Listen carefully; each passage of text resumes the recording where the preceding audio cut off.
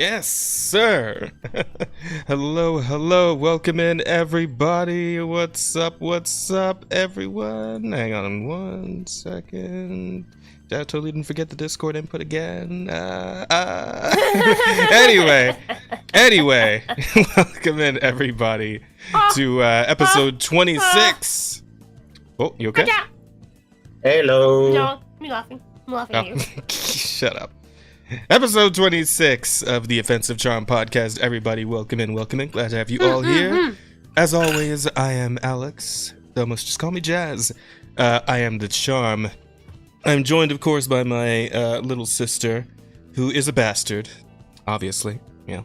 But she is also our offensive, and I mean, you know her, you love her. That's Rosa Codal over there in the corner. How you doing, Rosa?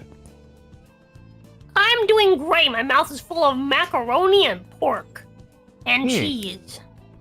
It's an interesting. And a little bit of onion. It's a very interesting combination of things. You know what it lacks? It sounds like a pregnant Water. craving, right? It does have a bit of. I do have the last bit of Jaeger from my glass. I have finished an entire fucking glass of Jaeger in the last 2 fucking weeks, and my cheek is still not fully healed. I kind of want to blow my brains out. So many doesn't hurt as sex bad. jokes. So many sex jokes. Of course. It doesn't quite hurt as bad anymore, but I can feel like the lumped over like bit of cheek where like I had bit down. Gotcha. Well, hopefully that'll heal up nicely. But before we continue any further, let us of course introduce the special guest Offensive. for the evening. The guest, Rosa. God. Anyway, Sorry. she's so autistic, chat. Anyway, the special guest for the evening, one Christopher Everard. Everard. In French we say Everard, so it's Everard. Oh, something like that. But it's okay. The silent D. She used to call me back Yes, when. the silent D. So they called me Just in like college. the one in Rosa's mind. Because my dick did nothing. Huh? In college. My penis is loud. Its breathing is heavy. It stares at your mom. I'm blinking. Oh fuck! Then water flows between my devilishly mouth, goatee. I mean, I don't know. The chin charm here, right? This is the cherry on top of this whole thing. This is this little bit right here. That's all I need. I don't need a whole beard. I don't need long sideburns. Just this right here. That's all you need, right? That's all you need, chat. But yes, how you doing, Christopher? What's up, buddy? Welcome in. Thank you again for inviting me. It's very, very nice of you, and I was quite impatient to go here because I very much like the both of you, and it's a pleasure to be back in your company. Well, hey, glad to have you. So, being French, how's that going? Belgian. Sorry, Belgian. You understand my confusion. The accents are very similar. Anyway, Belgian, how's that going for you? With the waffles and everything, is good? Well, I would definitely like to eat a bit more waffle and fries and chocolate and a very big pint of beer and something. Yeah, I would very much like that. But I'm broke, so I suffer in silence. Back. Welcome back. Okay. Well, hey, we're all broke. It's fine. That's just the world these days. Everyone's fucking broke. Yeah, that's one of these days. It's all right, man. We're all gonna make it. Didn't know I needed a Rose's loud dick rant in my life, but here we are. Yeah, that's getting clipped for sure. Just call him the European. But I mean, we have so many friends who could be the European, right? Arch could be the European. I think Dev moved to Europe recently. No. Where'd he go? He That moved was in somewhere. Canada. Well, no, he He moved. moved to the U.S. finally? I Did he? don't remember where he ended up. Why is my brain saying I know- Yugoslavia? I know he's been trying to move to. No. He actually did move because he hasn't actually been on the Archcast for like the last several weeks, except for the last Archcast. He was there last Saturday. But for 4 Saturdays before. Oh, okay, yeah, 4 Saturdays like in a row. Oh, yeah, I heard you moved. Yeah. My message. I think he went to Europe. I'm pretty sure. Maybe. I don't know. How much ale does the Slav drink? Because Arch makes jokes about him going to Yugoslavia. Oh, okay. All right. So you didn't act. So where did he end up then? I mean, I we presume actually he was somewhere in the U.S. Did he? He went to California as his angel. No way. There's no fucking way he came to Cali. I'd know. I would know. I would have felt the footsteps if Dev was here in California. About the Yugoslavia thing, it might have been a joke. It's fucked. But let's see. There's also Trim. Trim's also the European. What are the guests that we had that are European? That's it. I almost said Asta, but he's fucking Brazilian. It's like not everyone with a funny accent is European. California's Jazz's domain expansion. Let's see. We've had. Let's see. Just going in No. order. Asta, the joke is that. Dude. No, Asta. The joke is that Dev is fat. Let's see. We had. I'm fat shaming him. So get ready for the twit longer. U.S. Why did my brain say North Korea? No, that's not it. Fucking Puerto Rico. Well, it's becoming North Korea, to be honest. Yo, U.S., fucking U.S., Canada, U.S. Chat, US, I can't believe it. I can't US, believe Rosa US. spoiled one of our next guests. We didn't want to tell you guys, but we got Kim Jong Un to. Norway. I think U.S. for That'd that be kind of crazy. U.S. Norway again. Norway again. Wherever the fuck Azahara lives. Somewhere in South America, I think. He gives me South America vibes. I feel like he told us, but I can't remember. Putin changed Kim. I'll bet. Brazil. Yeah. U.S. Okay, I mean, we have a little bit of variety. Now we Hey, have Purple, Belgium. welcome in. Absolutely. All that for now we have Belgium. There you go. We do get around, chat. We get around. But yeah, and I'm sure that even like many people don't know about Belgium. Like what's the name of this country? Where is it? We are so small. I mean, Europe somewhere around there. Yeah, exactly. I always assumed that Belgium was somewhere inside of Germany. I thought Belgium was a state. It's like I know near Belgium. Germany, isn't it? Technically, like 300 or 400 years ago, yes. Belgium is a combination of part of the Netherlands, France, and Germany. Okay, gotcha. I should maybe look at a map again at some point in my life. Ain't done it since geography class in high school, but yeah. Honestly, it's pretty close to the UK, like 100 kilometers from UK, something like that. Yeah. By the way, Chad, I'm in my early 30s. That would have been like his first kid. And then we would have Romanian as well, but he doesn't want. He has a new kid now. He doesn't love me anymore. But to put that in perspective, Chad, that would have been like, because I'm 30. I'm at the early 30s now. I'm 31. So the last time I looked at like a map of the entire world would have been like a decade and a half ago. Holy shit! I don't know. At one point, Chad, I just stopped caring entirely. I really did. I got my own shit going on. I don't give a fuck what the rest of the world's up to. Fuck. Belgium is smaller than New York State? Damn. You guys are pretty tiny. Yeah, it's a very small country. 31 group. It's like to have a point of reference, like in one of the big states of the US, like Texas or Kansas or stuff like that, you can put like I don't know, 40 or 50 Belgium. Okay. I mean, to be fair, like a lot of I don't know why that's surprising, right? Like when you stop thinking about the U.S. as a collection of states and start thinking of it as like, the United States it's a collection of countries. Yeah. You're like, oh yeah, I guess that is kind of makes sense, right? Like when compared to like the sizes of like countries over in Europe. Yeah, they are very small country in Europe.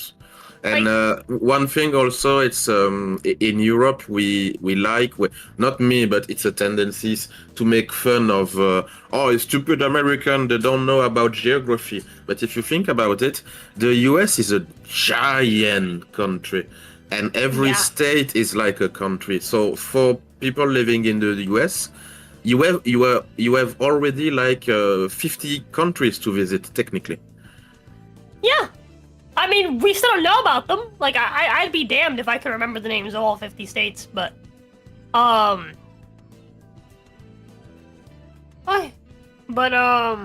yeah, like, I think our geography knowledge is still very much fucked, even if you just narrow it down to, like, US. I think most people still don't, like, know. Yeah. Mm-hmm. But I always forget it's another just how good perspective. the ass jiggle is on that, by the way. I just It's wanna great. mention that. Like, That character a week drops. passes, it's just enough time for me to forget just how good it is, and then I see it again, and I'm like, god damn. Dude, I'm excited. That character drops next week. And I am ready. I'm fully ready to, like, I got more than enough, I hope you get her, and I hope you send me screenshots of her butt, like, 24/7. Sure. Absolutely. You got it. I want a screenshot a day. Actually, damn. no. Never mind. Don't tell me about it so I can forget about it, and then I can follow up with that booty again every week. There you go. Yeah, Not I gonna got the there. resources on deck. I will have that character. Even if I lose 50-50, I got enough to pull like 1 billion times. We're good to go. I'm ready. Just before we start the Now you know the stream, real reason Jazz has been fucking saving up and working overtime. just before we start the stream, I have to say it's very funny to see your face and clothes and everything, Jazz, because I still reminds you of the D&D strat that was ahead, and you were such a gloomy goth emo character, and you were all smiling and stuff like, is this the same guy? I mean, to be fair, the entire campaign that we've been going through is turbo fucked, right? Like Rosa had us kill children, and recently she killed my fucking dog, man. Like, I don't know if I'm supposed to just be like jovial. Like, my character would be a fucking like psychopath if I was just happy all the time with all this shit going on, right? What level are you? What level are the player now? 15. Yeah, what she said. Damn. Yeah. Okay, when I been played, going for you a were, I fucking think, while 9. now. Yeah. What's up? Oh, 9? When I played, we were level 9 or 8 or something like that. I think so. Yeah. Sounds about right. You know, it's funny though. I was damn. thinking about psychopaths because me and Jacob were talking last night. We actually like put some finishing touches on the character that I'm preparing for his campaign, and it's a whole other direction from what Tanner is like. So should be a lot of fun to explore. Dude, that we're gonna commit so many fucking war crimes as that Probably. party. Okay. Oh, is everyone else in the party evil? Because like I think so. Because right now, like the personality that I'm going with is definitely chaotic, but I wanted it to be a thing where it's like, depending on the interactions with the party, it can lean in good or evil directions. Like, just depending, yeah, right? my Like, character's lawful evil. okay, yeah, if all the characters are just like fucking asshole monsters, then yeah, my character's probably gonna be one too then. It's gonna be fun. It's gonna be a great... Chat, don't fucking miss whenever we get around to starting up that campaign, because it's gonna be good times. It's gonna be a lot of fun. It's gonna be fucking Suicide Squad, dude. Essentially. Yeah, except good. These fucking like evil lunatics. I'm sure we can at least do better than Will Smith's Suicide Squad. On a all right? mission. I think we can at least be a little more enterenting than that. I hear the second. You told dude, me. Weren't you the one who told me the second a one? blacksmith named Will. weren't you the one who told me that like the second Suicide Squad movie was actually like solid? The one with is Idris Elba? I liked it. The second was way more enjoyable than the first one. It's not a good movie, but if you like the concept of the Suicide Squad in the actual comics, it's okay. It's okay. I like King Shark. Yeah, if you like King Shark being derpy, and you like Harley Quinn being hot, and you like Deadshot being, fucking Idris Elba, being black. No. Hold on. He's European. It hardly counts. All right. That man is more British than he is black by a mile. Okay. All right. But you know, again, if you like Deadshot being Idris Elba, right, being very like British, like very posh, rough guy, right, and charismatic, perfect, way more charismatic than way more Will Smith. charismatic than Will. Oh my god, that man, Idris Elba's so hot. I mean, but in Will's defense, what's her face? Damn it, what's his wife's name again? Fuck, what is her name? What is his wife? Yeah. Whore. You better be careful. He's gonna show up and slap the shit out of you. You better be careful. Motherfucker, he's the he can shove all he relationship. fucking wants. I'm not a fucking cuck. I live in Florida. Man would fucking die. The relationship between what I'm saying, Idris Elba and oh yeah, go ahead. No, I was just gonna say that whatever the hell her name is, she stole all this charisma. He used to have it, man. I was the biggest goddamn fan of Fresh Prince back in the day. Just oh damn, and yeah, me too. and he had some solid action movies back in the day too. You know, Yeah, like Bad Boys. one of my favorite movie of him is I Am Legend, even though it's not. It's really good.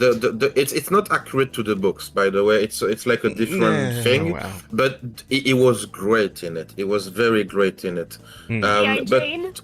To get back to the second Suicide Squad movie, the relationship between Idris Elba and John Cena was very nice. Yes, I didn't saw that good. coming. I didn't saw that coming. But to be fair, I didn't know the existence of the character Peacemaker. So yeah, it might have been a surprise for me. But yeah, it was nice. It was nice. Yeah, so Yeah, I feel like that was like the first time they really brought well. him into like the mainstream like movies and shows and shit, right? Wasn't it? I think yeah. And also, isn't He fucking was one of Starro the in that few movie? character. I also feel like Harley being separate from like the rest of the team, because Harley I feel like always steals the show, right? That's kind of like her thing. She always steals the show. So I feel like Harley being away from like the rest of the team for like the first entire half of the movie, if not like 2/3 of the movie, was a great way to give the rest of the cast time to like develop, you know? Like as characters, like we'd actually like, you know, have an eye on them and like actually like care about them, not just be like, yes, here's Harley's friends. It's Harley and Harley's friends, you know? Yeah, no, so I like got you. I feel like it's nice. It's nice. Yeah, but isn't fucking Starro also in there? Yeah, that's the Yes, I mean- villain. It's like, yeah, I don't know, for some reason that like amuses me greatly, because like of all the villains they could have chose to you know oppose this squad, it's like fucking Starro. I mean, it just feels like a weird pull, right? Because like the last time I saw Starro was in fucking like Batman: Brave and the Bold. So, Yeah, I but don't know. Starro is It's- actually like a very dangerous villain. Oh, no, absolutely. It's just like- in the comics. yeah, absolutely, but it's like it's also like a giant fucking starfish. It's like Yeah, I don't know, it's a Pokemon. yeah, it's like it's very unassuming as a villain, so it's like I don't know if they want to take that goofy route. And you know? also in that movie, there was the best character of the movie, Weasel. Weasel. Ooh. Weasel, the little maybe it's not the same in English. The little furry animal that die but not die. I don't remember. Yeah, and the I fucking ugly muskrat thing. Yeah. oh, damn. Yeah. That's a little mean. That's the best character in the movie. Yeah, that's the name. That's Weasel. Okay. That's One the of name these of the days we'll have character. to. One of these days we'll have to sit down and watch it, because I am curious. I do want to see if it's a good movie. I'm down.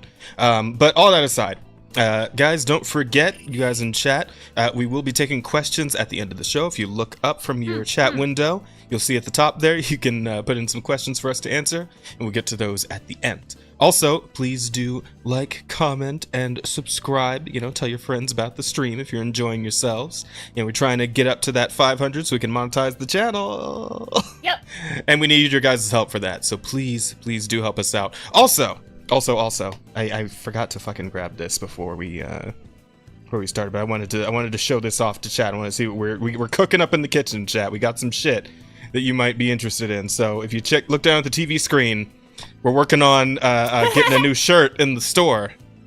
And we're wondering if you guys would be down to wear the Proud Chud shirts featuring myself, Asta, and Rosa in our massive Chad forms, right? We've been working out. We're gonna make a new store for this.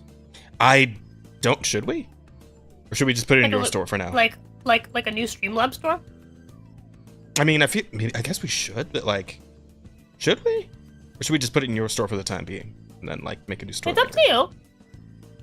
I feel like chat. What do you think? Would you find it more convenient if we just put this in Rose's store for now, and then maybe like once we have a few more things to put in an offensive charm store, then we actually make one?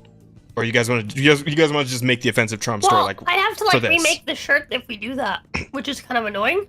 Yeah, that's true. Also, there is a limited amount of things you can put in a single store, and my store's currently kind of packed.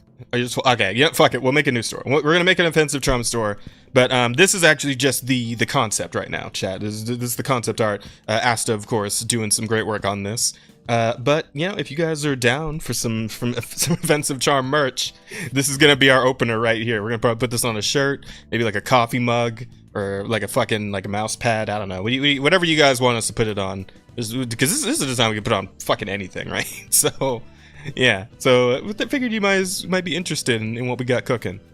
Rosa should be on top. You two should ride her tail. You know? That makes no sense.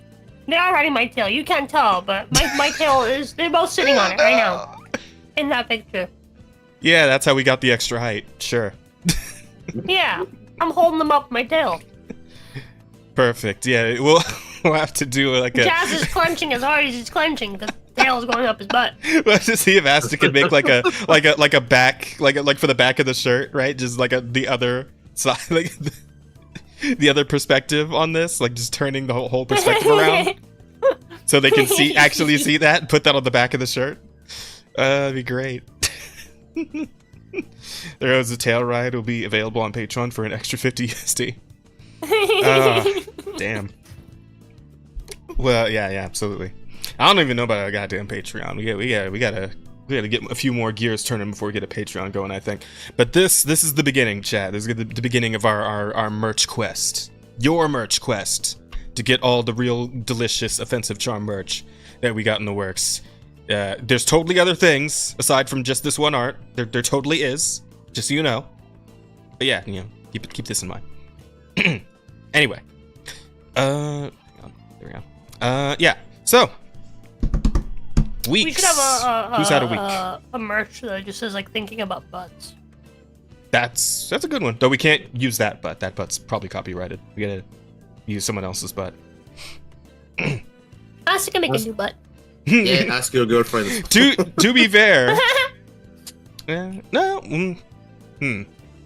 Yeah. Okay. We'll figure something out. I got some ideas. We'll workshop it later. But yeah, guys, who's had a week? Who's been doing stuff this week? Anybody? I've been working as always. Oh, okay. On my books, on my YouTube video, on the next convention, blah blah blah blah blah. Cool. At this point, I'm becoming an actual work alcoholic. Real? A work alcoholic? I don't know how to say that in English. Workaholic. Yeah, that. Mm-hmm. Like if I take a break, I feel like guilty and I'm lazy. Oh damn! I took a 3-hour break to play a game. Oh, you lazy motherfucker! Okay, all right. So what exactly have you been working on, if you don't mind sharing? Oh yeah, no, sure. Well, the finish. Yeah, workaholic. The finishing. No, we're getting into that later. That's in the news. The finishing touch of my my crowdfunding campaign that I did. If you want to show a brief picture and glance of it, it's imagine it's a Kickstarter but for French-speaking people, and yeah, I collected 6,000 euros, so a bit more than $6,000. It finished in May, and yeah, it's my new book. Nice. Because yeah, if I didn't said it clearly, I'm a writer. I write dark fantasy illustrated books saga. Imagine it's like a bit like Berserk, if you don't know what dark fantasy is. Berserk, Claymore, Witcher, stuff like that. And yeah, it's my shtick, and it's my 6th book that is coming up. And I do like maybe a big convention a month for now. Yeah, I think it's somewhere that in the rhythm, and yeah, it's time consuming to do that. Mm. I mean, hey, at least you're staying busy. It's always a good thing. Yep. All right. What about you, Rosa? I was gonna say, like, any like games or movies you've been into lately? Or? For now, I'm knee deep in Baldur's Gate 3. Like as soon as I finish a campaign, I'm starting another one with the same character and them. I just change a few bits. Like, I find that wild, right? Because there's definitely people out there who have played that game, like, from start to finish, like, all the way through, like, 10 fucking times by now. And it's like, I get the game's been out for a decent bit now, but, like, holy shit. That is wild. Oh, yeah, no. People just go again and again and again. That is crazy. The game is so rich in what few tidbits you can find, like oh damn, there was a cave there, a secret passage to like an NPC or a new item, or some books or letter you can read to complete the story arc of some minor character, or like for example, for the people who play the game, in the Underdark there is a tower of ancient wizard which you cannot find. You cannot. It's like an ancient thing that has been abandoned, and you have a quest to find some mushrooms to try to liberate you from the tadpole, because it's the shtick of the game. It's you have been infected by a tadpole and you want to get rid of it, and so you go to a wizard tower in the Underdark, and there is ton of knowledge about whose tower is it, why this person is missing, why is there still automaton alive and well and functioning, and you can find like 20 little letters and books or journal about the actual owner of the tower. And on my last run, I find some new information about this particular tower, which is just a location you can visit and find the mushroom and blah blah blah.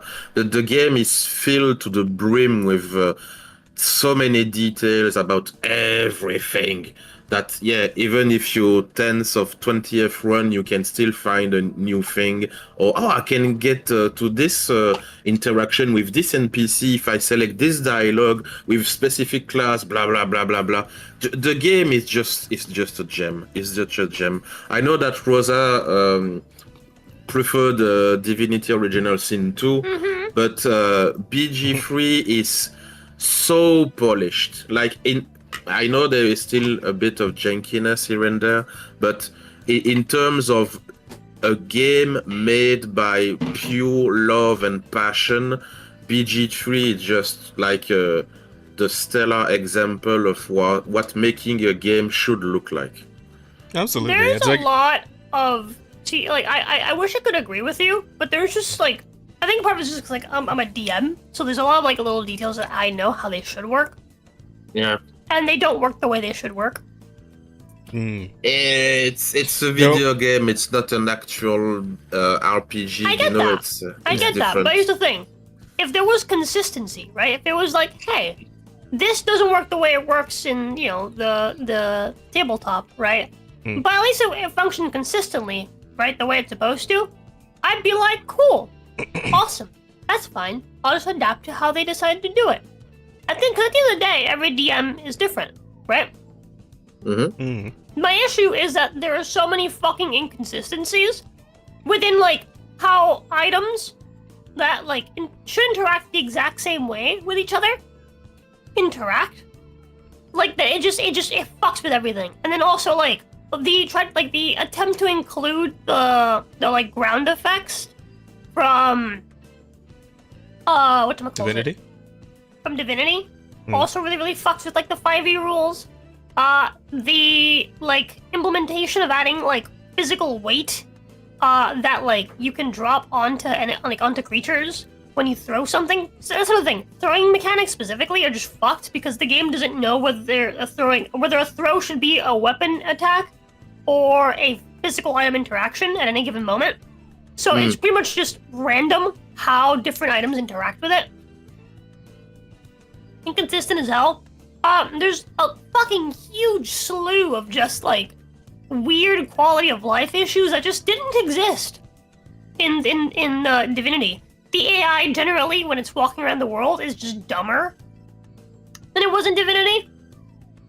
But that's just it. Yeah, but my question it's not like a passive aggressive thing, but Yeah. Is it possible that it's because you are a bit autistic DM of D&D?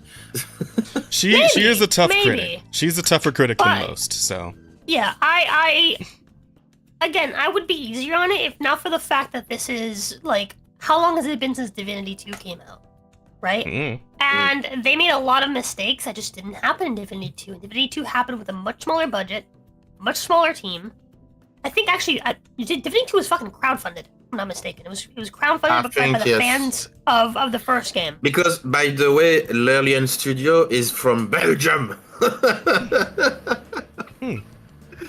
Yeah, they're great. I fucking love Belgium. It's just like there's a lot of weird little shit that's in that game. That it's like, yes, the game is massive, right? But like, I do not see the polish that you see, if that makes any sense. I think that Divinity 2 feels like so much more polished and fit together compared to. It's one of the things that I'm wondering if there was some like instruction and involvement of Wizard of the Coast, you know, because Divinity is like their own IP. It's from Larians, but Baldur's Gate is D&D. So maybe. Yeah, maybe Wizard of the Coast said, you should do this that way, but it doesn't make sense. They did try implementing a lot of stuff from and it's it's very probable, by the way, that Larian stopped the DLC project because of Wizard of the Coast. It's my own thinking. I have no proof, and they said publicly, no, it's not because of Wizard of the Coast. It's more like blah blah blah. But they try to. I don't know. It was a bit of a word salad to me, what they said. And I'm like, no, there is no way that Wizard of the Coast is not at least a bit of the reason why they dropped the DLC. It's my opinion. Yeah. No, I get that. I mean, I just think like as massive as the game is, and you know, as warmly as it's been received by pretty much everybody, I'm sure I could forgive a few things here and there. But again, I know Rose is a little more analytical about these things, so yeah, that's just the way she is. And it doesn't mean the game's bad or anything. Cassius, I was not comparing. Hold on, just quickly, Cassius was confused. I was not comparing this Baldur's Gate 3 to Baldur's Gate 1 and 2. I didn't play Baldur's Gate 1 and 2 because they're fucking old jank, like fucking. I'm good, dude. I'm good. I don't feel the need to play like older. Like turn-based strategy games like that. They're just they're not my thing. All right. I tried. I specifically liked Baldur's Gate 3 because it's by Larian, and Larian made Divinity. I was comparing it to Divinity, which is another Larian project. But by the way, for the people who don't know, the two first Baldur's Gate game, it's not actually turn-by-turn basis. Well, you could play that way, but it's like but it's not. The gameplay itself for you, and I was like, what the fuck? No, please no. It's like real time, like strategy or whatever.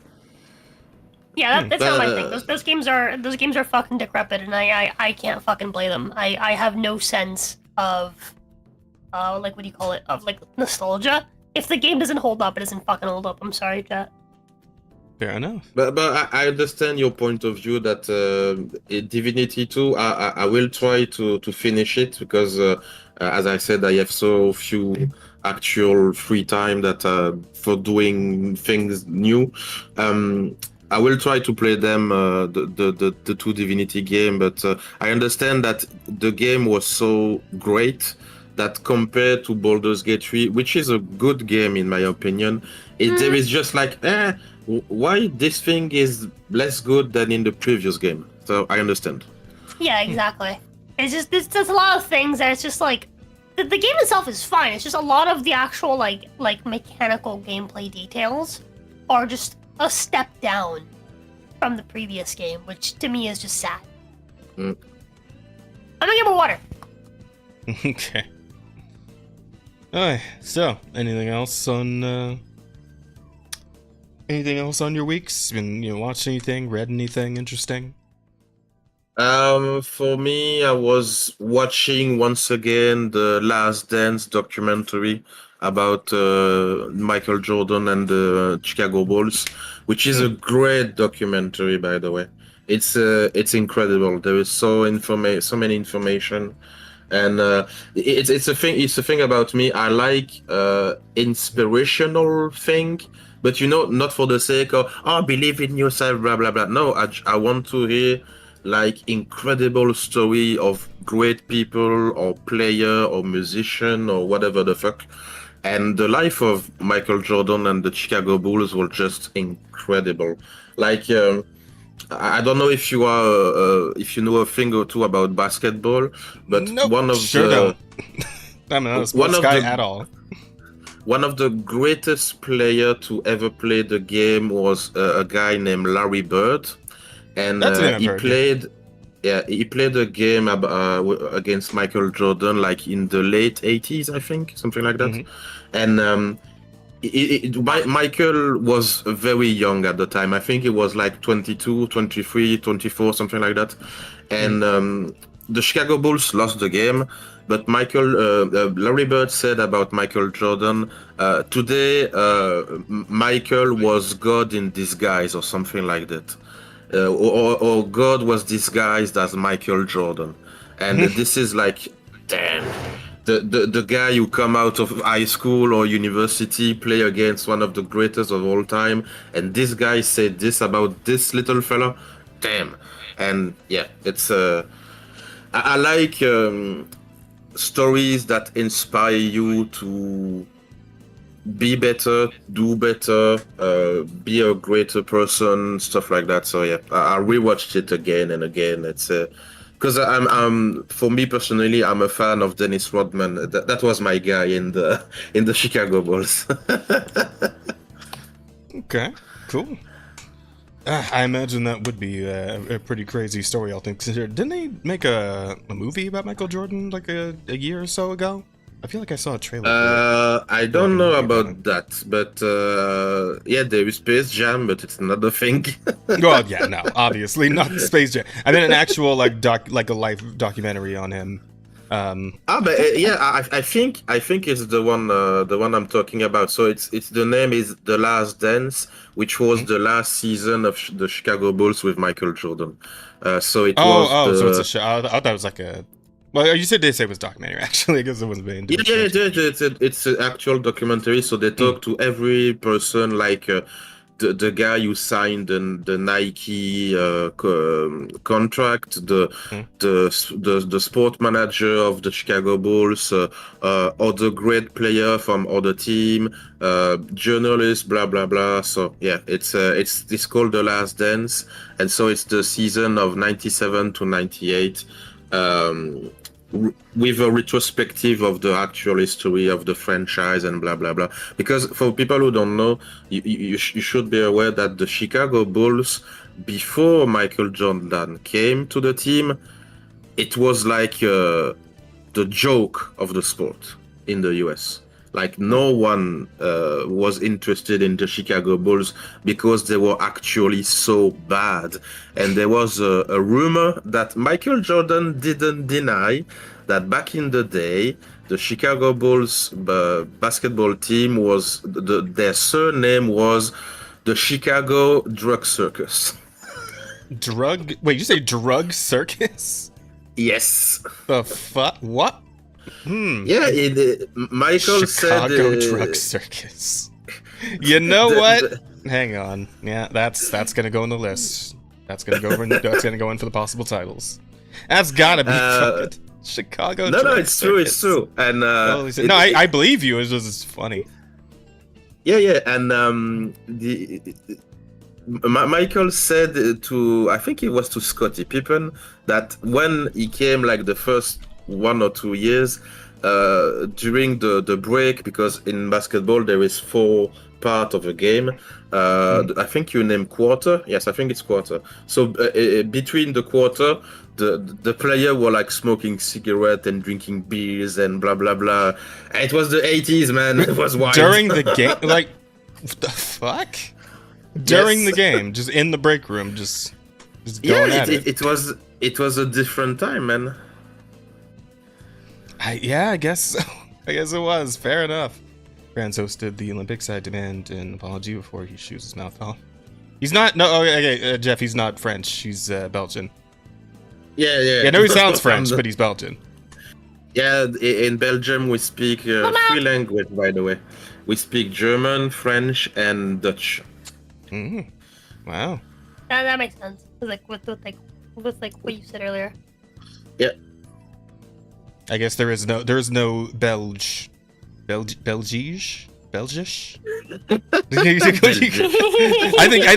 Belgish is the.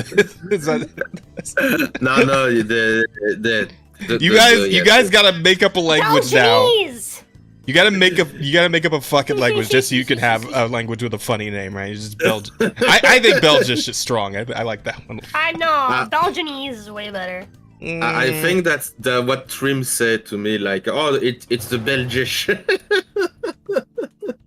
Belgian? No, we can't just name it after like the name of the people, Angel. We gotta name it something funnier sounding. But they do that with German. Well, yeah, I know, but like this is like if we're making up the name right now for the language, we gotta that shit's basic. Definitely Belgianese. I still think Belgish. Yeah, I found you an article who speaks about the Chicago drug circus. I will have to look into that later for sure. But I forgot. We are gonna be moving at a bit of a faster click this time around because I know Rosa needs to go to bed early for shit in the morning, and you also only have so long of you only have so many hours of consciousness with us. So no. As stated before the start of the stream. You took a nap, right? Yeah, I took a big nap of like 5 hours. So I'll just sleep early. Gotcha. Okay, fair enough. And yes, Belgium is of Celtic origin. To be frank, and it's not like sucking my own cock or something. The Belgian population is the actual descendant of the Gauls, because the Gauls, Gaelic stuff like that. Oh. Yeah. The cartoon Asterix. Is a Gaul. Oh, yeah. So, yes, I'm familiar with Asterix. Yeah.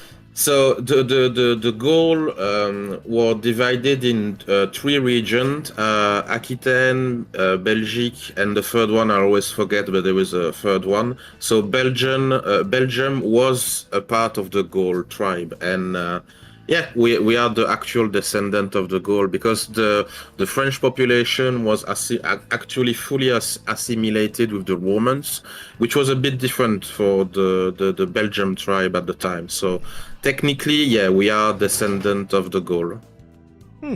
Cool. All right, so sounds like you've been up to some cool stuff. Rosa, would you like to go next for the week, or should I? You can go next. Okay. Let's see. So I'm sad because I didn't play any more Black Myth Wukong, because by the time I got home from overtime, I was really tired and I couldn't. I just wanted to nap and like that. So I didn't actually play any more of it yet. But I will, chat. I swear. Next week I'm gonna play some more because we don't have D&D on Monday, so I'll probably do it then. What I did do is I picked up a new manga, because that's kind of how I killed time at work on my breaks and lunches and whatnot. I just bust out my little fucking manga app and I find something to read. And I saw something on my recommended list that it's apparently getting an anime pretty soon. So usually I take notice of that. It's like, oh, okay, if it's getting an anime, it's gotta be something to it, right?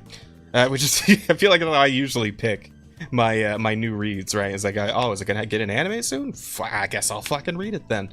But I picked up a manga called Sakamoto Days, which some of you may or may not have heard of. But it's a cool little like action comedy sort of thing. So essentially the setup is you got this guy named Taro Sakamoto. It's apparently very fucking common Japanese name. But this guy is an assassin. And not only is he an assassin, he's the best assassin. A legendary assassin, better than all the other assassins. He's a big dick motherfucker, right? But he goes into a fucking konbini one day, you know, like those little fucking Japanese, like 7-Eleven kind of deals. And he meets a cute cashier and falls in love instantly and decides, fuck this, I'm retiring. And he marries her and has a family. And now he's retired, right? But is shown in protagonist? Not really. He's more of like I really would prefer to just like live my ordinary life, but shit keeps like finding me and fucking up my normal family existence, right? Because what happens, of course, as you might well expect, the assassins don't really take very kindly to the fact that this guy, you know, decided to call it quits. It's a bit of a John Wick situation, I guess, kind of similar to that. But anyway, an old colleague of his, dude named Shin, who is apparently a clairvoyant, right? And you just read minds and shit, because, I don't know, experimented on or whatever. Shows up and is like, hey man, can you come back? And Sakamoto's like, nah. And he's like, okay, I have to kill you then. And so he tries and fails pretty much instantly. Sakamoto's still really fucking strong, even though he's like 150 pounds heavier than he used to be. Like he's a fat dude now.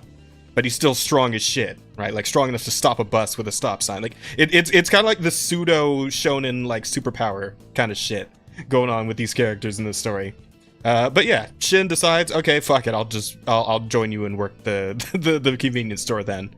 So they're doing that, but it turns out Sakamoto's got a price on his head for like 1 billion yen, and so all these assholes start showing up to try and kill him, and you know, antics ensue from then on.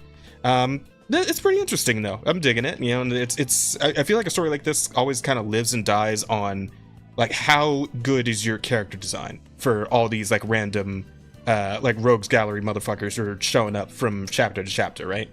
And there's been some pretty interesting gimmicks on some of these guys. They're pretty cool. I think I sent a picture in the chat with you and Asta and Petho of the dude whose weapon is just like a giant fucking Swiss Army knife. I don't know if you saw the picture of that, but if not, you should go look at it. It's actually pretty cool. But yeah, you know, just cool stuff like that. I'm digging it. It's pretty interesting. I mean, I'll probably keep reading it. I'm like 30 or so chapters in right now, and I think there's about 170. So I'm still pretty close to the beginning, but yeah, I'm having a good time with it. Well, if you have read 30 chapters and you still thinks it's good, probably you will stick to the end. Oh yeah, absolutely. Because I can burn through manga really fucking fast. I mean, I'm a good reader. I'm a speed reader. You know? And again, as you said in manga and comics and bande dessinée and stuff like that, if you are not bored until the, you know, like 10th or 20th chapter, you will be good to the end of the actual IP. You can pretty quickly feel if you are interested or not. If not, you drop very, very rapidly. Absolutely. First impression's always important, right? But yeah, it starts strong. It's following through pretty good, and I'm looking forward to seeing where the story goes. But other than that, let's see. Right. Genshin Impact had its big update. The new region is active now, so I went ahead and I jumped back in to Wuthering Waves and played that instead. So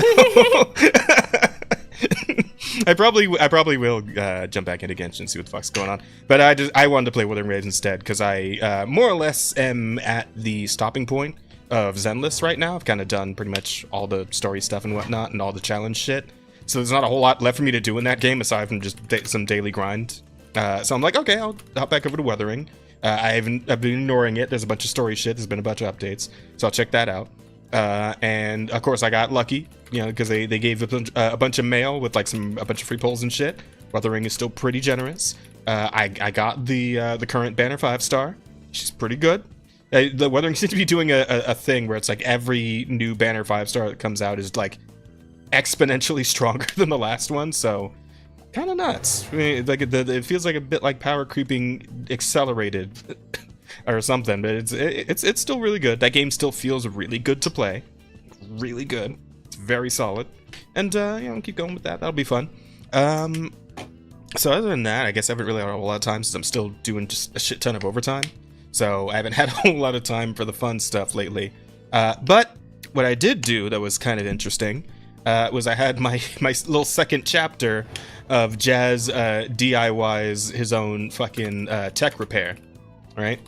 So I had a bit of a situation where I got myself some Panda Express, and I managed to accidentally get some teriyaki sauce on the controller, the PS5 controller, and I was like, oh, fuck. Oh, that's not good. And it ended up getting my fucking, the little like little camera button? It's not like select anymore. It's like a camera button on the PS5 controller. Yeah, it got all jammed up in there. Screenshot. And then, well, here, I can just fucking... It's a PS5 controller, where the select button used to be, goddammit. Look, this thing. Right there. Yeah, the share button, yeah. Yeah, the share button. I forget what they called it. I never use it. But this is specifically the PS5 controller I use to play PC games on.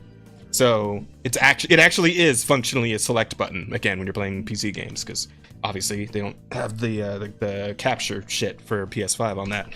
But it got really sticky, and I was like, well, fuck. I don't know what to do.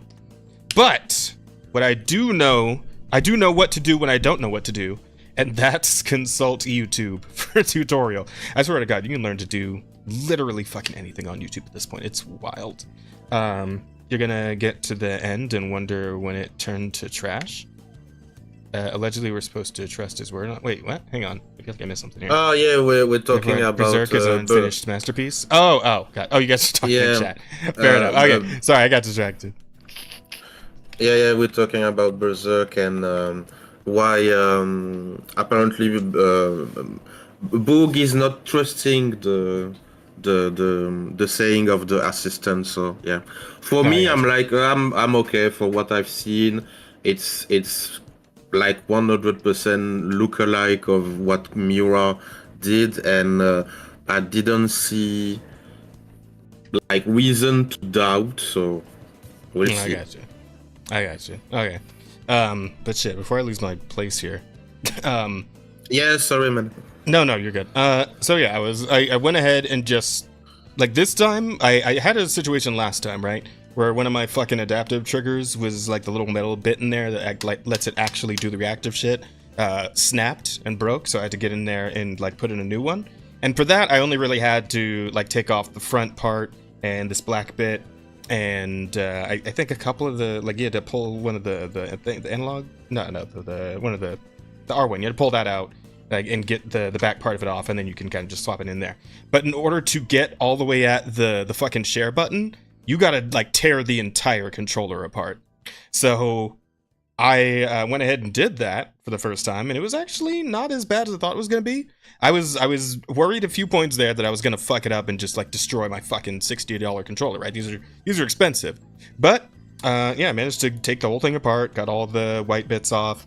I took out the motherboard in there. It's like a little mini motherboard, like a computer has a little motherboard inside the controller. Got that out of there, just tore the whole thing apart.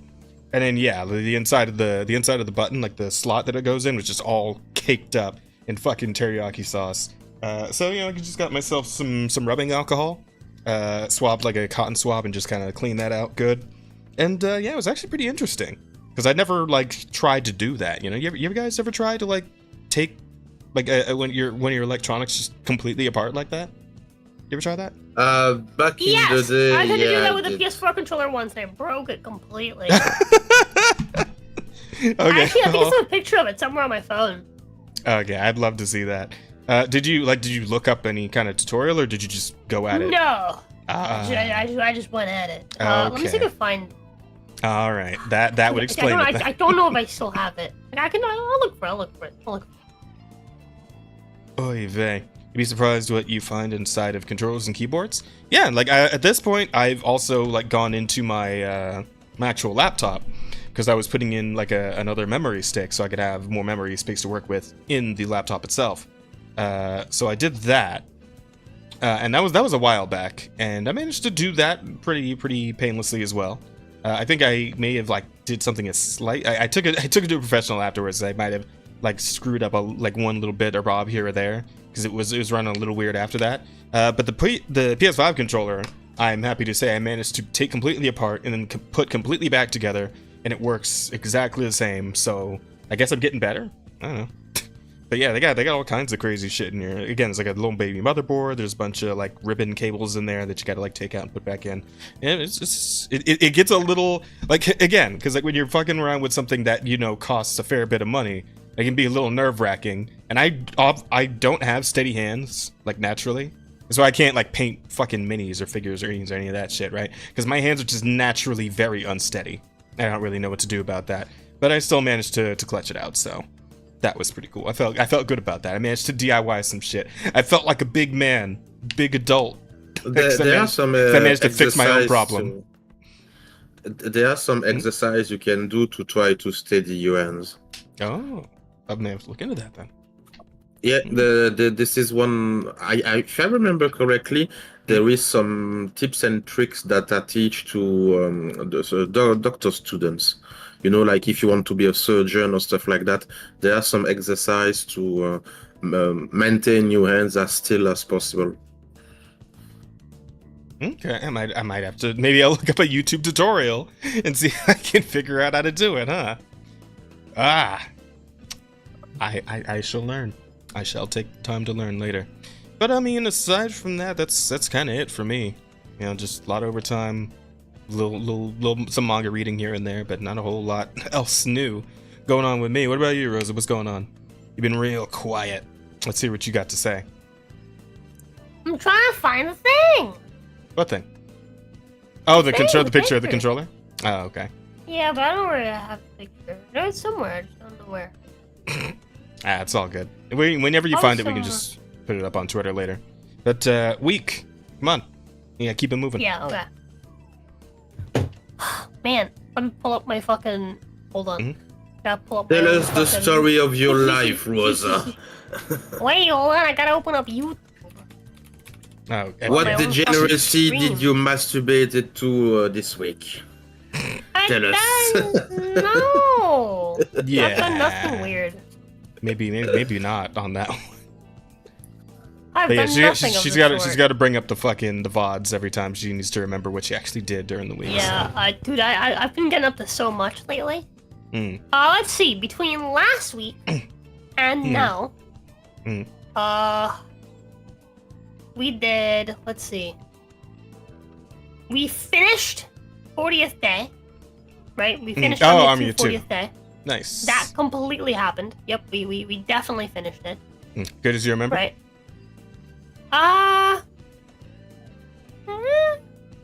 About the same as I remember, honestly. But is that good, or? I would say, yeah, it's good. The first game is better than I remember. Like the first game was unironically, despite the like weird stuff from like the fucking the emulator. The first game was unironically better than I remembered. Like genuinely better. Cool. The second one, the second one was okay. It was about the same as I remember, maybe a little bit worse. But like the gunplay was good. The gunplay was better than the first one. But it was still fun. I liked it. But thinking. Sorry. Yeah, good. Take your time. After that, we did some more Dark Souls 2. We fought the Lost Sinner for me. Yeah, we did. And then I drew stuff. That was pretty fun. I drew squiggles. I still think it is fucking wild how you managed to turn that into an actual like piece of art. That's man. I don't have it on me. Do you? Yeah, I do. Okay, send it over. I'll put it up on screen so they can see it while you're talking about it. I literally just drew like I like red lines around the fucking screen. Yeah. Like I just kept doodling lines, and then I started just like using the paint tool to just like drop like paint on like the different little like triangles and squares and stuff that were made by the by the random doodly lines, and I ended up pulling I pulled an interesting scene out of it. It is. Well, yeah, you managed to make like a fucking oasis with like the sun reflecting off the water and shit, and like some Middle Eastern triangle person over there. Like that's. Everyone keeps saying that's Bay though. Well, I mean the color almost lines up. I thought it was like a bow tie to something. Mm-hmm. No, look, like the little brown part. That's like the head. And then the red is like the pants, and I see it now. Yeah. It's modern art. it's an indie game character, right? Yeah, dude. Like again, I would just remember that this literally spawned. I didn't try to do this. All right, I just drew some random squiggles around. Okay. And then from those random squiggles, I just started fucking like applying paint. At first, I was thinking I was gonna draw like a shoreline. Right, so it'd be like sand and then water, but then it kind of like looked more like I started trying to draw like I guess like waves kind of coming up on the shore, but it ended up looking like mountains, which then completely shifted the perspective. And I was like, oh, okay, so it's like a desert, like mountains in the distance. That's different. And then I added the sun, and then it occurred to me to add like the little oasis, and then I added the tree, and then I added the little guy, and then I added the fucking reflection. And everything kind of just worked out, dude. Everything just kind of works out sometimes. It is, yeah, but that really was kind of impressive. The fact you literally just scribbled all over a canvas, but then just used the fucking paint and fill tool to make an actual picture. Like, I gotta respect it. Yeah. That was impressive. I'm pretty cool. Anyway, before my head gets any bigger, after that, I actually went and finished the 40th day. I think like the day after. Mm-hmm. I think. Yeah. What's that scene? I can't remember. I think it was the day after.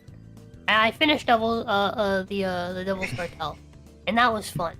Right? That was what I did Friday. Yeah. Everything maths out, I think. So that was cool. Devil's Cartel was cool. I was excited to start. Sorry, not Devil's Cartel. 40th day was cool. Right, we finished it. I was excited to start Devil's Cartel today, but we'll get around to that. We did some more D&D with the J. The J fought 2 more of the great beasts. Last session. Mm-hmm. And how's almost he doing? died. Almost died. Oh. For some context, he's killed the 2 weakest ones now. Mm-hmm. And he's managed to sacrifice them both. Mm-hmm. Because he had to fight the first one right as he came out of the labyrinth, and then he had to fight another one right before he arrived, like a couple hours before he arrived at the pyramid where he was gonna like drop off the corpses. And then he tried to like sleep. He tried to rest before he like made it back home. Mm-hmm. But he got fucking trampled by some boars, by some giant boar. Oh. And so it prevented him from being able to sleep, from maybe like being able to rest. He was like, "Fuck it, we'll just travel the rest of the way at 1 HP," basically. 1 HP, fucking hell. When he got there, I had him do a random roll for what for what great beast was going to be attacking the town while he was while he was away. Mm-hmm. And he rolled one of the worst ones. But he ended up having to fight a fucking Chimera Queen. Right off the bat, that basically just toyed with him. Like, it literally just, like it just used its tail to just throw him and his, like, NPC friends around for the entire fight. Oh, he's got more than one now? Well, no, he just has the one. Oh. But he also has an eye. The Afridi. Oh, yeah. An eye doesn't, like, fight, though, does she? She shoots fireballs. Which was completely useless, because this thing was immune to fire, and the eye exclusively does fire damage. Well. So that was pretty fun, just her hanging out and being like... Because she's also immune to its fire, so she's kind of hanging out, like... So, she like, summoned an illusory dragon to pretend like she was gonna fight it with, like, this, like, dragon summon. But the boss saw right through the illusion. Well, So she just kept being like, yeah, I'm definitely gonna fight you. Yep, roar. Like nothing's happening. Yeah, he basically got his ass fucking whooped, and then, like, I had the thing stay on the ground for a long time just because, like, at any given point, this thing could have just gone up in the air and just fucked him from above with like magic and shit. yeah. But I had it like just kind of toy with him, and then once it started getting close, it kind of flew up, and there was really not much you could do. I just kind of bullied him for a little bit, and then it fucked off. So he's gonna have to figure out how to fly before the rematch, huh? That or get a ranged weapon, which unfortunately he made the wrong call. So I gave him an ability that allows him to not only like discover a creature's abilities, but investigate what parts of it will make will be able to be used for like equipment that Elise can make for him from like the beast parts, because he's allowed to take one piece from each beast. Right. Right. And one of the things that he fought happens to be one of the things, like the only thing that gives a ranged weapon, gives a bow. And the bow is made from his spine, right? But he couldn't identify. He had already used the identification ability that day on the previous Great Beast. And so he couldn't use it on this one, on the second one, right? And he was like, well, a safe bet is to take its fangs, so I'll just take its fangs. Right? And so he got a nice like poison dagger out of it. That's pretty cool. But it could have been a poison gun. There you go. He can start solo leveling. Yeah. There.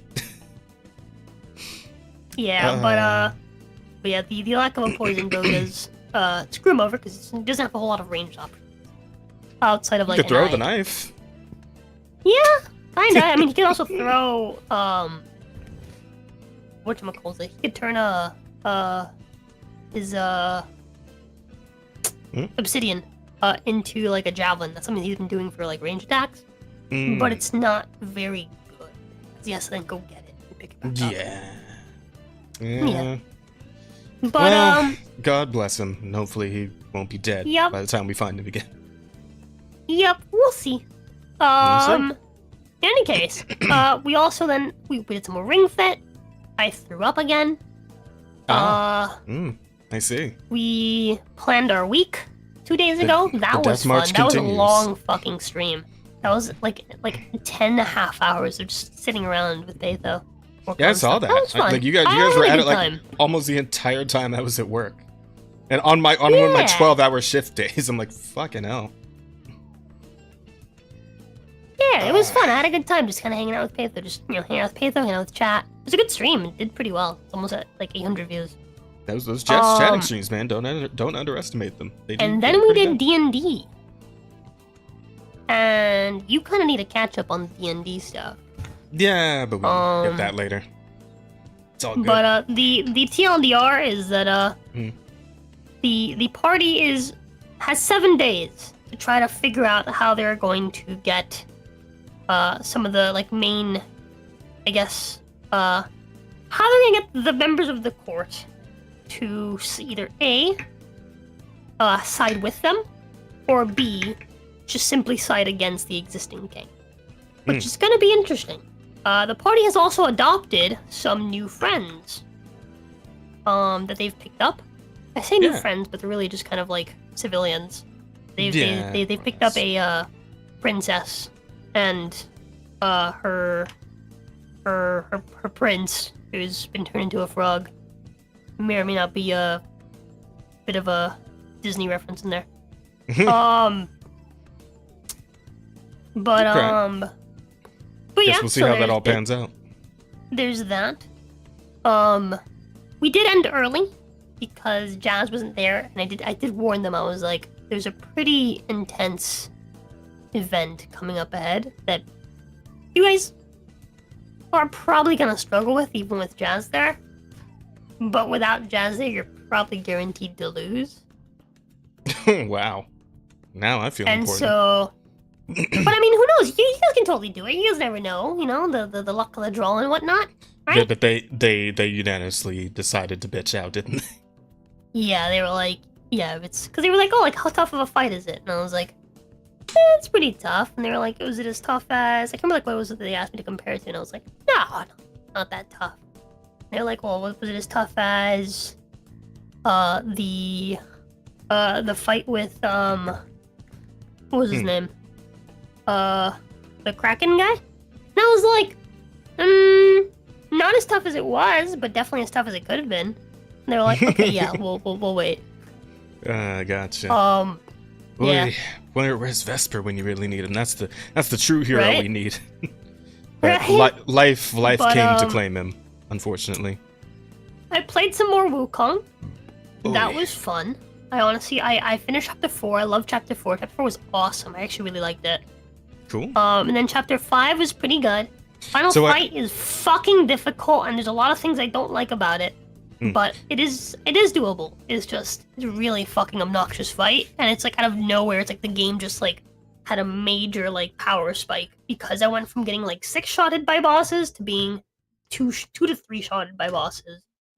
And this boss is fast as fuck and has really, really obnoxious hitboxes. Yeah, but you So succeeded. I've You gone prevailed. back.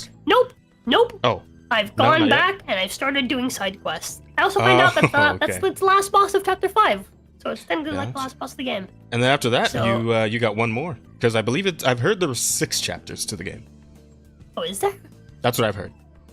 That there are Oh. 6 chapters. Which, I mean, knowing you and the length of your streams, you could still... Like, I saw you already named your next Wukong stream. That could still be the end of the game for you. I mean, you could probably Yeah, do it a might whole be. chapter It in might one be. session. So, I do have this entire Saturday because Helmsman is gonna be gone for the weekend. oh, are Which, you just reminds like... me- Are you just like a permanent fixture on Helmsman's, like, thing now, or... So it was announced on last Saturday Mm-hmm. that the Helmsman Reacts will no longer be a thing. Mm-hmm.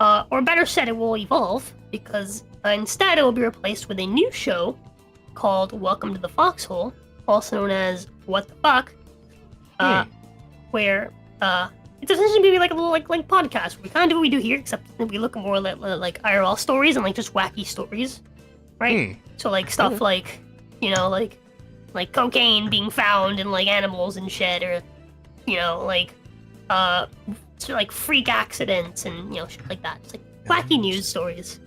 I mean, as long as you're and not that's gonna be overburdening happening- yourself. Yeah, no, that's fine. But that's gonna be happening over on his channel every Saturday, 6 to 7 p.m. starting time. I think it's gonna vary. Oh, so it's only an hour Oh. long. Okay. No. That's like the starting time. It's gonna be. You're saying night. like somewhere between 6 and 7 p.m. is when it starts. Okay. Yeah, somewhere around 6 or 7 p.m. I thought you were saying it starts at 6 and goes to 7. No, it's gonna be like. We usually go to like 11, give or take. Like 11. Last time was a long one. We think went to like almost 1 in the morning. There was a lot to go there though. No, I gotcha. Cool. But I'm gonna be a permanent co-host on there. Gotcha. All right, cool. And I mean, all things considered, I mean, Helmsman is technically a member of the collective, so yes, sir. it all falls within our umbrella. And you know, since you're leaning back into before doing I this started full time, any of the podcasts, before I started any of the podcasts, I had talked to you about doing a podcast. I had talked to Rika about doing a podcast, and I had talked to Helmsman about doing a podcast. And I can now say that all of those have come to fruition. I suppose so. You know, all that. I do find it kind of funny that, like, when we were thinking about it, it's like, oh, what about like a third co-host on the weeks when we don't have a guest? I'm kind of surprised you didn't, like, you know, put forth Helmsman. And of course, I'm glad we got asked on, but you know, I'm surprised you didn't even bring him up. So Yeah, I don't know. I don't know. you didn't think about. He has like his own show and stuff going on. Oh yeah, but I mean, So, again, like, I he's didn't also a really member of the think about it, collective. and then he's well, I guess at the invested time in, he you wasn't know? a member of the collective. He so. wasn't at the time, no. Okay, that makes sense. But anywho, the last thing that I've done this week is I tried to play Devil's Cartel, and it just does not work. It just doesn't. I spent 2 hours and 40 minutes trying to get to work. Just didn't That's work. rough. And so I pivoted to Ghost Recon Future Soldier, which I fucking love! It's so good! Holy shit! It's better than Army of Two! I forgot how fucking good Ghost Recon Future Soldier was, because I played it before I played the Army of Two games. So like the last It did look pretty memory cool. I had of I like was the sitting in there ground for a shooter bit. area was the Army of Two games. Mm-hmm. But Ghost Recon just takes all the good stuff from the first Army of Two game and expands it to a much bigger team, plus Ubisoft's old fucking, like Splinter Cell, like, you know, like stealth shooter era, like, good shit. And preps it all into one fucking awesome, like, co-op shooter, like third person, like, cover shooter, co-op shooter with awesome fucking everything, dude. Like, everything from, like, the animations, like the running animations, the cover animations, the, like, gun shooting animations, the, like, peeking animations for, like, when you're peeking at a cover and shit. Dude, it's so fucking good! Ah! It's so good, dude. It's so fucking fun, right? Yeah, the like melee, like combat finishers are so fucking good. The guns feel fucking awesome. The missions are like really like well paced and stuff. When did this come out? This looks like 2012. It's like PS3 era then. It is PS3 era, yeah. Right, it came out 2012.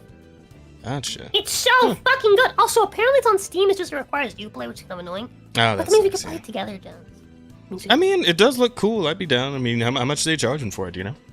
I have no idea. Oh, yeah, But with that, cool. I've been holding in a shit this entire time. So Oh my god. Oy vey, chat. What am I to do, chat? I ate a lot of food before stream, okay? I'll be right back. No. Let me go ahead, but I gotta talk to chat now. It's like, what do we? All right, chat. What's new with y'all? What's going on in chat's week? Is chat playing anything or watching or reading anything exciting? Since we got a minute to kill, wait for us to come back. Also, are you okay, Chris? Oh yeah, I was just listening. Rosa was talking us about what happened in Rosa live, so I was just listening. No, I got you. As I heard a peep out of you, so I'm just making sure you're okay. No, it's okay. I appreciate it. So don't worry. Ghost Recon. Future Soldier? Oh, there it is. Page. Oh, it's only like $20.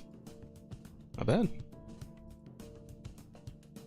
Yeah, sure, I'll put it on the wish list, and whenever recent reviews very positive, all reviews mixed. Yeah, I mean, whenever a sale comes around, I might go ahead and grab it.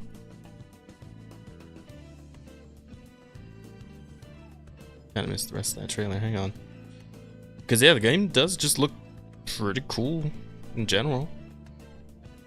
I saw like the whole sequence of Rosa like stealthing through an area with the it didn't look like it wasn't even like infrared vision, it was like some other kind of shit. But well, all games are good games. That's like yeah. That saying, was the sentiment going around in her chat when she was actually streaming this. Yeah, it's like, man, wish they still made games like this. Now they just make a bunch of stupid bullshit that feels so.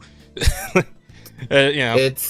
It's because of that I'm like it's a trigger for me, and I'm immediately angry when someone say, "Oh no, you are just an old nostalgic guy," blah blah blah.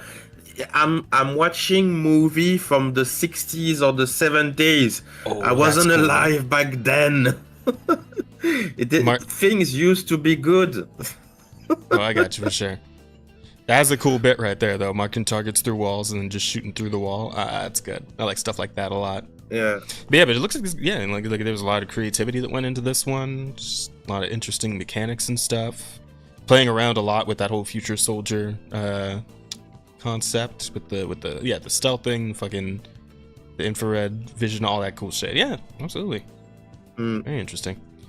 Also, I'm watching old French movie, like humor movie that was very popular back in the day in France and Belgium and even Switzerland and Canada, with one actor in particular who is named, I will say in French, Louis de Funès, which was like a giant of humor in the 50s, 60s, until the 80s.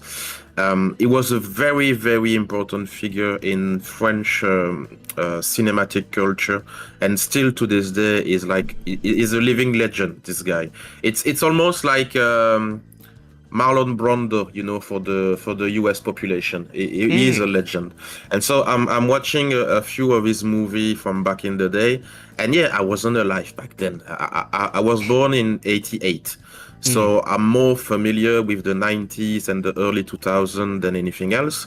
A bit of the '80s, from VHS that my parent recorded for me and stuff like that, but still more 90s, early 2000. And yeah, things was better. Like it's one of Arch's argument, and I'm dead on agreeing with him. And I had the same thing and the same opinion. People say, "Oh, you are nostalgic," to brush off the naysayer. Oh, you just don't like new thing. You are just an old grumpy person. Blah blah blah. No, watch how things were.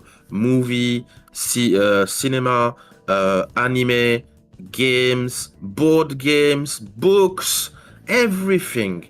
Because like until maybe the late 2000s, so like starting 2008, 9, 10, something like that, we were starting to make things for political reason, commercial purpose, and virtue signaling.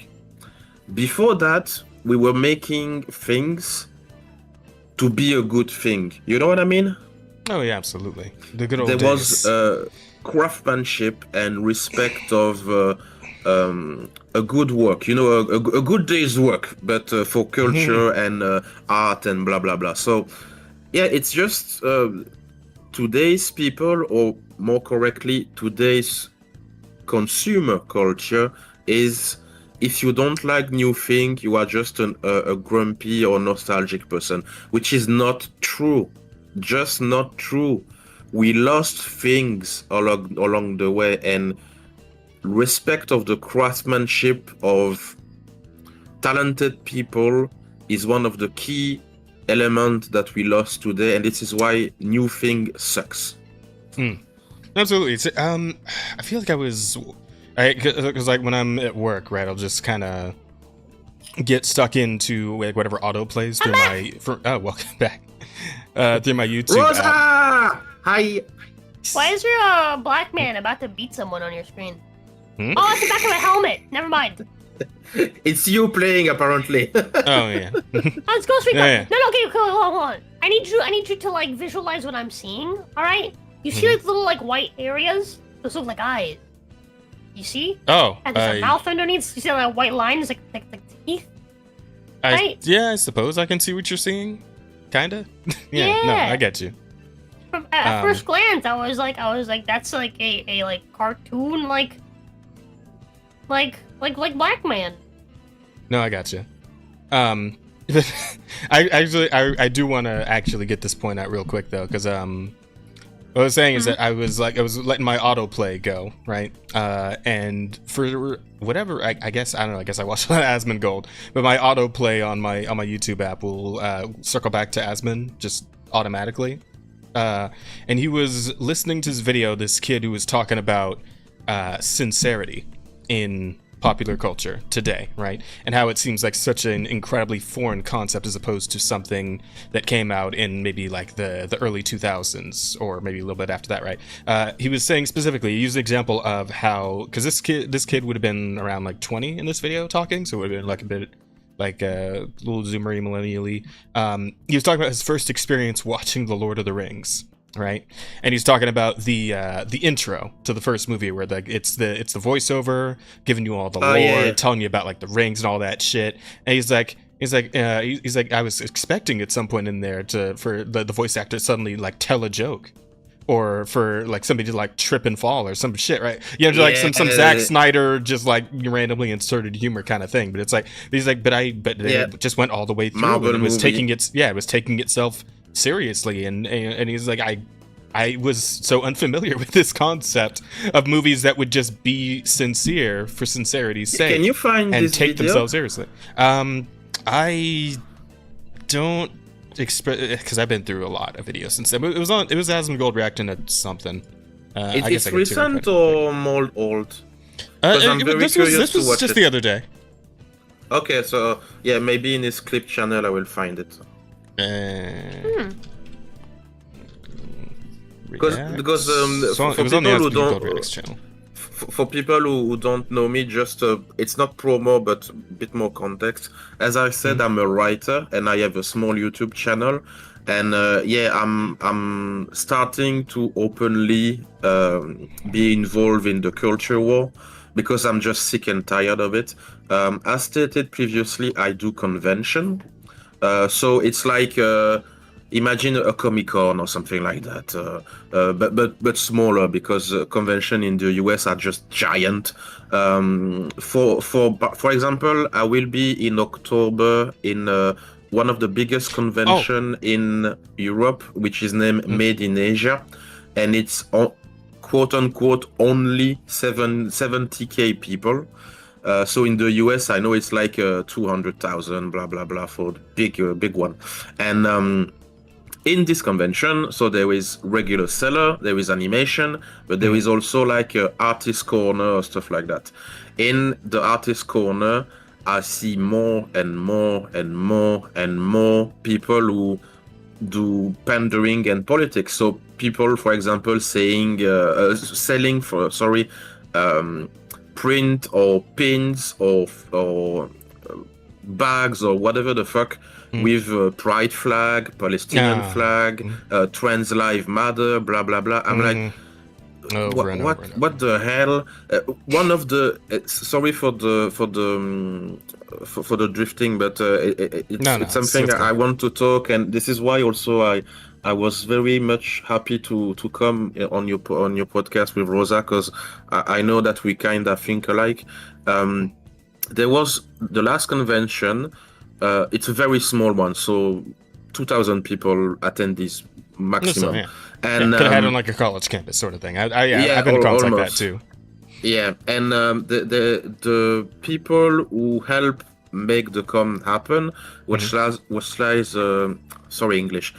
like a cultural center or something. So it was easier for the organizer to have the place. And they had a small booth, which was like a library type of thing, which people can come and sit and read a manga, whatever. And they had some print on the wall saying something like, what is the place of woman in anime and manga? What is masculinity in manga, blah, blah, blah. And I was like, you help a convention happen, which is... The name is Mang Game, so a mix with manga and games. Yeah. So definitely Asian manga, blah blah blah. And you have this kind of vision of anime and manga. What the hell? Why? How? I could not speak. I'm Listen, sick and man, tired. Gotta use that gender studies degree for something. I'm sick and tired of it, and it is something. It's another of the innumerable signal that culture is it's a territory of war. It's like no man's land. Everyone is fighting, and unfortunately, I have to say for good reason, because if we lose culture, our civilization is doomed. That's my point of view. I know people might not share it, but this is my point of view. It's totally subjective, and yeah, I don't want to lose that. I don't want to lose the opportunity to have such masterpiece of, for example, as you say, Lord of the Rings. Absolutely. We lost culture a long time ago. I'm not quite so doomer about it, right? I feel like there's definitely enough time to overturn everything that's been happening, and it seems like it's definitely already starting to happen from like things that we've seen. Thank you for the link, Jazz. Oh yeah, no, for sure. Yeah, but for anyone else in chat, the video that I was talking about is called "Sincerity: Hollywood's Forgotten Currency," the Cozy Kino Show. It's a good name. But yeah, this guy's pretty good. I might go ahead and subscribe to him. And shit to talk about. It was a good video. As you said, well, yes, we have time to back off from this dirty and nasty path culture go through, because again, it's my point of view, but culture, art, entertainment should not be political. It's not that if you don't it's not that you don't have the possibility to make it, but it should not be the mandatory standard basis. Entertainment is entertainment. If you want to have a message or lecture people about something, you do you. There are plenty of music band and artists and comedian and theater that do this. Sometimes they are very good. For a good example is the band Rage Against the Machine. I don't agree with the politics, but the music is good. It's great. So yeah, this is it. But basically, culture should not be weaponized as a political tool. Absolutely, I do agree. And we're gonna be seeing how things are starting to swing back the other way here, because I again, like I said, it definitely feels like we're starting to make some headway. I mean, they're not gonna give up. You know, the progressives, the wokists, wokies. I don't know what we're calling them these days. You know exactly what I'm talking about, chat. We all know who I'm talking about. And they ain't gonna go without a fight. But hey, now they're a we. So we're gonna see if we can't finally, put shit right here. And I see political demon man is super space. Political demon man. There you go. But with that, I think we can go ahead and get into the news, because that most of the news cycle has been dominated by one game, just one. Anybody Man, got? I should hold in shits before my weekly my how's your week been section more often, dude. We've never gone through this so quickly. Oh, I guess so, yeah. Hey, because you do end up going off on 3 different tangents when you're trying to tell us about your week, so. Yeah. Yeah, it's almost 1 hour and a half. Something like that. Again, she's very autistic, chat. Please be patient. But anywho. I am autistic too. It's fine. Hey, it's hour fine. and a half's a record. Normally we have 2 hours then. The internet loves the autists. I have my autistic diploma. I can show it. I'm actually diagnosed with Asperger's syndrome. Yeah, no, I believe you. I do believe you. I'm just saying, it ain't a big deal. It's all good. It is totally I want you to recognize my identity. I'm an autistic sexual person. Give me special treatment. I see. Christopher, shut the fuck up. Jazz, you know you love me. Don't be shy. Absolutely. But come on, we gotta get into the news, right? This is the juicy bits. This is what the people actually came for. So yeah, and it's actually, as you said, the starting of the tipping point of cultural shift. We've had quite the news cycle, and one name has dominated it for this past week, pretty much entirely. And that name, everyone, is Concord. That is Sony's newest, biggest IP. If you ask some people on some sides of things, it's definitely they'll tell you it's the biggest. But what those of us who live in reality know for a fact is that this is probably one of the worst fucking bombs in gaming history at this point. This absolutely beats out Anthem. It's the biggest one ever. I think. I believe it just might be, because as we know now, we have a few metrics to work with aside from the Steam numbers. Which, Rosa, we should check up on that, by the way. We should get those Steam numbers up and let's see where we're at with Concord. But we do know that this game has apparently been in development for 8 fucking years. 8 years of dev time for this. For what we got for the Concord. And some people are estimating that the funding for this, right, probably tripped somewhere between 200,000 and 300,000. Sorry, 200 million and 300 million dollars of Sony's money went into this. And yeah, it is crashed like almost no other game I've seen before, right? I mean, obviously there's another very recent example in Dustborn, which is a meme at this point. The game is just a meme.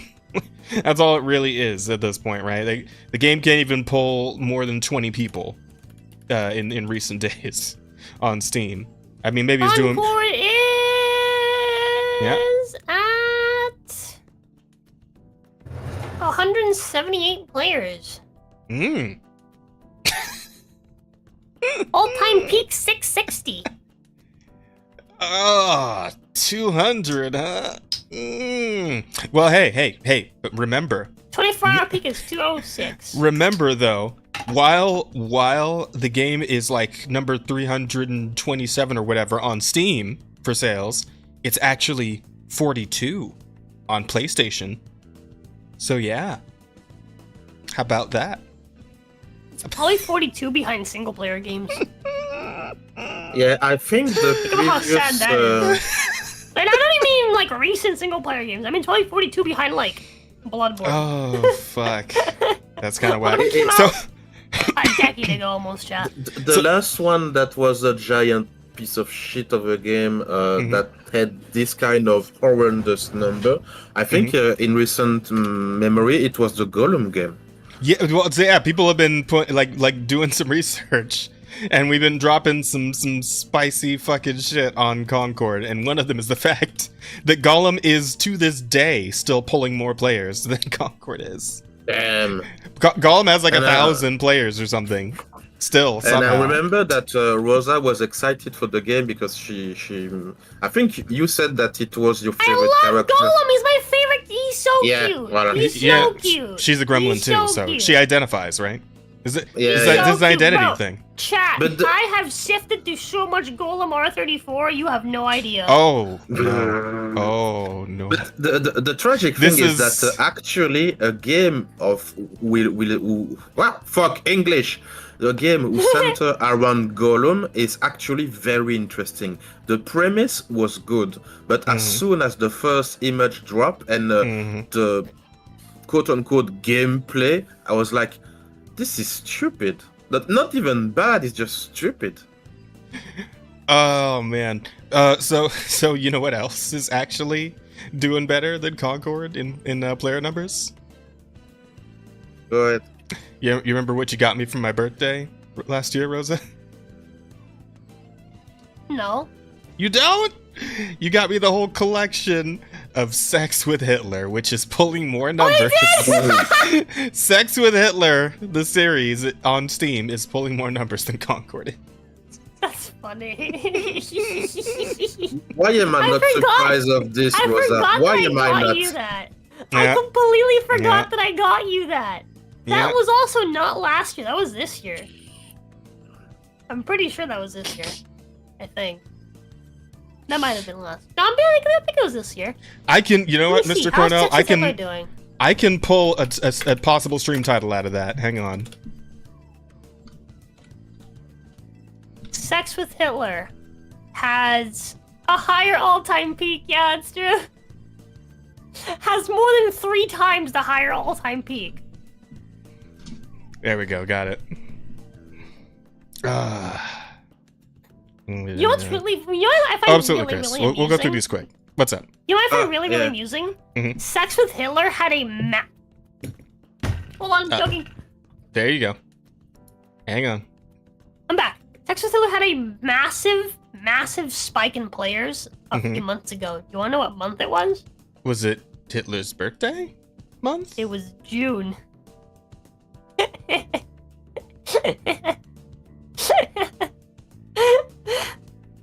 I feel like I'm missing something here, chat.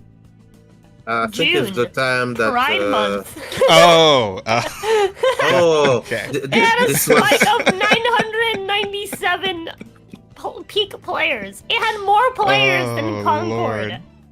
June of last year, and this game is like 4 years old. Yeah, Well- I thought it was the time of the end of the World War II, but no, it's the World War II end in the 2 of September.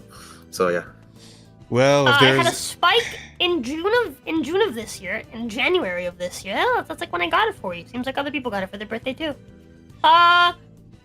In July of last year, also had a spike of 1,920. That is like a massive spike. holy shit. That's wild, Mm. dude. Like this game is just like it'll have like double-digit players 1 month, and then have like 4-digit players the next, just out of nowhere. And apparently, they always come back to Hitler. This game had 126 players, peak players at launch, and then out of nowhere in September of 2022, it like spiked to like its all-time high of 1,998. I bet 2,000 players. I bet some big streamer on some probably Kick, like discovered the series and people found out about it.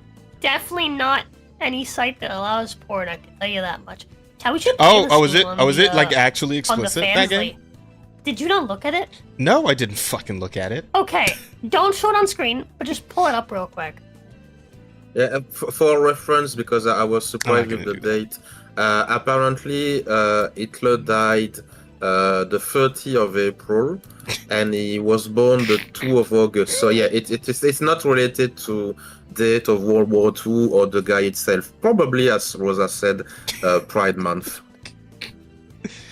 That would be a good stream title, Pate, though. Unfortunately, I don't think we can put Hitler in the stream title on YouTube. I feel like they'll get upset if we do. I don't think that's gonna fly. We'd have to get a little more clever with it. I'm workshopping it. It's a Rosa move to give you such a gift, Jazz. It's like this is the friendship and the relationships you have with Rosa. Offensive and insulting. That's the main game. Sex with Hitler 3D has no stats. Sex with Hitler World War II has all-time peak of 588, so not far behind. It's kind of sad. Change Hitler to the Austrian painter. Yeah, Sex but with Hitler like 2069, the cyberpunk Sex with Hitler, has a higher all-time peak than Concord at 767. This is rough. Did you guys also see players. that apparently Diddy Kong Racing is pulling more viewers on Twitch than Concord is? Fucking Diddy Kong Racing from the N64 era gets more views than Concord does.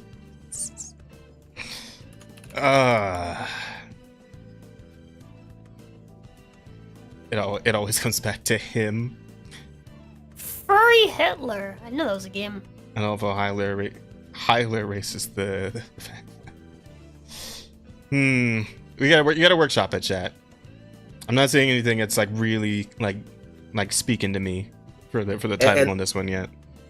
Jazz, I have a question. Jazz, can you please look up Sex with Hitler? No. I just want chat to see your reaction to you seeing it. That's all I want. Daga kotowaru. And while you do that, my English, I'm very curious. Is this the most offensive thing or gift Rosa did to you? Probably. Yeah. I mean, I'm surprised. I'm trying to remember if she even got me anything for my birthday the year before that. I don't know if she did. This might be the only thing I've ever gotten him for his birthday, actually. Well, I mean, you got me something I actually wanted too. I forgot what it was though. Wow. I'm disappointed, Rosa. You need to up the antes next year. It was something that was on my wish list. list. It's definitely not the most racist thing I've done to Jazz ever. Oh yeah, no, for sure. As far as gifts go. No, absolutely. This is not only the most racist, but also the least racist, because it's the only one. That's my girl. Jazz is my boy. But yeah, Jazz, please, just pull up Steam. Non-screen. Just pull up Steam, right? I want chat to get your reaction to actually realizing what this gift that I got you several months ago actually is. Fine. Okay, let's go ahead and turn off the body cam for a second here. I mean the girl fab and golem jacking. The fuck? I think it's pretty good. What are you doing? What are you googling? Oh, okay. You turned off the screen. Yes. Obviously, I turned off the fucking screen. All right. You're not gonna find it on YouTube. You have to go on. No, you have to go on Steam. Oh, you have to. Okay. Well, in that case, I don't have to find it on YouTube, forehead. Okay, in that case, I don't have to get rid of the capture then. Oh, there is a game, Sex with Stalin. Of course. Of course. Why would there not be? What the fuck? That's 100 million software credit.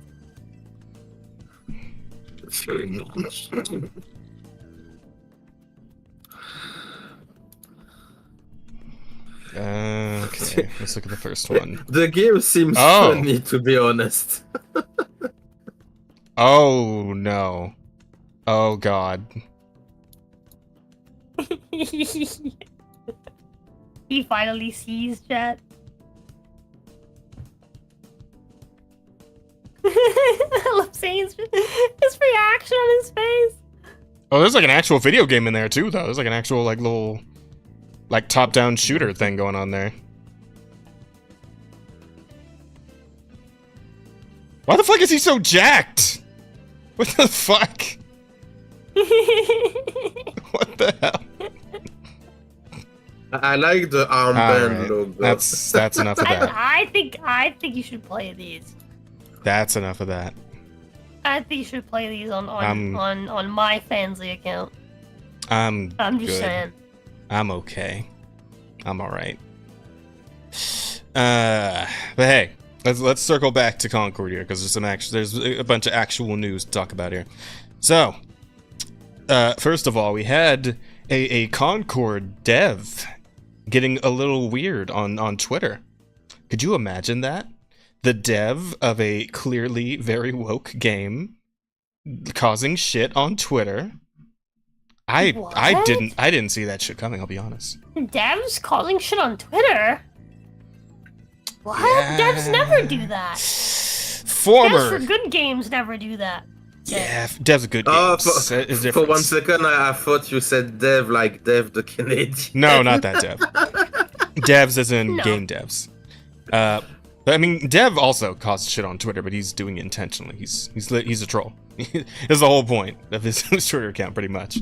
But former Concord developer maligns critics as talentless freaks as game fails to hit 700 peak concurrent players. Yeah, I don't think I'm a talentless freak, bro. I don't think so. Just I don't the think gall. you have the room to call me a talentless freak. The pure fucking nerve when this game cratered harder than any game has ever cratered before. To call More to people throw watch that my out. fucking videos than play your fucking game. Exactly. Like, shut the fuck up. You have no right to call me a talentless freak.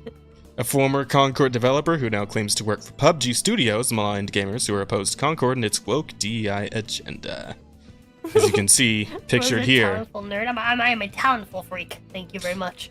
I'll be honest, like even like I've seen this design several times at this point, but I'm just always kind of like taken aback a little bit on just how awful it is. There's a little flag. There's this little fucking like putty flag right here, right?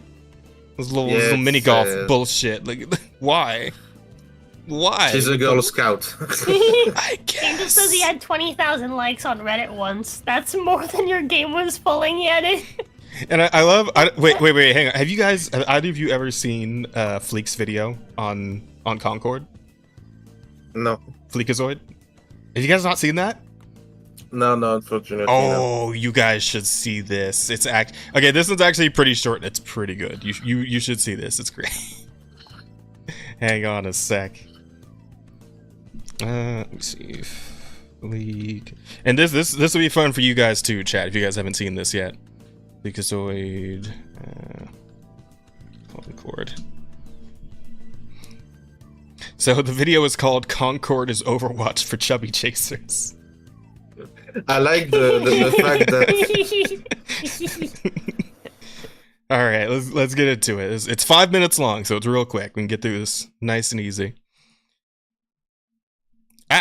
There's no monologue on this. Concord's got a bait out. Pimps, no monologue on this video. Let's just get right into my first impression. Okay. All right. Okay, no, that's fair enough. And the bait is over. Concord is like the Netflix adaptation of Overwatch. They spent way too much money on it and took every last character to the ironing board. Everyone caught around to budget cuts. They even took Bastion's curves away. They turned his ass into a 1,000-gallon trash dumpster. I didn't even know they made plus-size robots. They don't even get me started on Dawes, McGuardian of the Galaxy looking ass. But listen, I'm not here to make fun of old fucking blue blueberry kid from Willy Wonka. Let's talk about the game. But before we get to talking about the game, one last thing. Honestly, Concord is so shit that it broke OBS and destroyed all my recordings, so go ahead and use your imaginations to see the other missing 59 frames per second. Okay, alright, let's do it. Let's get into it. First off, PlayStation's never gonna beat the movie game allegations if every time they steal an idea, their twist is just adding expensive CGI cutscenes to it. I'm sure Sony heard that Overwatch fans just love watching Overwatch movies. Damn I just don't think they were ass. clued into what kind. I love how he, I love how he censored the thighs, just like the feet. Yeah. But no, he's making Where's the the point. I think you recognize this point, Rosa, because you've made this point before.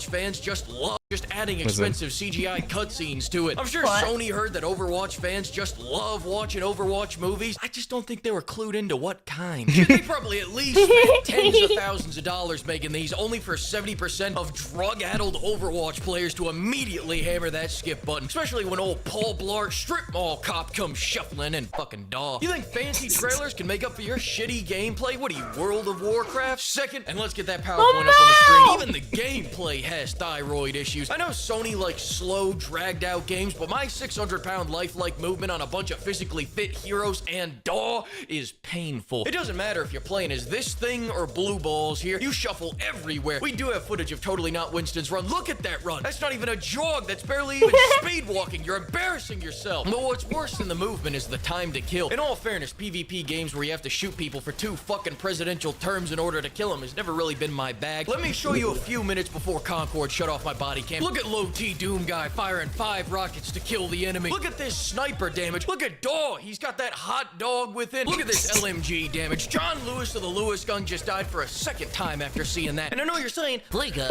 that's just Overwatch gunplay. That is actually my point. Overwatch is shit, and this is even worse. Grow up and go get shot in Kabul like the rest of us. Very slow, very clunky, not fun, not good. I'd rather be at the Whoopi Goldberg Diablo 4 crossover event than here playing this. God damn. Third, let's all laugh at the player count for a moment. People didn't even want to play the game for free.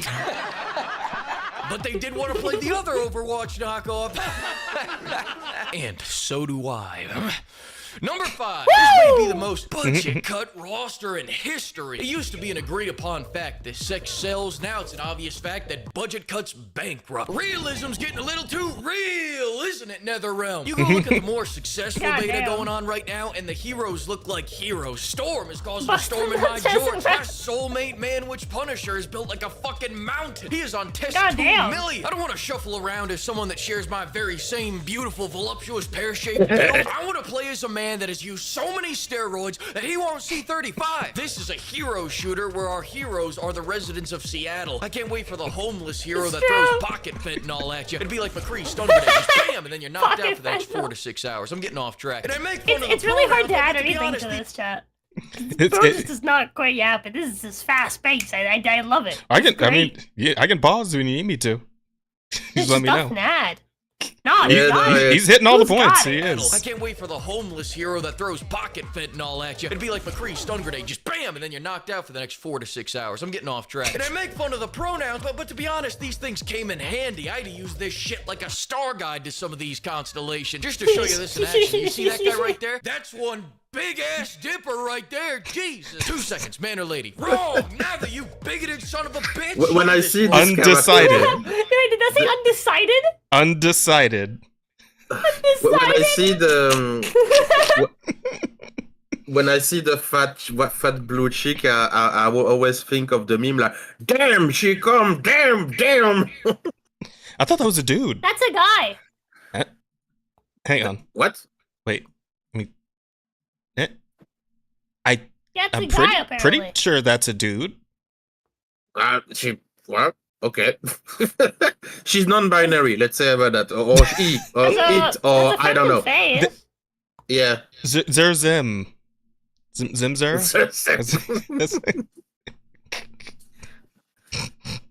Yeah, with the face, I thought she was a woman. It's ma'am. I mean, man. Sorry. It's man. I believe that's a dude. It's man. Jesus. 2 seconds, man or lady? Wrong! Neither, you bigoted son of a bitch! Look at this roster. You got Buzz, Heavy Year, Discord Moderator, Piss Filter Yondu, Black Widow Maker, Tumblr Fursona, Glaucoma Guild, the Trash Man if you self-identify as a trash player, Special Forces. The expert's on it. What? Pause, What's this Tupperware box? She looks so much like someone I know IRL. Who's honestly Yeah. a really cool person. Yeah. Yeah. Do they also walk around with an empty action figure box on their head? No, but sometimes they do put stuff on their head and hit it. They're a silly person. But I love them. They're great. Fair enough. Fair enough. She's a very, very funny person. This lady, But she also has the the blue pixie cut. Oh, she's like, is she like all the way in on that stuff or what? Oh no, not really. She's cool? No. She's chill? She's cool. She's Like- cool. She's Just like, very alternative. gotcha. Quirky, but not like annoying about One it. of them quirky alternative girls. Yeah. That's fine. But like no, she's super cool. Yeah, she's great. Okay, fair. You know what? Here's the thing, right? Because like we talk about this shit often enough, right? And some people might be under the impression that we're like really far right on this sort of shit. But honestly, all I ask from these people is like they can do all this shit, right? They can be non-binary, trans, whatever, fuck, right? Blue hair. Jay, you have to remember back when all that alternative girls were hot Yeah, like they can do all this shit. All I and ask is not that retarded. They were crazy, just not stupid. All It's I personally have ever asked is that they just not be annoying about it. That's it. I feel like that's not a big ask. That's not a tall order. For me, and I think we share the same position. I view it as a religion. You do your worship stuff, and don't try to convert me. Don't take me into your delusion or belief or whatever the fuck. That's all I ask. Yeah, and don't like get up my fucking ass if like you say your pronouns are he, but you still very much look like a she. Like I don't know, it's visual. Like we've been doing this for thousands of years. What do you want from me? How's I supposed to fucking know? Jen, old enough to remember when we'd get into fist fights and date an alt girl? Yeah, dude. Man, do you guys remember when alt girls were cool? Absolutely. Back in the good old day when alt girls were hot. Some of them still exist. Some of them are still out there and they're still hot. They're out there. They're somewhere. Yep. All Damn right. tomboy alt girls are still out there, chat. Yeah. It's really hard to find. The issue is that we've been slowly as a society eliminating their natural biome. Mm-hmm. Malls. Yeah. That and the progressives don't believe in tomboys anymore. Only trans. Yeah. All girls who act like boys must They're be real killing boys. Our alternative. Actually, they're really killing our alternative tomboys. They're just convincing them to kill themselves. But Fucking hell. Jesus. Holy shit. I wasn't ready. I wasn't ready. She's not wrong actually. Listen. I am like, not the offensive for no reason. I do like I want to put this perfectly clear, Chris. I do often agree with what Rosa has to say, but like sometimes she's so honest that it's like even I'm like oh shit. Yeah. She throw you a curveball that I you want were to not make prepared Canada the for. white country, bro. What the fuck, Jeff? A, B. I just want to say, in the U.S. we've created a system for getting people to kill themselves that's more efficient than Canada, and Canada literally does it as like part of their fucking government medical service. Think about that, chat. Shit's wild. Anyway. All right, yeah. There's only a little bit left of this. No, I got nothing. She's the only one on this roster that actually does damage. 2007's Heart Attack Grill winner, Soldier 75, the heavier weapons guy, African-American sniper, Hank Hill ass, Florida Gators fan, looking chubby buddy motherfucker. This thing that looks like it crawled out of Dawes Yard, goggles stay on during sex looking ass, big ass baby. That's one big ass baby. The new Blade, Michael Jackson pre-allegations, Shimon, oh shit, Lord, Mom, Dad, Lord, Mom. That one's a thinker. That one's for the Rainbow Six fans out there. The Goon Goblin, the silverware surfer, except the only thing he surfs is DoorDash. Fat Alberta. I got you. Hey. And last but not least, Token White. All right, that's enough. I've got nothing for the talking refrigerator. I would have put some palate cleansers in there, but I like Quentin we went through the Tarantino's same foot ones fetish over already and over caught- again. Well, yeah. That was the joke. But me one strike this week. I gotta lay low for a bit, pimps. It's all good though, Papa Neil. All I ask is that next time you don't dead name me, alright? I'm hurt. Thanks for watching, everyone. I gotta go. I gotta start drafting up my appeal for the inevitable strike this video's gonna receive. Goodbye. Wait, hit play. Thanks to the vlog in this video, and another huge thanks to all the pimpers for going the extra mile. I will see you all. I wanted the tap too. Yeah, I wanted it. I needed it. I needed it. Jazz, that you? Jazz is in the game? Go back to... Oh, you mean the sniper dude? Hang on. This fucking guy? And my cheek still hurts. Listen, I don't have dreads, okay? My hair is just, like, it's just out. It is a ponytail, but it's not dreads. I don't do dreads. I did do cornrows back in middle school once. Didn't really work out for me. But I bet you can speak like a Jamaican too. Wow, damn. Sorry, what did you say, Chris? My 20th birthday. I bet you can speak like a Jamaican too. Probably if I really tried, yeah. Try. See the line. Yeah, see the line. Oh, you bumper clod. You bumper clod rascalot. No, not that one. Say the line. What are you talking? I don't know what you're talking about. My man's was running as fast as humanly possible. My man's was running as fast as humanly possible. But it made them feel the rhythm. Feel the right. It was good. Cucumba. See the last one. I got you now, white boy. It's butt fuck time. All right, there you go. Yeah, I could swing it. Anywho, back to our main character of Twitter. A couple of days ago. So let's see, where we start off? Where's the agenda? Okay, yeah. So X user Anim Xander posted to X to celebrate Concord's release. Momentous occasion that it was, of course. It's Concord's release day. So insanely proud of the team and what they and we have accomplished, which was damn near nothing. It wasn't nothing, right? 600 players peak, but it was really close to nothing, guys. It was this close to nothing. For a game this expensive and not sponsored but published by Sony, it's zero. It's zero. Yeah. A labor of love. Yeah, definitely. A labor of love like nothing else. Been playing it so much since early access started a few days ago, and I'm so excited for it to be available to everyone. He added, and I'm so honored to have had this be my first AAA game. Ooh, that's rough. I get that's a lot of people's first AAA game. It was a huge learning experience, lots of struggles, but I'm glad to have gone through them. Time to go play. There had to have been. I need to know. I need to hear the fucking what happened. There's a guy on YouTube who does like what happened, where he like talks about like troubled development cycles of different games and shit, right? I need to know why and how the fuck this game took 8 years to put together. How? In what fucking world? I need to know what some bullshit had to have happened behind the scenes. I can tell you why. Yeah? I have a guess. Mm-hmm. I have a big guess. Mm-hmm. Yeah, me too, in my pants. This, and this all need to be done for this game to be completed. Mm-hmm.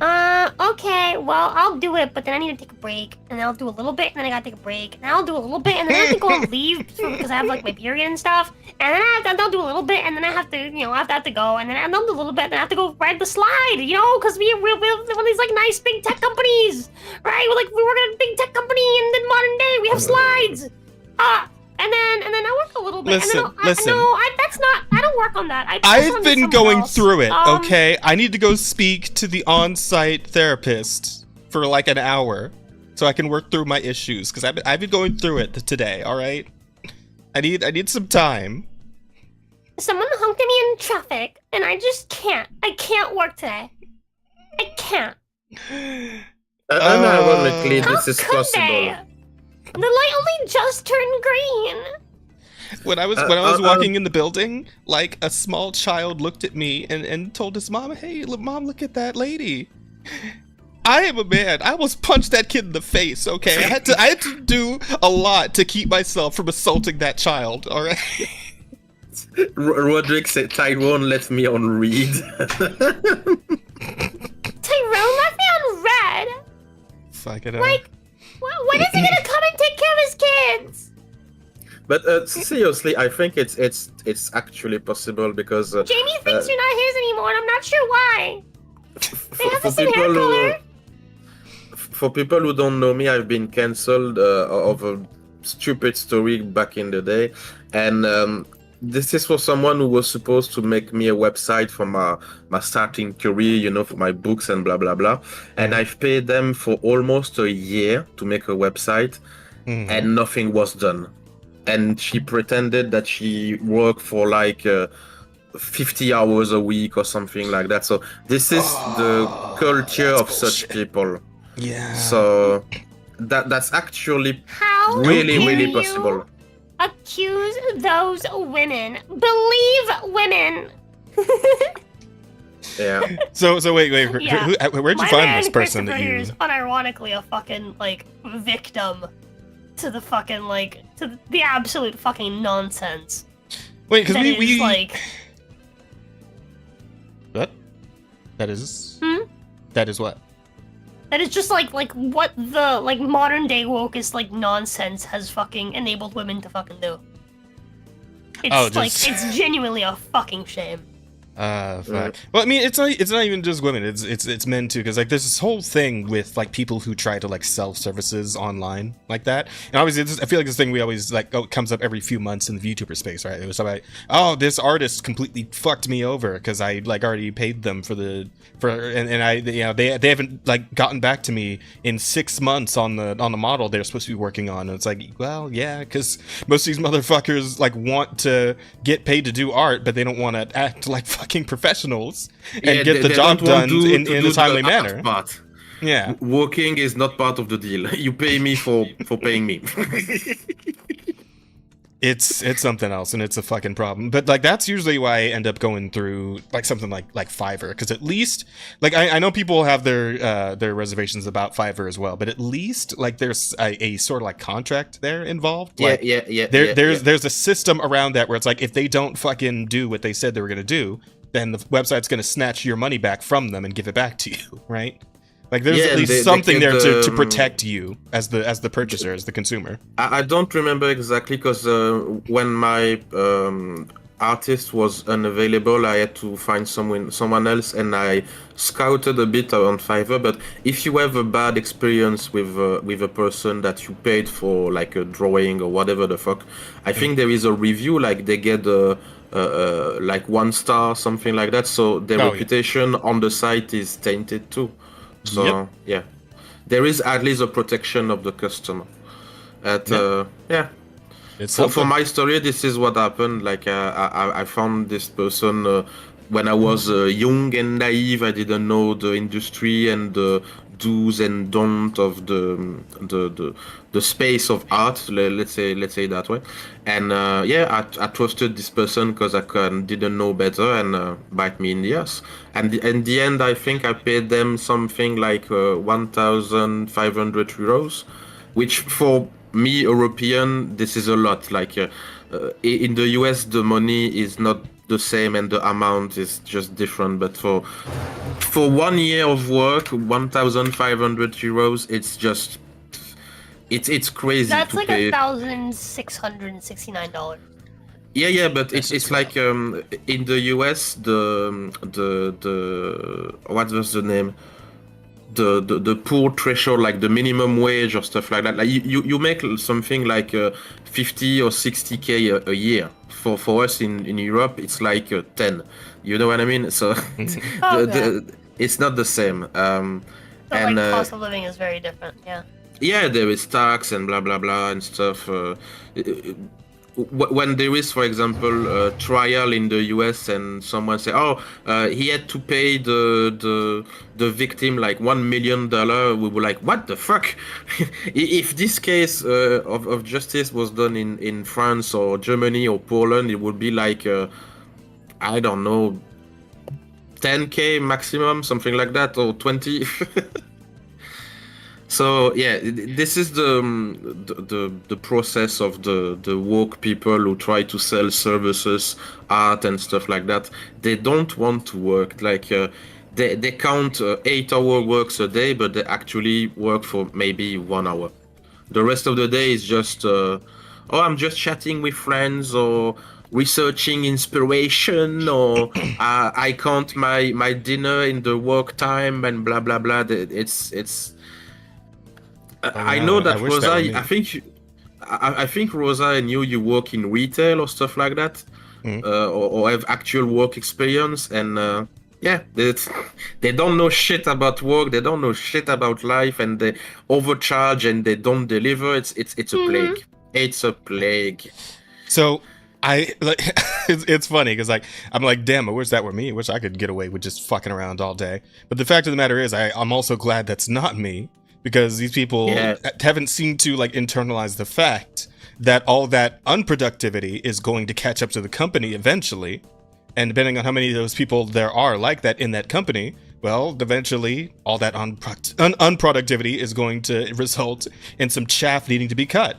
And once the chaff needs to be cut, who are they looking at first? The motherfuckers who aren't productive. So well, there is also the virtue signal point. Like you cannot fire a LGBT Latino queer person, but yes, at some point you have to cut even them. But this is what happened with Twitter. I don't know if you knew this, but Elon Musk. So I can't be fired. Yeah, Elon Musk. I think he fired almost like 80% of the staff. Like for a company of almost 2,000 or 3,000 employees, I don't remember the number. They are like now 200, something like that.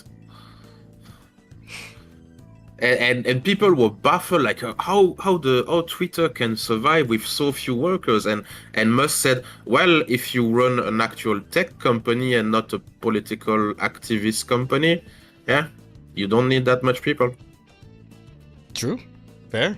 And the website's doing fine, so the app's doing okay. And maybe a few too many porn bots, but aside from that, it's fine. Yeah, it's in works It's just honestly not been as bad as it used to be. Really? I don't know. I feel like they've been around since I can remember. So I don't know if like the frequency has gone up or down since then. The internet is for porn. It's been recently, like I've not seen any.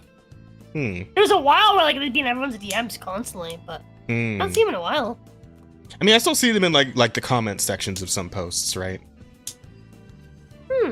And like for like completely unrelated shit, right? And it's like I mean, I'll see like fucking like OnlyFans girls in the comment section and stuff, but I've not seen porn bots.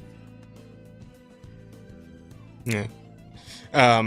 But I'll be looking at like a post about like Concord or something. It's like, oh yeah, Concord's doing shit, right? Like, or whatever, like Grums or whoever else posting about it. And then there'll just be a random like person in the comments like, touching myself until Concord manages to pull 1,000 players. And I'm like, damn bitch, you get at it for a while. You might want to take a break here. Like make sure you're drinking water and shit, because that day's probably never coming. Unlike you, that day is never.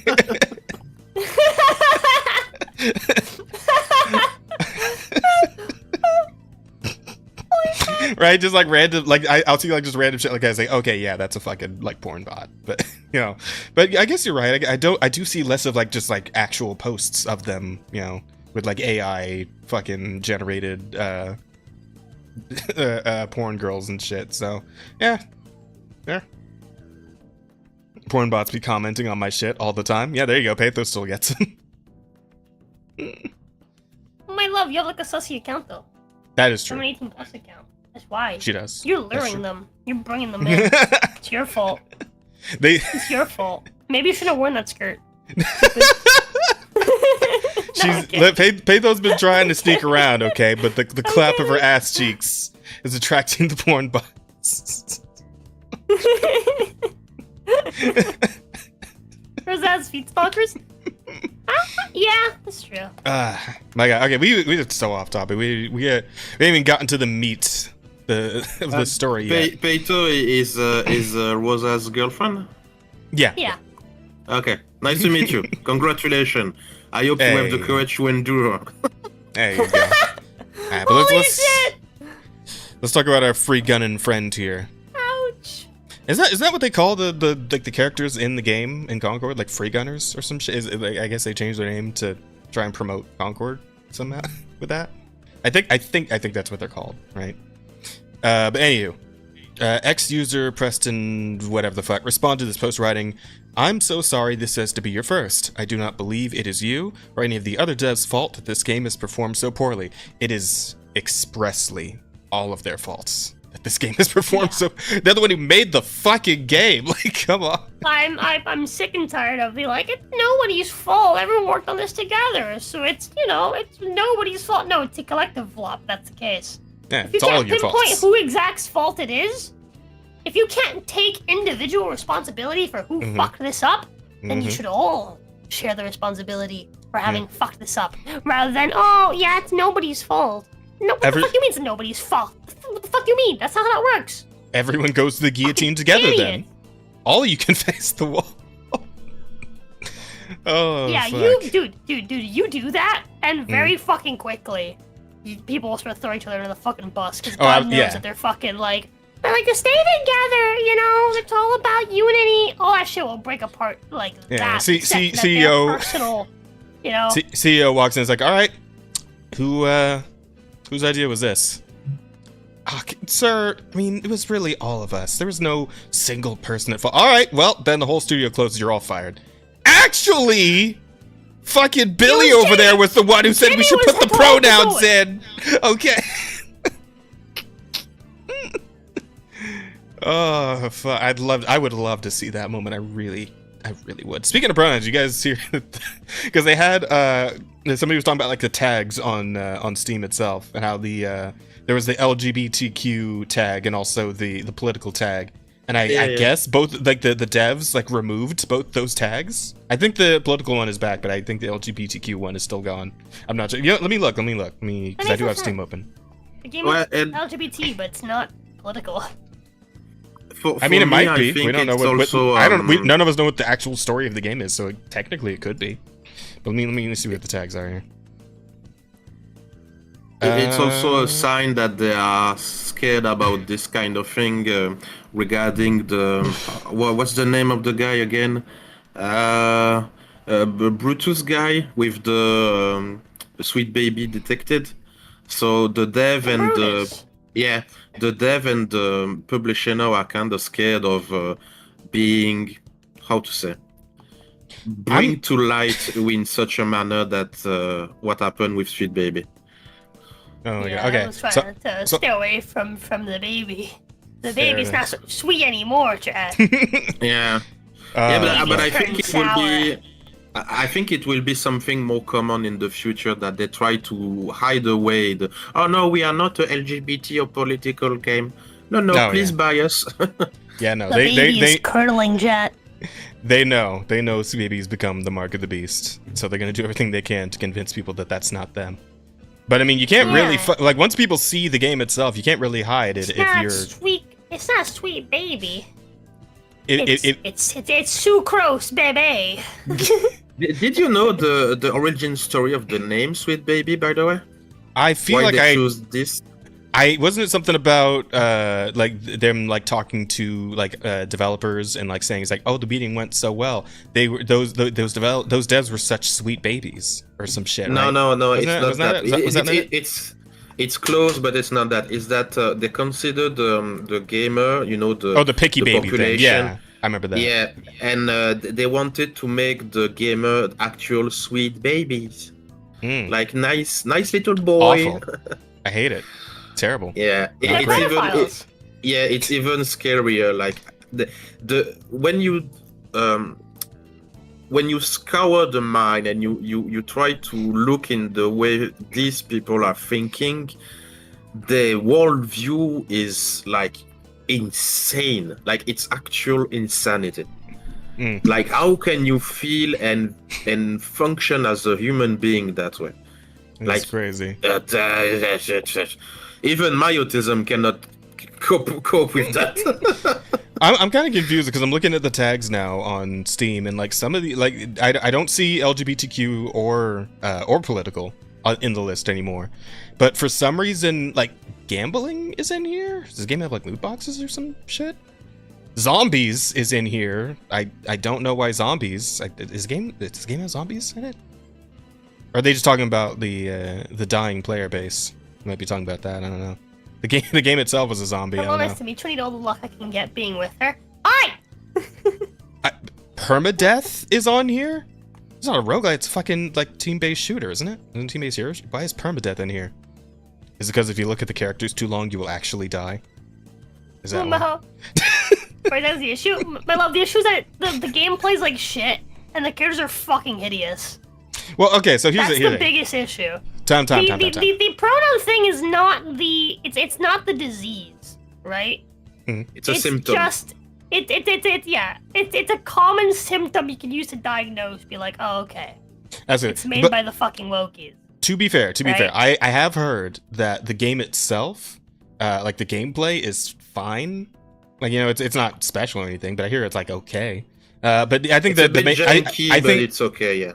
yeah, I feel like the major problem is just the fact that the game has no sense of appeal at all, like visual appeal. Yeah. There's no unique, there's no unique like thing to it. And again, we're talking about something that's jumping into the fucking hero shooter arena, where most other games that are better and more visual appealing are also free.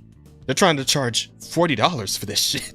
Of course, it was going to die. It's Like, also and here's the thing: there's actually an additional nail in this coffin, because like this game was already heading out onto a battlefield with a fucking squirt gun, right? But then fucking Sony itself went and shot it in both of its fucking kneecaps the moment it stepped onto the field, because they put the fucking like Sony account thing that they did to Helldivers. They put that on this game too for the Steam version. oh damn. Dude, yeah. So the game's already. I I didn't know love that. making games unavailable in most of the world. But also, That'll I said make about sense. the appeal. This game is like a prime example of a game without an identity, or like what do you bring on the table in terms of creativity? What's unique? What's interesting? This game Concord looks like a Frankenstein creation of different inspiration, but you make nothing actually unique in the end. Interesting, yeah. Right, because it's like I think of, again, its direct competitor, the other game that's coming out that people are really excited for, Marvel Rivals. Like, that game not only has a unique art style that looks incredible, it also has like it's also bringing something new to the hero shooter genre. For one, the fact that it's got a third-person camera, which that's pretty rare for hero shooters. I think maybe one or two might have also done it, but not that I can remember. And then also the fact that like you got the oh, go ahead. There is a MOBA, I think it was Smite or something like that. Oh, but was that's actually a third MOBA. person. That's not a That's Yeah, a MOBA, but but it's third person. yeah, I'm saying it. But what I'm saying is that this is like a third-person team hero shooter, and that's like a much rarer thing in the hero shooter there arena. was one I remember. Was- What was it called? Was it? I can't remember. It's not important though. Hero shooters suck. That's fair. But yeah, but I mean, it also has the thing where I was telling you about when we were looking at the trailer about the team up system, where you can like if you and another player are playing heroes that have synergy, you can actually like team up and do these additional actions that you normally wouldn't be able to. That's a cool thing. That's a creative idea. That's going to give the game its own kind of personality in the way like matches play out and whatnot. That's a cool deal, right? Yeah. But Concord doesn't really have anything like that. It's just kind of another one of these. It's another Overwatch, but not as visually appealing, which is kind of a big deal in a hero shooter, because again, like a lot of the monetization that you get with a hero shooter is the costumes and shit you can unlock in the battle passes or your loot boxes or whatever the fuck, right? But if nobody likes how your characters look and nobody gives a shit what their costumes look like, then like obviously you're not gonna be able to pull an audience, because nobody fucking cares. They could just play something that looks better and is essentially the exact same thing and for free. Like, anyone could have figured out how this was gonna go if they had half a brain in their heads to think about it for like 5 minutes. Yeah. 1 minute. 1 minute is all it would have taken to figure any of this out, right? But here we are. I think you said it previously, Jazz, that the camera design is very, very important in today's gaming market. Absolutely. And the character design of this game is just bland. Like it doesn't. Outright awful. Yeah, nothing. In many cases. That one bitch with the red jacket, they gave a Thugnificent's haircut for some reason. I'm like, and you said that with the Marvel the Marvel game, like, what do you prefer to play as Nothing Burger in Concord, or even ugly character, or do you want to play a Thor or Iron Man or Hulk or whatever? Oh yeah, absolutely. And here's the thing, like, I want to play a bitch with a fat ass in fucking Overwatch. Oh yeah, like the new Juno that just came out with the skates and her ass all over the place. Yeah, exactly. But here's the thing, like it's only a little bit unfair, right? Because we're talking about Marvel, right? And Marvel's still, even now, when in its like downturned state, because the movies and the TV shows have been ass for a good while now. Even then, people still love the Marvel characters, the Thor and the Iron Man, Captain America, all that shit, right? And like Concord, obviously going up against that was gonna have a hard time anyway. But like they could have made some probably cool, unique, interesting character designs that people would have liked, but instead they decided to lean towards the progressive like idea of what's attractive, and it's just it's not going to go over well with the general audience. The grand majority of people. It's going to go over well with the modern audience, but the modern audience doesn't actually exist, as we've established again and again and again at this point. I think you resumed the situation pretty well. Like, this game, Concord and Sony put everything on the wrong foot. Like, there is nothing for them. Like, they don't bring anything to the table. Everything is stacked against them. Mm-hmm. And then on top of all that, Sony is like, and you did PSN to play it on PC. Yeah, well, fuck more than half the world, I guess. The last nail in the coffin. The most genius way to market a video game. Tell more people that they can't play it. Do you remember, Guy, when there was what's the name again? For game like Battlefield and blah blah blah, they also had their own private app. I think if I remember correctly, when I want to play Titanfall, I had to make an account on this piece of shit of a software. So like yeah, EA or something. Yeah, EA, I don't remember. But anyway, yeah, you play. Thank you. And yeah, if you want to market a game correctly, if you want to, like not being handicapped by your own stupid decision, just made it on Steam. That's it. End of the line. It feels like this game was developed by like characters from the Acolyte, right? Just doing the dumbest possible thing in every circumstance, no matter what. Just the worst possible choices that you could make in those situations. They will make them and go forward with them. That's what it feels like. But I made a good point. People cry for representation, but then fail to show up for it when that representation is given because they don't really want that. They just want to cry about shit. It's true. True. Yeah, and like people wouldn't be forever victim. Yeah, like they want to blame people. They want to blame people for hating diversity and equity and inclusion, right? But the thing about DEI, right, is clearly it's not the fact like that people hate these concepts, right? Most ordinary people are definitely for these things as individual concepts. You know, that they sound like good things, right? But because they've like taken this as the moniker for producing like products that are just awful, right? Things like Concord, things like Dustborn, like the fucking Acolyte, like the Marvels, etc., and so on. Like it's over and over and over again, and it's always the DEI that's the mantra behind all this. So obviously, people are going to start having a negative connotation for DEI specifically. Those three letters in that specific row. That's what people aren't like keen on. That's what they hate. Because we had plenty of diversity. We had plenty of characters of other races and creeds and colors and whatever in different games, right? Even in a conversation, not to cut you off, but there's actually a conversation we had with the helmsman. We were just telling me about stuff and like how stuff's going on in like his own job, where basically like the question of DI was brought up, and you know a lot of CEOs are waking up to this and taking this more logical approach, which is fuck DI, right? Like, you know, you're gonna have diversity naturally, right? If you have an inclusive place. Inclusivity is the one that's actually important, right? That one, yeah. You want to be inclusive. You want to be able to hire anybody as long as they're the right fit for the job, without excluding anyone. First. Absolutely. Yeah, like you don't want to exclude anybody, right, from being able to have the job if they work for it, right? You want and naturally, you will have diversity, and we've had this for forever, right? Yep. Naturally, you will have diversity if you are just inclusive. You just need inclusivity. And the diversity will come naturally from you not actively trying to hire anyone of a specific race, but rather just hiring whoever you think is best without, bringing up, the race to question, right? Without denying anyone for a specific race. This includes white people. Right? Which is, again, it's like DEI is not inclusive. It's just anti-white. Essentially. Yep. And Asian to some extent. And the E is just nonsense. The fucking you know that they say the Asian are white just adjacent. commie nonsense. Yeah, equity is garbage. I'm sorry, I should have mentioned that when I was talking about DEI. Equity is garbage. But diversity and inclusion, people like those ideas. Typically. Yeah.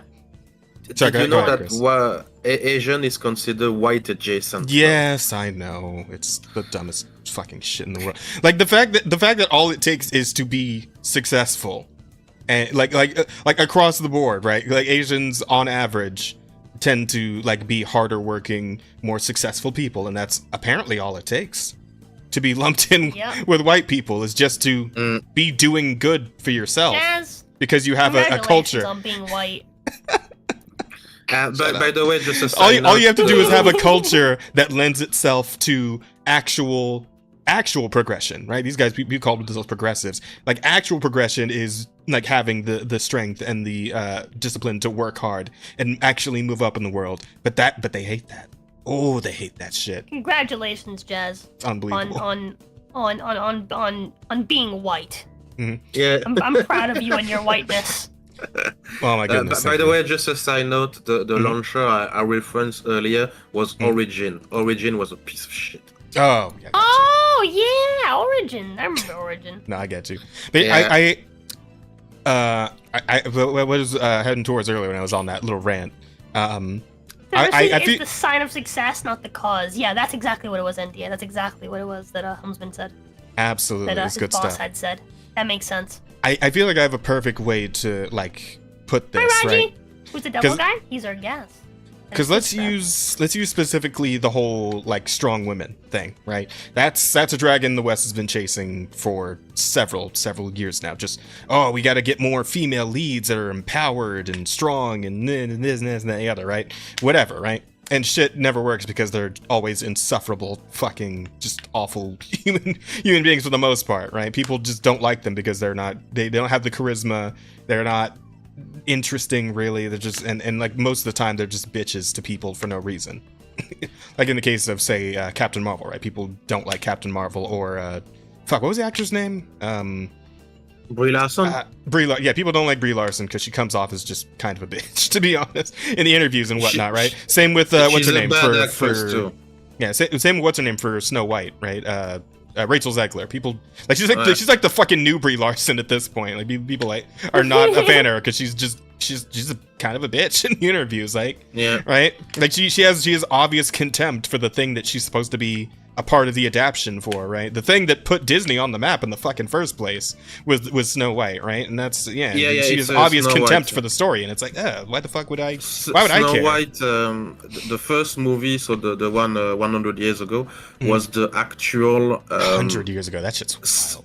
Almost. I think it's Almost, 80 or 90. 80. That's still crazy. Think about. Yeah, I think it's 38, 39, something like that. Anyway, Snow White and the Seven Dwarfs, so the old movie, was not only a giant success that bring Disney on the map, because before that it was the black and white Mickey Mouse little cartoon, but also it was an actual, true technological and cultural revolution with the art style and the creative process. Because you should watch documentary and like making of Snow White and the old Disney, for example, Lady and the Tramp. Yeah, so like golden era, machine they used. essentially. Yeah, and the fact that they use the frame by frame, so they had actually drew frame by frame the movement and blah blah blah, and the superposition of certain item. For example, I think it was in Lady and the Tramp when you have a song and you see like the town and the cities in the night and blah blah blah. It was like actual the postcard when you open them up, they're like a scene that come up from the card. No, absolutely. Do you remember? This is the same just... thing they used back in the day, but more advanced. And Disney was actual. It was. I have a good example of that for people who watched the second Iron Man movie. There was the father of Tony Stark who said, "Oh, I'm limited by the technology of my time, blah blah blah." But he was an innovator, and this was the actual Walt Disney as a person. He was a genius for his time. Absolutely, and like it's like golden era, like these animations that we all grew up with that people loved, and obviously people did exactly, and of course Disney nowadays tries to like think about like the way that you said that we all grew up with, and we're all of like varying ages. Yeah, exactly. Right? And but we can all of us can go, we grew up with that. What's your age, by the way, you two? Oh, 31. 21? I'm the old one. I'm 37. Yeah. Getting up into the 40s. I'm the grumpy uncle of the podcast. You can have a gap, right? An age gap between like anyone alive today, pretty much. Yeah. And you could say, oh, well, anyone who's an adult, I should say, because honestly, I feel like younger kids haven't really been growing up with these movies anymore. No. Just because they're just not really shown. Like, no one really has the time to like sit down and have like movie nights with kids anymore. It's just not a thing. The movie they watch today is like, for example, Hotel Transylvania and stuff like that. Yeah.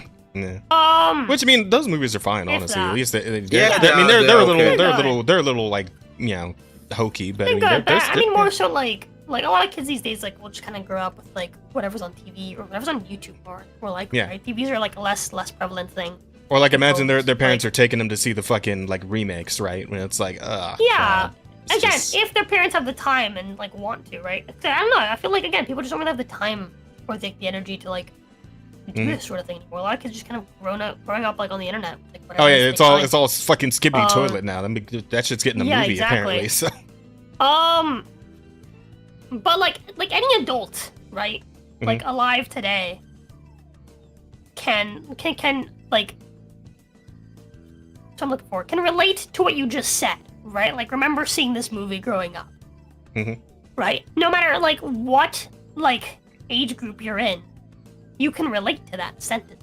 Yeah, I remember watching that movie. Who the fuck doesn't? Right? Because movies are fucking timeless. Timeless. Like, genuine works of art. And they are also based on very old folk tales. Like, every single Disney almost are based on, like, centuries old story. For example, the Little Mermaid, I think it was written in like 13th century, something like that, or 14th, but it's very, very old.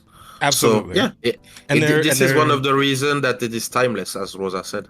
No, absolutely. And at the most important thing is at the heart of them, they have messages and themes and morals that are, moral. Right, they're timeless morals. Things like I would courage. say more universal than it's not actual morals and messages. It's more like universal existential themes question that everyone can relate to. Yes. Yeah. So that's what I'm saying. That's what I'm saying. Like that's what I'm saying.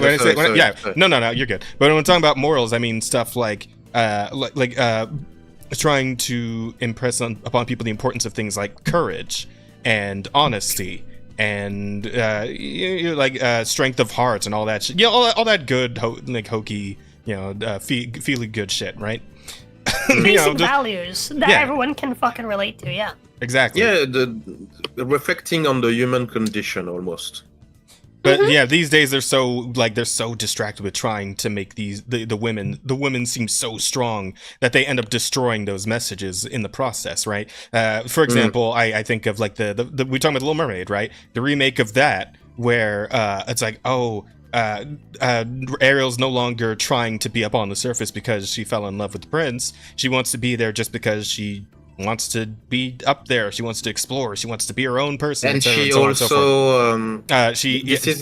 She ends up saving Eric instead of I was gonna get to that. She ends up saving Eric instead of Eric saving her in the fight against Ursula at the end of the movie. And then at the end of the movie, they don't even get married. They just kind of be like, well, good job, guys. All right, Ariel, you can go explole the world. Eric, I guess you can go with her if you want to. Whatever. It doesn't matter. Like there's this weird aberration of these companies now of like the concept of love. Even like you can't just have like a dude and a lady just you can't have a love story anymore. Even it's awful. Yeah, it's and terrible. speaking about love story, did they suppress the kiss scene? You know, the one of the boat with the kisser. Yeah, no, I don't think they kissed. I don't think they kissed in that movie. And this was a turning point in the story in the origin movie. Mm-hmm. This is where Ariel said, They continue to want to kill romance because it's just stuff that they just can't relate to. These people are fucking losers. Yeah. But I want to bring up an important thing here because let's see, what Pathos said right here. Where was it? Damn it. Here. I agree. Genuinely crave narrative of love. Yeah, exactly. The characters aren't gay; they're not loud. Yeah, I genuinely crave a genuine female lead that has their flaws and are able to grow past them. Also tired of the deterring of feminine qualities because feminine women aren't just dainty. One can be feminine and witty, intelligent, and have courage. Feminine women can be bitchy and have a strong attitude. Yeah, absolutely. For that, you have to watch what's the name again with the anime with the sorceress? Free Ren. Free Ren is a very good one. Absolutely. No, I was gonna go in that direction. Actually, is like with the East. Yeah. Well, not in that specific direction, but I was gonna say in the East right now because I bring this back to gaming specifically. Right. They want these strong women in movies. They also want them in video games. Right. We got Kate Vess or whatever coming in Outlaws, and we got a bunch of other female leads. Some of them just straight up replacing the male leads in their own series and all that shit. And obviously that pisses people off. But I think about specifically gacha games. Gacha games, right? So, because here's the thing, this is like the perfect combination of what these progressives want in strong women, but also what people want in likable characters. Because, like, obviously, when you're doing a gacha game, a lot of these characters are women because they gotta put something up people are gonna want to spend money on, right? So they get attractive women. And these women are also usually like the strongest fucking beings in their universes, right? You got characters sometimes that are so strong they can just crack a fucking planet in half. Clearly, obviously much stronger than any male character existing anywhere around them. But I think they make it a success for two reasons, right? One, they just let their characters be attractive, obviously, right? People like attractive people. So if you just make the characters attractive, then you can make them as strong as you want, and people will probably still be on board as long as they're hot enough. And that, like, maybe that's a bit shallow, but hey, that's how it works sometimes. Sex sells. Well, but the other thing, put it on a more, if you want to put it more, go ahead. Sorry. Yeah, I don't want to lose my train of thought. But the other thing, on a more like substantial level, is the fact that these characters are actually written pretty well. They're not just bitches for the sake of being bitches. They're not standoffish. They're not telling people off for no reason. They're usually pretty genuine. They have like actual emotions that they go through. They're definitely feminine. They're 100% actually feminine. But they're also they're likable. Because again, like, you want people to pull for these characters. So not only do you want people to like how they look, you kind of want them to like these characters' personality. Because that will also make people spend more money on them. And I think specifically of up here, the ass you're thinking about, Rosa, is actually attached to a pretty compelling character. I would think about her story in Zone Zero. Her whole deal is that she is an undercover cop, and she's doing like a bust on a crime syndicate that she's snuck her way into. Man, I think it might be bust. But like throughout that whole thing, she's like making her plan. She's playing it safe. She's not like just obviously she's not just taking down the whole syndicate single-handedly, right? because like that would be unrealistic to a point. But she's like being intelligent. She's figuring shit out. She's tricking certain members to tell her things that she's probably not supposed to know, but so that she can lure them into a trap later, right? But she's also helping one of them like turn himself around. A guy who's like one of the crime guys. Like but like all this shit that we're doing, I don't know how I feel about it anymore. It's like so she's kind of like convincing him to like turn it around his ways. This guy ends up helping her out later and like bring the whole thing down just because she was kind enough to actually, you know, just be a normal human being about it, a likable person, and it makes for a much more compelling story. But is that Jane Doe's ass? Yeah, it is.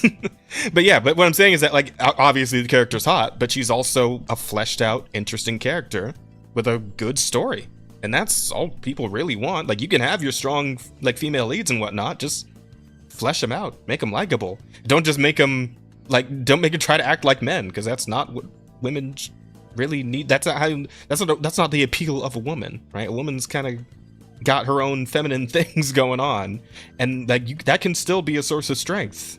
You can still be strong while being a woman. It's fine, you know. That's all I'm trying to say. Sorry, I know I went on for a while. It's a different kind of touch. You know. Gotta love Farina. Definitely. Yeah, Farina's story is fucking amazing, but Farina's a massive fucking crybaby, right? But she's also really strong in a different kind of way. Like once you actually, I wouldn't want to spoil it for anybody, but her story is actually, it's tragic, but it's actually like a massive like show of strength, what she's been through and what she goes through. Even though it's not like readily apparent from her personality at the start or like the way she conducts herself, but like there's something really special there in her story. It's a fucking gotcha game, right? But that like people look at like these progressives, they look at the surface of it. They just see, you know, a conventionally attractive character. It's like, oh, they're probably just some whatever gooner bait bullshit. Some and it's like, dumb gooner bait bimbo slut. Meanwhile, Exactly. look at fucking. Meanwhile, like that's how they fucking. These people are fucking like. These people in real life are actually these fucking dumb gooner bait fucking bimbo tards, and that's all they fucking care about. And you can tell because all they do is sexualize fucking women every time they fucking make a female character. There's always that Or meme men. going around of like, oh yeah, a female lawyer written by a man. It's like a character from that one Better Call Saul, right? The one chick from that show, and it's like, oh, a female lawyer like written by women, and it's fucking like it's She-Hulk fucking twerking, like dude. They love to call you a fucking gooner, but these people are fucking sex addicts. yeah. And speaking It's about always that, hypocrisy, yeah. Their words mean fucking nothing. They just don't like that you don't like their fucking nonsense. Go ahead, Chris. and speaking about that twerk and what Jazz was saying about strong woman, blah blah blah, and etc., is that in art there is a research for beauty. Like this is the appeal of art. It's make things beautiful, inspiring, reflecting, all that kind of good stuff. And yes, unfortunately, not everyone on the planet, not every human is beautiful, but we are attracted to beauty, and physical attractiveness is one form of beauty. This is why the old statue of Italy, France, and stuff like that, they are beautiful, strong, muscular, lean, whatever you want, but they are attractive people because this is beauty. Simple as. Yeah. Absolutely. Some of them aren't even like all that like muscular and stuff. Like there are statues of like women that have chub on them, right? But like, it's like Yeah. it's because they're still fucking like there is, how do I put this? Like there's still beauty in them, right? Yes. Like there's still beauty in like the feminine form, and like women by naturally tend to be a little bit on like the thicker side, right? That makes sense. Right? But they are Like, not if you look at like Walmart woman. well, I was to say even then, like if you look at like fertility statues around the world and stuff, right? They usually Yeah, but like, it's you know, more for fertility than Yeah, that is more beauty, fertility, but, right? Yeah. But that's kind of like my point, right? Like at the end of the day, the statue is always going to be attractive. It's never going to be like, Yes, this and is a here's quality. this woman with a square jaw that's shaped like a bus, and it's just like, oh. It just ain't gonna work out. But I find it very funny using my gacha example, it's like, yeah, they'll shit all over these gacha characters every day of the week, right? But I mean, like Zenless Zone Zero's story isn't super special. It's good, it's serviceable, it's not amazing, but it's leaps and bounds ahead of the fucking Acolyte. I know which one I'd rather spend my evening with. I'm just saying. Just to close the note about the chubby woman, because I like women with curve too. If you watch old Renaissance painting from France and Italy, women were like a bit more on the well-nourished side of things, but they are still beautiful. Yep. Absolutely. Yeah. So I think at the end of the day, they're just focusing on the wrong things here. But anyway, we still haven't gotten through this story. Fucking hell. Yeah, it's easy to go off on tangents on this shit, man. It's a war right now. Got to be passionate. You got to be willing to fight to win a war, right? Anyway. And also when you are so deep into it, you. I think at the end of the day, everything comes down to what the normies want, and it's as simple as the average gamer just isn't gonna fucking play this shit. True. You're not going to be attracted to this shit, and that's all it comes down to. Like, the fact that they've, managed to push so much of their nonsense thus far simply means that the average gamer hasn't had an issue with it. And now we're starting to see that the average gamer is starting to take issue. And that's all it comes down to. Everything up to now has been forgivable. Recent, stuff, not anymore. Not so much. Something's got to give, right? It's one topic I'm passionate about. What you or I consider to be forgivable will always be maybe a bit more, I guess, like, I'm very demanding of my games, right? I have specific things I want. Even good games, I will be a harsh critic to, right? Yeah. And, you to a lesser extent, right, will still play games that have issues as long as you like them, right? But the average normie's, like, bar for, like, what's too shit for them is much lower, right? So everything up to now has simply just been right? It has been, it's to us it's slop, but to them they're just like, whatever, it'll pass the time. Yeah. Right? But now we're getting to the point of just straight up so dog bad that shit. Even they don't want it. Exactly. Yeah, so and also we have so little time. Like I bet Rosa, you are a very busy person. Jazz too. So at the end of the day, do you want to?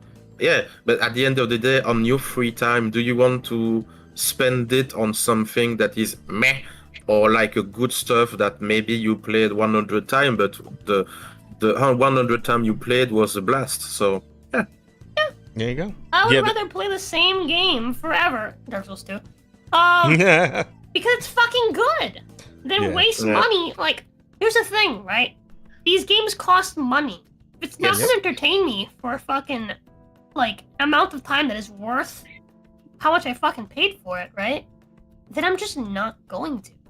I remember how I sold my dad on the concept of video games, because my dad's always been anti-video games. He's like, oh, I don't even get why you play them. I'm like, well, you watch movies, right? He was like, yeah, but a movie's $7, not $70. And I'm like, yeah, but you enjoy a movie for 3 hours tops. I enjoy the $7 games for 300 hours. Yeah, my ratio of entertainment for money spent is much, much, much better than yours. Which brings me a question, how much time did you spend to analyze and decide and have a final answer on the value of your girlfriend? Did you give her a quiz or something to make sure that it was the time and the money? Huh? The what? It's a joke. Bad one, but joke. I didn't realize I liked Faith though till 8 months after she was already within the inner circle, yeah. Fucking hell. Yeah, I mean it's definitely true though that the progressives dilemma, which is these games all eating hard shit, is compounded by the fact that people have less time and less money because everything's recession coded at the moment. So there is that as well. Faith likes the joke. Sure. I didn't get it. I'm dumb. No, you're good. All right, hang on.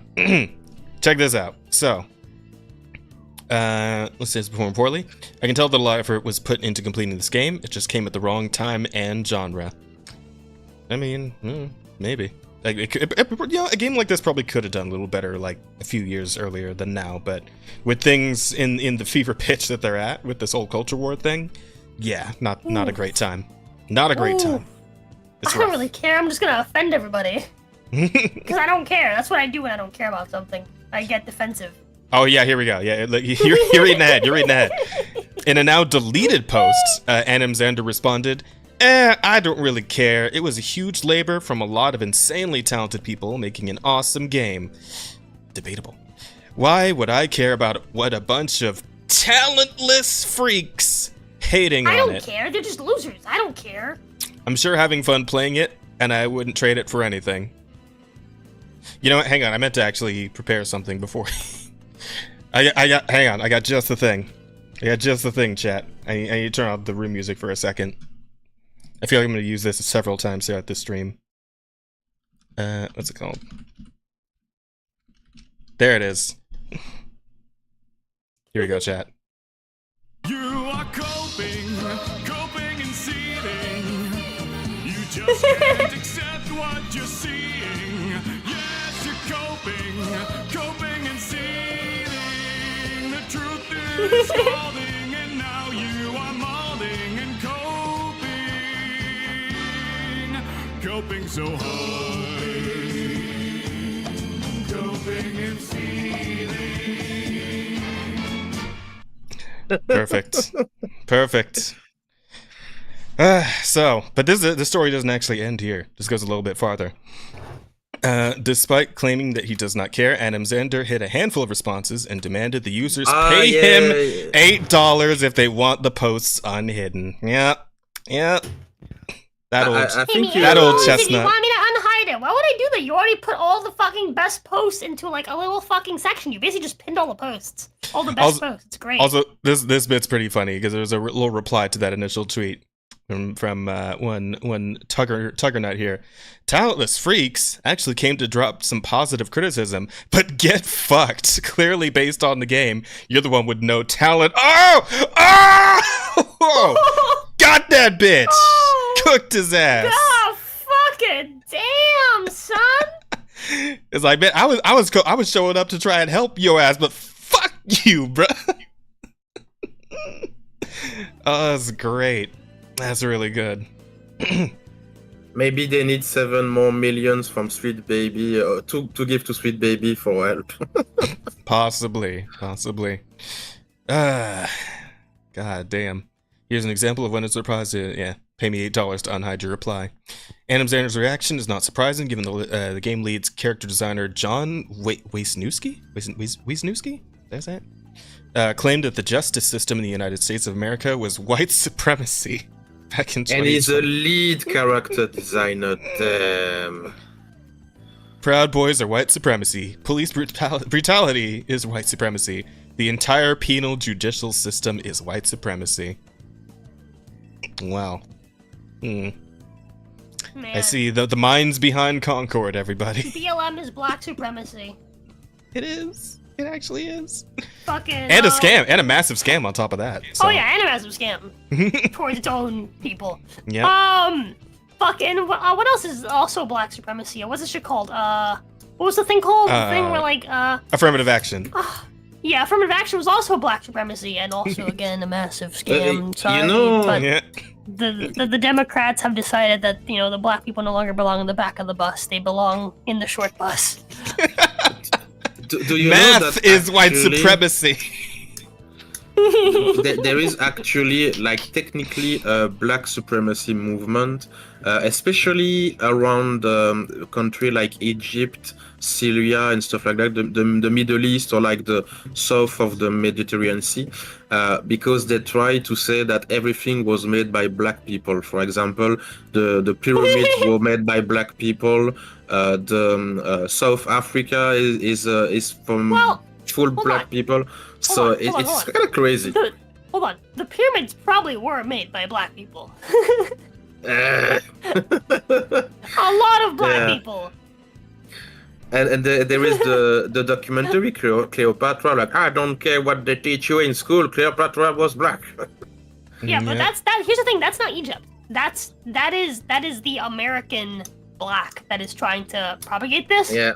And Egypt itself, the fucking country of Egypt, sued Netflix over it.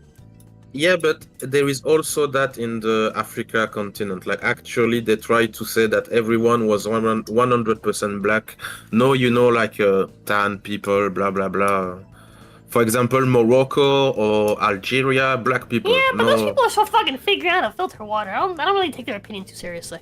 Yeah, but it's a very heated debate in history and archaeology. Fair enough. But right now we're here to talk about video games. And specifically this video game, which is... No, you're good. which is eating hard shit, because apparently there's a Concord player that's reporting over an 8-minute wait time. His game has lost over 60% of its players already. This game's been out for less than a week. This was less than a week, bro. Oh, Firebox Studios Concord died right out of the gate. Game corpse is quickly being buried as one player reported he had an 8-minute wait time on Monday. That was on Monday. Fucking hell. Concord went live on Friday, August 23rd, and only hit peak concurrent players of 697. Which what was the current play count again? Was it like 100 something? 160 something? Let me go check. I'm still looking at Sex with Hitler. God damn it! Would you come on? Focus in. We're doing the podcast right now. I had it open. I didn't fucking. I'm sorry. Fuck you. All right. I didn't fucking have the fucking thing. I meant close sex with Hitler. There'll be time for that later.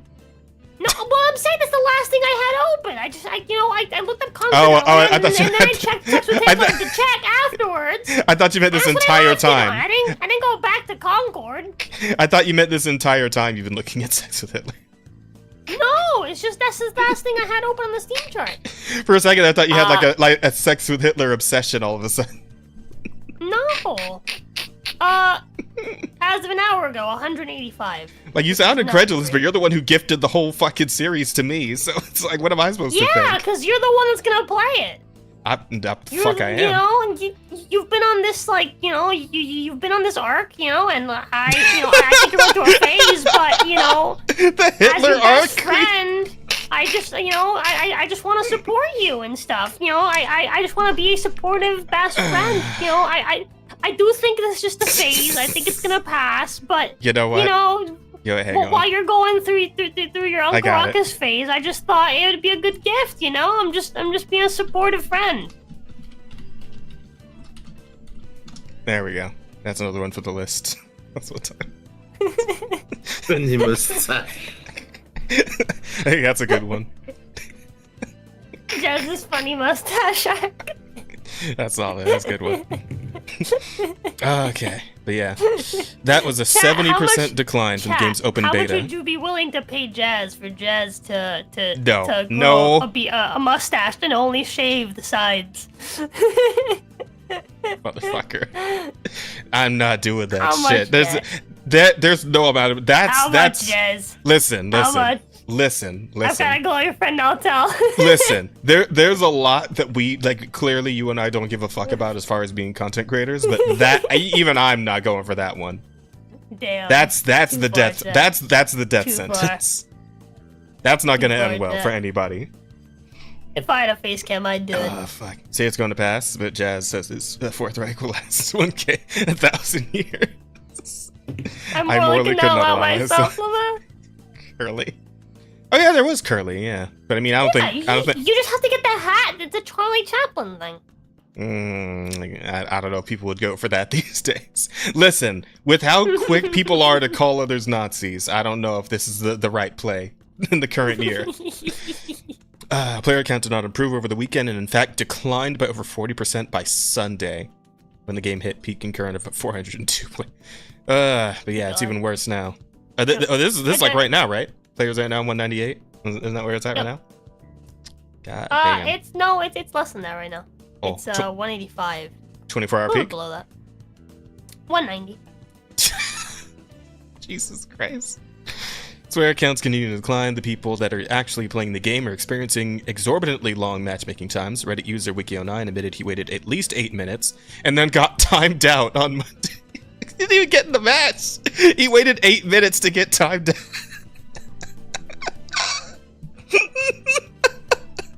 It's funny. decided to play something like so even the people who are like actual Concord diehards are literally being pushed out by the fact that there's just not enough people to fucking play the game. Come back on peak hours. What are peak hours for fucking Concord? What 250 as opposed to 190? Like what do you... Let me see. Peak hours, let's see. The last... Really doesn't look promising at all. That's putting it lightly. So in the last 48 hours, the peak was 98 players. Wait, no. It was... Hold on. So there was 208 players at 14... At 12:14 in the morning on the 27th. And then it dipped down, and that was 208 players, by the way. That's peak hours. That's peak hours. Okay, got it. It dropped down to 97. Golf clap. Then Golf clap. it made its way up to 198 at 17:18, which is 5:18 in the afternoon. Then it dropped down to 0. I think there's like a maintenance or something, maybe. Then it bounced up to 237 at 8:19. And then it dropped all the way down to like 80 players at 6 in the morning yesterday. Well, I guess really today. It's probably midnight, so yesterday for me. That is rough. And it slowly climbed up throughout the day, made its way back up to like a peak of like 190. Great. At 1919, so that's like brain. It's like 7:19, so like 6 hours ago. It's around peak right now, Jet. Right now is the best time to play Concord, the middle of the night. Chat, it's as close as you're gonna get to peak. Chat, do you remember those old like Looney Tunes cartoons where like a character will be like hanging off a cliff with one hand and like their fingers start slipping off one by one? This feels like the moment where there's like a pinky finger hanging off that cliff right now. That's it. This is the pinky finger cliff moment is what Concord is living in perpetually. Yeah, until just before it most assuredly dies. Just before the rock completely separate from the mountain or something. They keep trying to say that PS5 has this huge unnoticed base of players, though. Yeah, that might be the case for Wukong, but not for this game. Okay, hang on. We got something here for the PSN actually. Let's see. Many players on PlayStation compared it to initial early access demo and betas. And report True Trophies indicated the game did not even have as many players. Oh, on PlayStation compared to its initial. Okay. Overrating is gaming, then timing out. True Trophies reports with no one collecting Concord trophies on PSN. Firewalk's first PS5 game is in 147th place in our popularity chart. 147.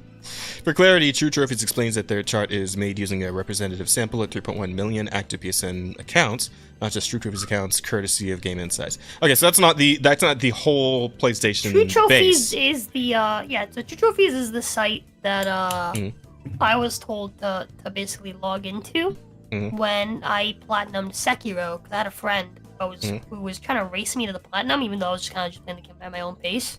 Who I ended up beating just because he tried to save scum, and by save scumming to basically get the all 3 endings and only 2 playthroughs, he basically cheated himself out of the better points from playing the game in New Game Plus 2 after beating the 3rd game, which made it so that he took way longer to farm the points for all of the skills than I did.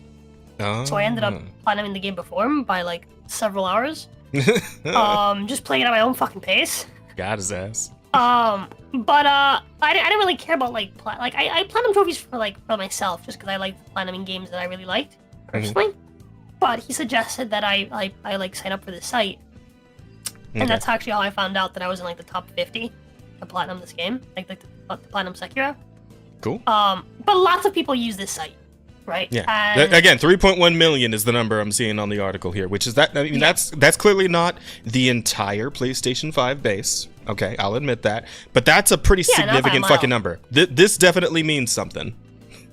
This is definitely indicative of what's going on in that's PSN, decently most likely. like representative, you know. Absolutely. Like that's a pretty like large sample size, you know. Yeah. To provide some color, the outlet reported that the game ranked 29th when it was in both early access and open beta back in July. But now that it's in full release, what was that? What was it? 147th. So, yeah, it lost a few places on the ranking there. In our PlayStation chart that ranks top 40 most popular games every week, Concord ranked in the number 29 position both weeks. Which, again, this is a first-party, massively pushed Sony project. 29th place is pretty awful. Especially for its fucking release week, right? What do you make of Concord rapidly losing its already mediocre player base just a week after release? I don't know what I think, but I think maybe Sony might be sweating a little bit about it, because we got some tweets from our good buddy Grums here. Apparently, the price for the PS5 is being hiked up in Japan again, and people think it might be because Concord is eating such hard shit that they need to try and make up for the loss. Now, I would say, to be charitable, that might not be the case. This might have already been in the plans. This might be a reaction just to the fact that, you know, a recession, right? And they gotta you know, clean up their. I don't think that they base their console prices on off that this game's like game eating sales. shit. Yeah, no, absolutely. Yeah, that's. But it's just really in general. But it'd be really Like, funny if they were though. When fucking like Bloodborne came out and made like a bajillion sales because everyone loves that game. Yeah. They didn't like decrease the price of shit, you know? That's just not how that works. Oh, absolutely. They don't base their console sales on how much money they make off of their software, right?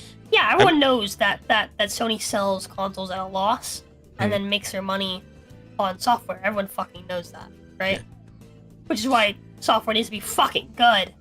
Mm-hmm. And this is real rough. This is definitely significant. Concord's failure is projected to lose Sony nearly $200 million. Fuck. That is a lot of money. That is a massive fuck ton of money, my goodness. But it is funny to me, though, because I feel like this is going to take a turn next year. And you know why I think that is? Because Sony's got another game coming down the pipeline. It's one that you and I looked at the other day on the podcast, Rosa. You might recall that it had a stupid name. Yeah, I had to have Helms remind me what the name was. Remember, it was called Neverness to Everness. Do you remember the gacha game? No. There was where they like driving cars and it was like in a city. Come on, you remember that one? Yeah, we watched the whole trailer. Remember, we were talking about it because like, there was like car customization. Oh, the cool one! Yeah, it was like the GTA one. It was like a GTA anime. Yeah. That's a Sony project. That's coming down the pipeline next year, and I bet you anything, Sony's finally going to start making money off of that motherfucker.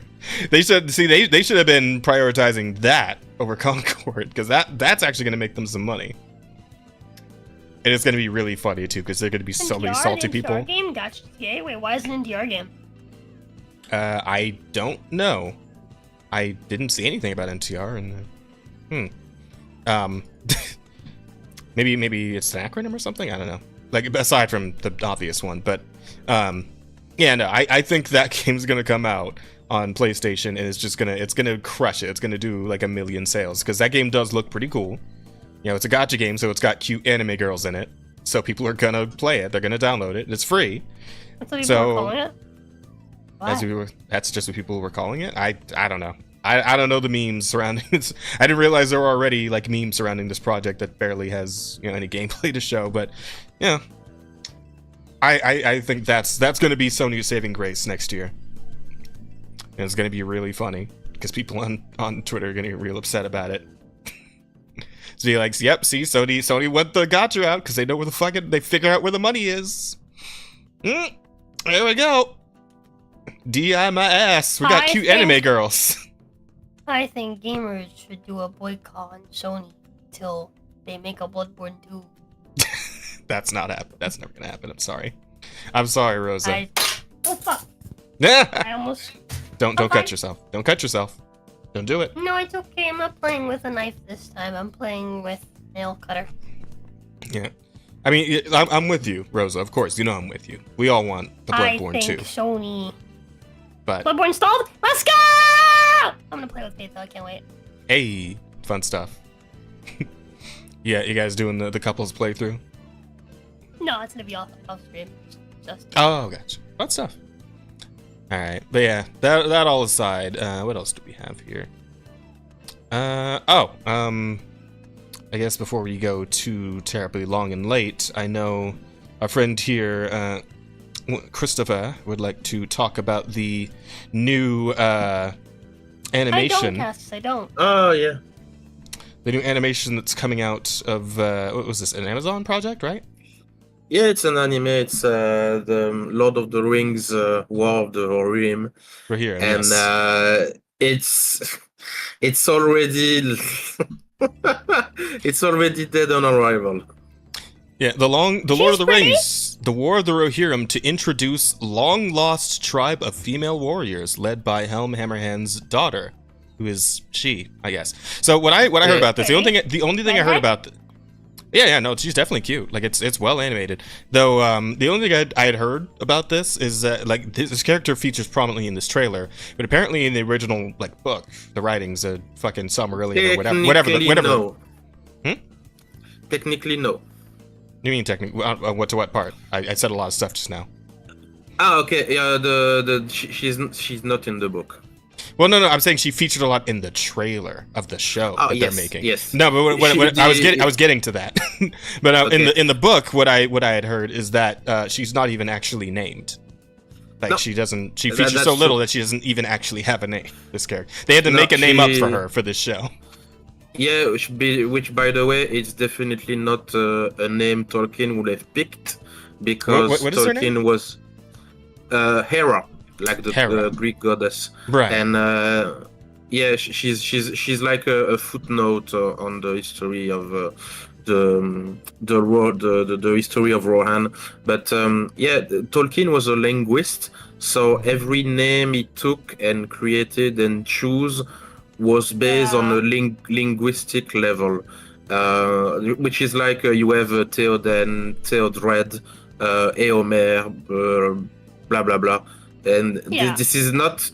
Like how all the names of like all the different characters, Jazz, in like the domain that you guys are in, even like the names of locations, like those are all based off something, right? Like those are all based off different languages, and like they're all specifically made for this campaign to mean, right, or allude to the characters that live in those locations, along with like what the themes are around those characters, right? Oh yeah, I gotcha. So kind of similar to that, except Tolkien took it a step further and has made obviously his own languages for a lot of the stuff in like Lord of the Rings. So I think he invented almost 10 language in Lord of the Rings. Yeah. 10 language? Jesus fucking Christ. That's wild. But the Elvish has already 3 variant. That's damn. Goodness gracious. So you want me to just read through this and then come in with your notes as you please? Yeah, go. Okay. So Lord of the Rings, The War of the Rohirrim is seemingly sidelining Helm Hammerhand in favor of his unnamed daughter, who will now lead a long-lost tribe of female warriors to reclaim Rohan from an invasion of Dunlendings. Dunlendings? Am I saying that right? Yep. Right. So I remember watching the trailer up to, because I watched the whole trailer, right? But up to the point where the Helm Hammerhand, right, this guy with the white hair, is like beefing with that one dude, and then punches the absolute shit at it. Like this guy almost does a flip from that hit, and then just dies.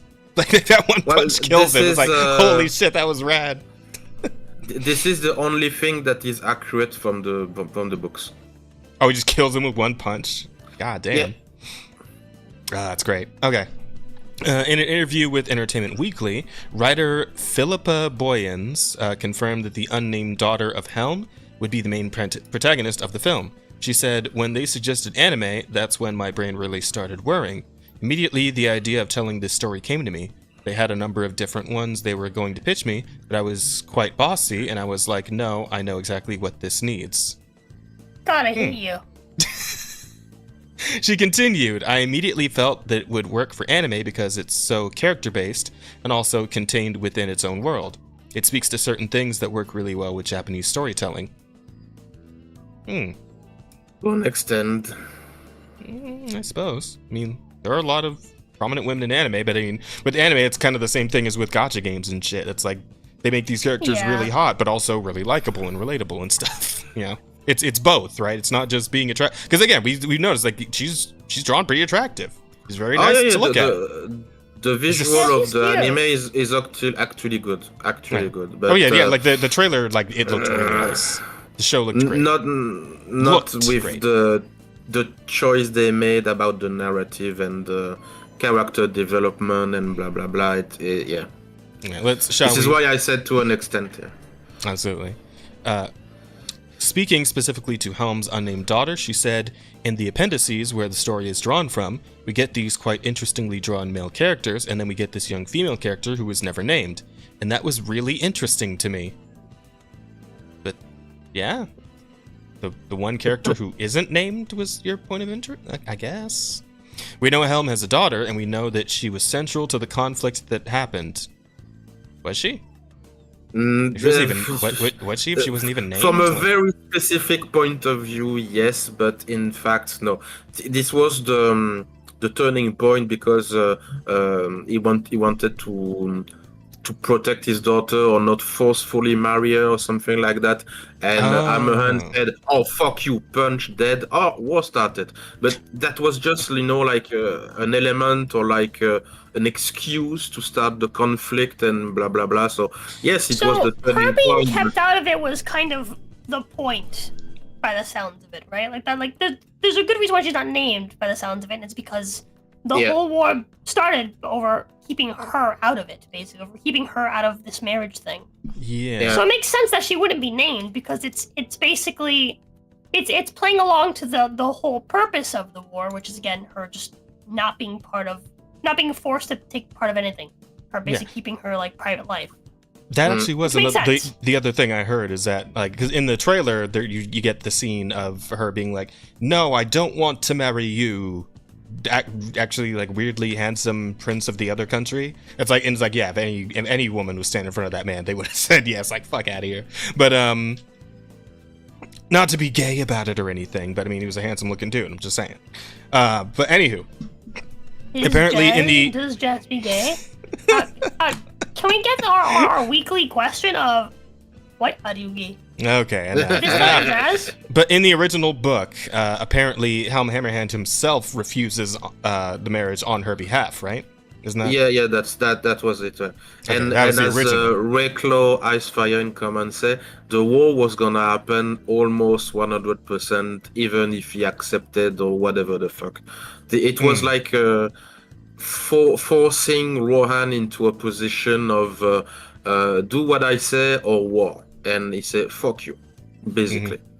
But yeah, this is definitely Tolkien, the man who focused on nearly every branch, didn't name her. I'm sure he thought she was the main character of the story. Yeah, like this is part of the problem, right? It's like they're reaching so hard to get this female lead when it's like it's in the most like ridiculous fucking like setting possible for the lead to the female to be the lead, right? Like this was the most nothing character in the story. And yet we want to turn around and make her the superhero of it. Like she literally got like fucking crazy ass like there's this white dress. It's like she looks like she's flying at one point in the trailer. It's like it's still one of the Rays, right? She goes Super Saiyan or something like that. It's some crazy shit. And she almost maybe not control, but she befriend and use the eagles, which is in Tolkien universe it's impossible. It's impossible. The eagle are almost as powerful as Gandalf, or like they are like angels actually, like from the biblical sense. So no. We know. We knew. No Helm had a daughter. We knew that she was central to the conflict happened, but myself and especially screenwriter Phoebe Gittins were drawn to her. She said. We could feel the weight of being that unnamed daughter, which immediately piqued our interest. Who was she? How did she live? Well, she was princess, and I imagine she lived pretty well. All good things. They always word this thing probably was not a warrior. Like they almost. We were curious about this thing, and so rather than being respectful to it, we just made a bunch of stuff up that we like. There you go. I I love Many- making headcanon and selling it to everybody for like lots of Many money. such cases. A little bit of arch coming out there for him. Man, Rose, should I fucking like whip out the arch impression when we play 40k with him next week? You should. That'd be fun. You would. I would love. You think you hate it? Yeah. I'm curious as to what his You would hate impression. it. Positive. Oh, got it. I'm sorry. You were about to say, Chris? Oh no, nothing. I was finished. Oh, Like okay. they always wrote this kind of stuff in the same way. Like, we found this obscure character that has no like development in the source material, and so we chose this one because what was her life? What kind of pasta did she like? Said, oh, fuck you. Fuck you, fuck you, fuck you, fuck you. Yeah, it's certainly something. Not only is Helm's unnamed What daughter, kind of which pasta did she like? I'm curious now. I like pasta. I wonder what. Let's see. What's my favorite character of anything? Guts? I wonder what Guts' favorite pasta is. There you go. No. Probably carbonara. I'm the curious what very specifically. What was his name? The like rogue guy. Name starts with a J. Judo. Yeah, I'm curious what Judo's favorite pasta is specifically. Yeah. How did he? What's his favorite pasta? Where's my side story based on Judo? Cause he's fucking cool. I actually need that. This one, it would be interesting. Like a more development of all the That would be cool. lieutenant of the This is band. No, more not- like. You know what? No. This is closer to like if they were like, hey, you know that random chick, the lady during the fucking church arc where like the fucking lady yeah. like, Oh like, yeah, like, the lady was took like care perving of on Casca. Guts.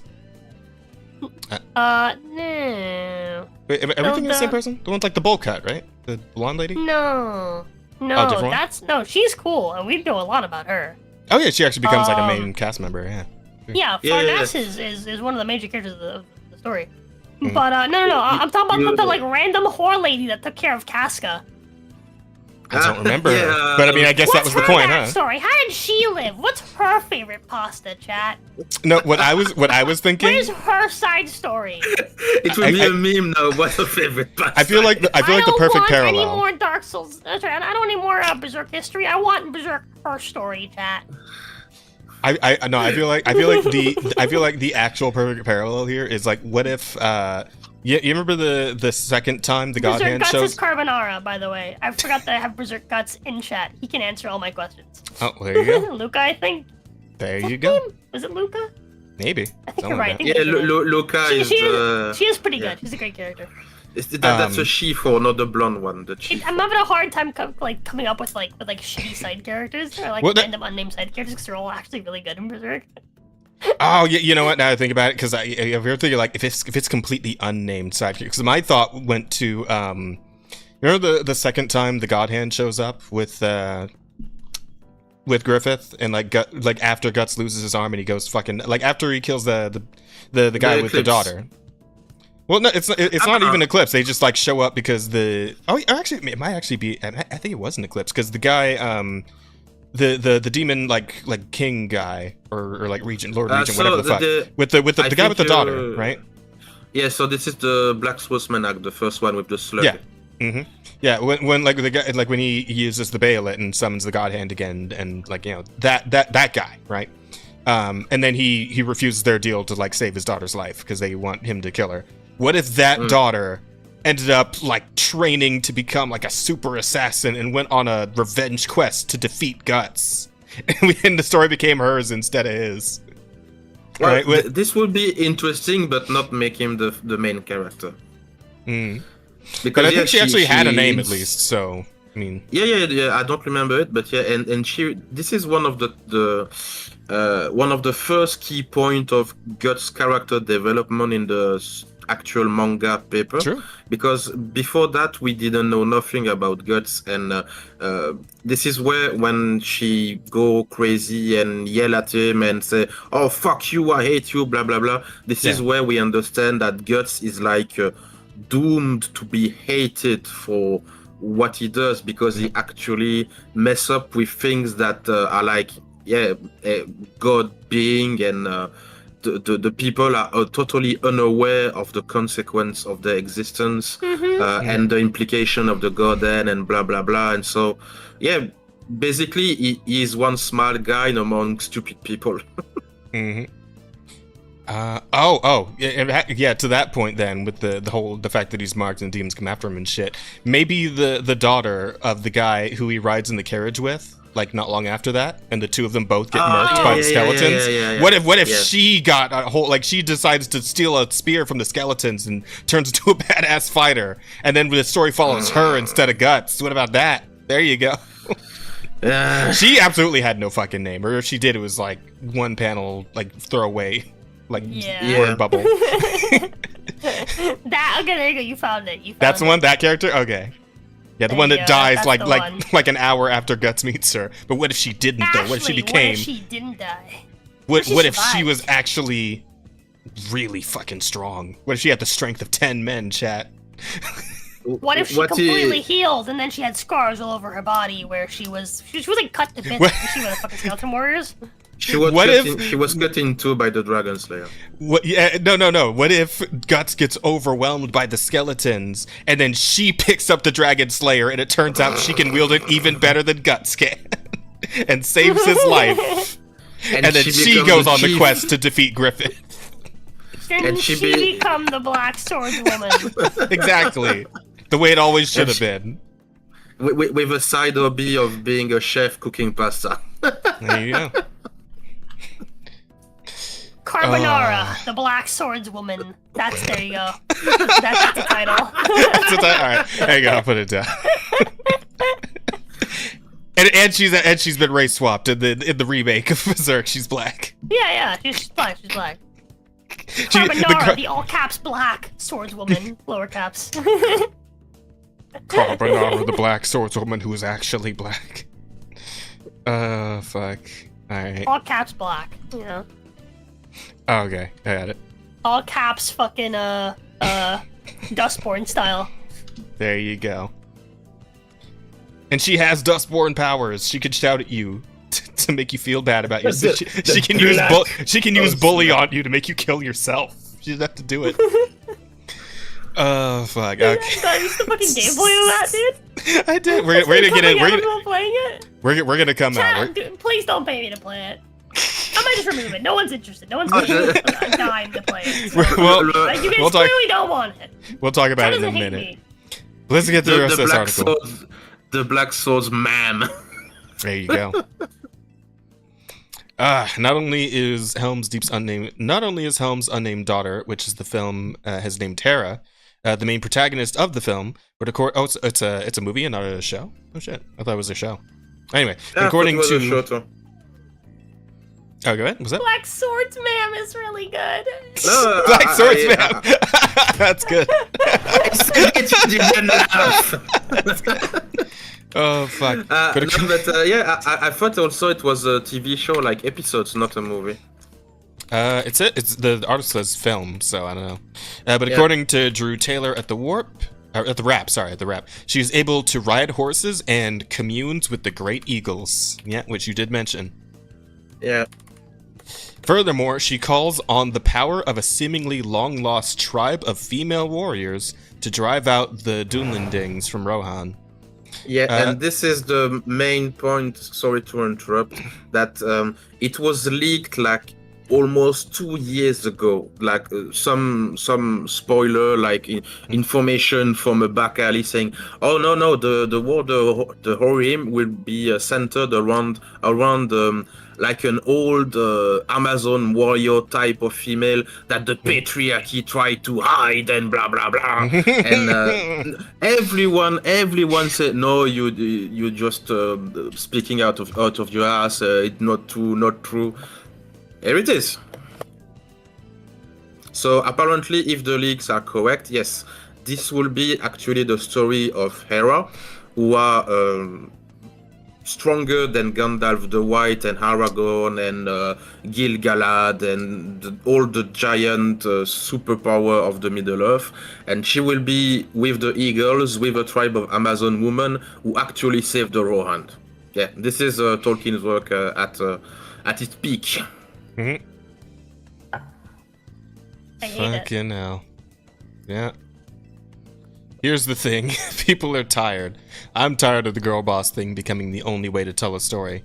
The only way to tell an action tale is to drive these girl bosses right into the front, smother us with the things we don't believe, and change the story that Tolkien wrote. It's boring, it's predictable, and it's not even as good as anything he wrote, Watson declared. It appears that Boyens and Warner Bros. Are going to try and get around this by having Miranda Otto's Eowyn narrate, "Don't look for her in the ancient accounts, for there are none." I wonder why. I wonder why there are no ancient accounts on the first Black Samurai Yasuke and his many incredible exploits that he apparently did, says Ubisoft. He totally did them, by the way. They didn't write them down, but he totally did it. He did all the cool shit. Shut up, though. As noted by Boyens. He did all this cool stuff, and we know because we talked to a historian, but we're not going for historical accuracy or anything. We just talked to a historian and we believe all the nonsense. But we're not going for historical accuracy. We just paid a guy like a bajillion monies, we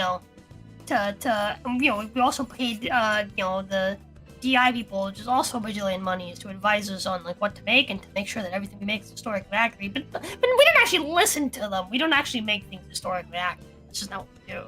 Mm-hmm. We just like wasting money, you know? Their ancestors passed those stories down or something. Quirky of us?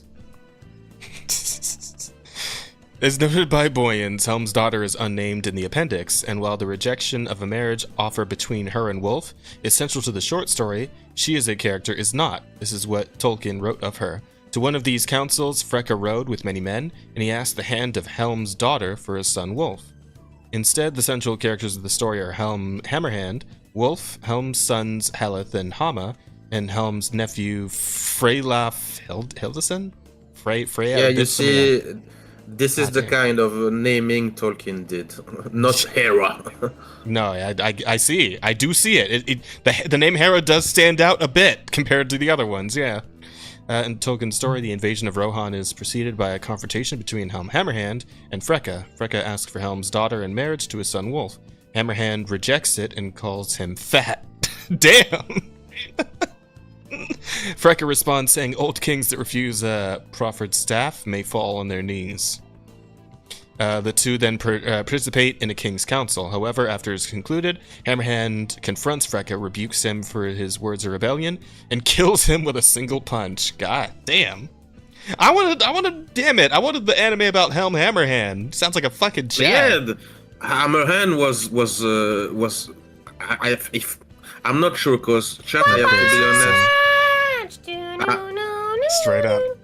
He declares Freka's son, Wolf, and his men enemies of the king. That's why they call him Hammerhand, right? Because he just one-punches everybody. Ah, yeah, punch man. And it's like they still could have had that been like the progressive story. Because look at this guy. This motherfucker's like 60 years old. You could have made him the protagonist, and that still would have gotten you some fucking progression points. That would have been epic, dude. Bro, how many fucking Chad old man animes do we have? None. Not many. None. Where's my Chad old man anime? We used to have that. We used to. Where's my like grizzled, bearded, fucking Master Roshi looking ass dude running around shirtless like a fucking Viking going around punching people? That's what I want. One of the best we got was I don't remember the exact name. Sorry for people who are aware of this, but it was the big boss of Bleach. You know, the Yamato. I think it was Yamato. I remember that. Yeah. Yeah. But he's not the center character. I want a story centered around guys just going around and just bopping boys. Yeah. So imagine if Yamato was the center of his own story, and it's like, hey, this is a story of Yamato. But not him, in his youth, becoming strong. No. This is him after he's he's already old, and he's at his peak, and he's just going around fucking bopping, dude. That's what I want. Absolutely. I think you Or would like Sakamoto. like a side story, you know? I think you'd like that manga I was talking about earlier, Sakamoto Days. I think you'd like it, Rose, because that's kind of what it is, essentially. Yeah, exactly. Yeah, I didn't realize that, but yes, it sounds like Which one? this. Sakamoto Days. Sakamoto Yeah, the Days. one I'll with send you a the- link later. The one he talked about in the like four beginning, years ago, 4 hours ago. Yeah, exactly. With the like The old main John character Wick. is an old, fat, retired assassin, but he's still fucking badass, and he can Oh. totally still do it. Dude, send me that. That sounds cool. I Absolutely. feel like I remember you talking about it. but I was Sakamoto like, is 20. Oh, he's 27? Fuck, he looks like he's 37 at least. He just looks like an old man. Yeah. Well, I mean, hey, Aw. the intention is still achieved. Trust me. Like just looking at him, you still get that feeling. Again, like I thought he was 10 years older than he apparently is. So, but anyway, it looks like the rest of the article is just kind of going over what the actual appendices had in its story, and not what's in the new girl bossed version. But what do you make of this confirmation that the unnamed daughter of Helm Hammerhand will be the main protagonist, and that she will call on a long lost tribe of female warriors? I'd say, Bullshit. and then I'd probably go watch something else. That's what I'd do. I'm Oy curious vey. about the comment. Can you check the comment on the article? This one? See what they say. Character designs actually look good, better than the cal arts and the realistic designs from AAA video games, like Dustborn, for example. Which, yeah, fair. Again, like this looks great. Like the way the honestly, characters the actually visual are look, good. the visuals are amazing. Not just them, like the backgrounds Yeah. look really fucking nice. Look at the ornamentation of his this fucking chair hairstyle. that he's sitting in.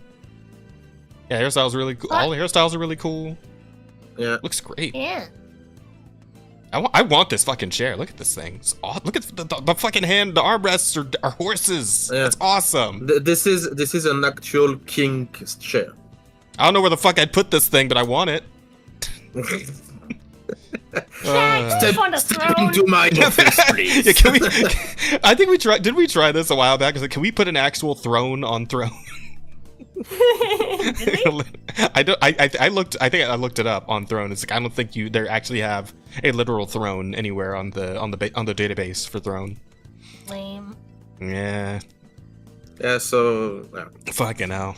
It's great. at least apparently the people are not convinced of the trailer Yes. and what the article says. So it pleases me a bit. You place your office chair with it. I don't know if there'd be enough room for it, villain. Like, I guess maybe, depending. But like getting it through my fucking door into my room would be like that'd be a trial in and of itself, right? They could write a whole book about me trying to do that shit. The Titanic feat of me fitting that fucking chair through my normal ass door, right? Normally sized door. That could be a short story of its own, I think, in the Tolkien verse. If this shit can make it, then surely my Titanic struggle against the chair could do. But yeah, there's a few other things we can point out. Let's see. And then Whatever Jazz that one. heaved, and the chair moved yet another inch. So hefty was this chair. For a full day and night did he struggle against it. Yes, he took many a bathroom break, but he prevailed. Eventually.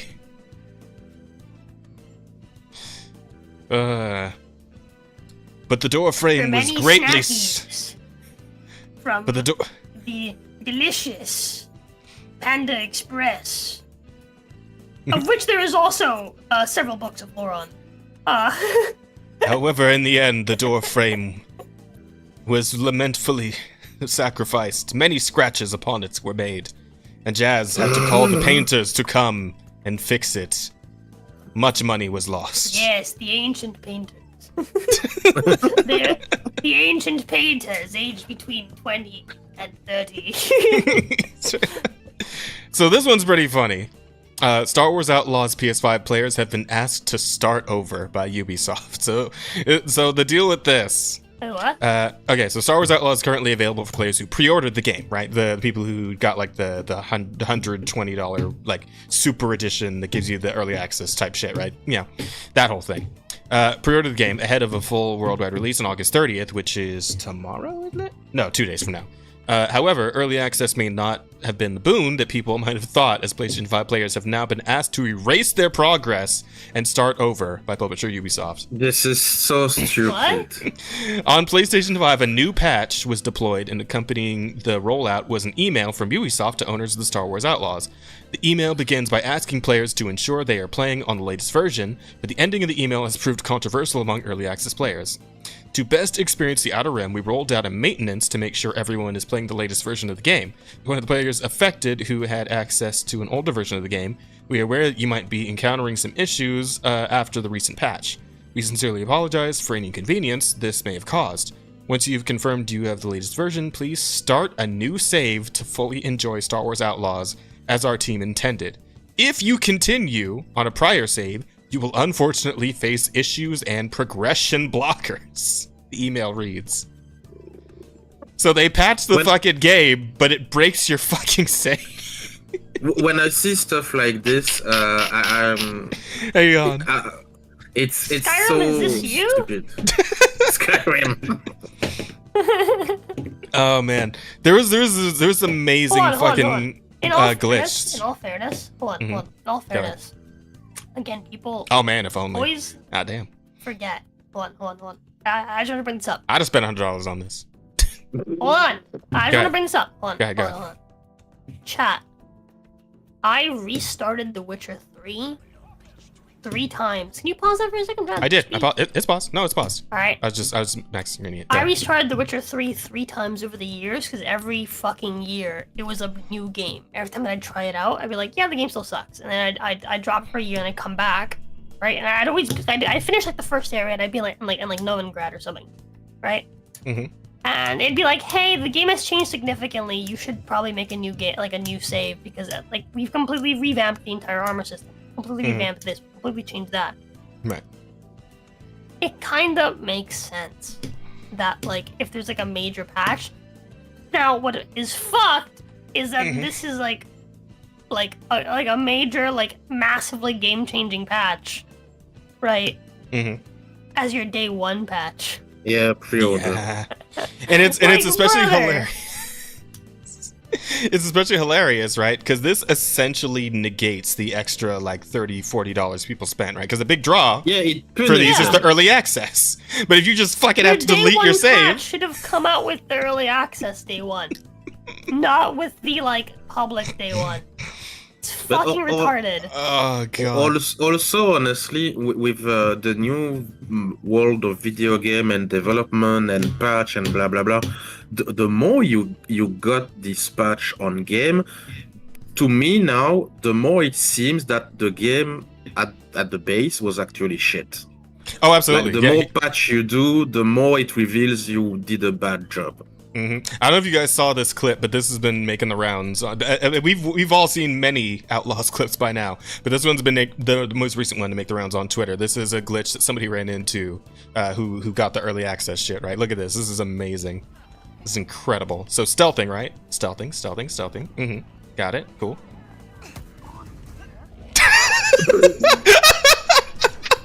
Wait, what? Say that again? So you just hit the takedown. While way over here, right? Hold on. Look at this. You see the takedown. Way over here. Where away we go! And now everyone knows you're there.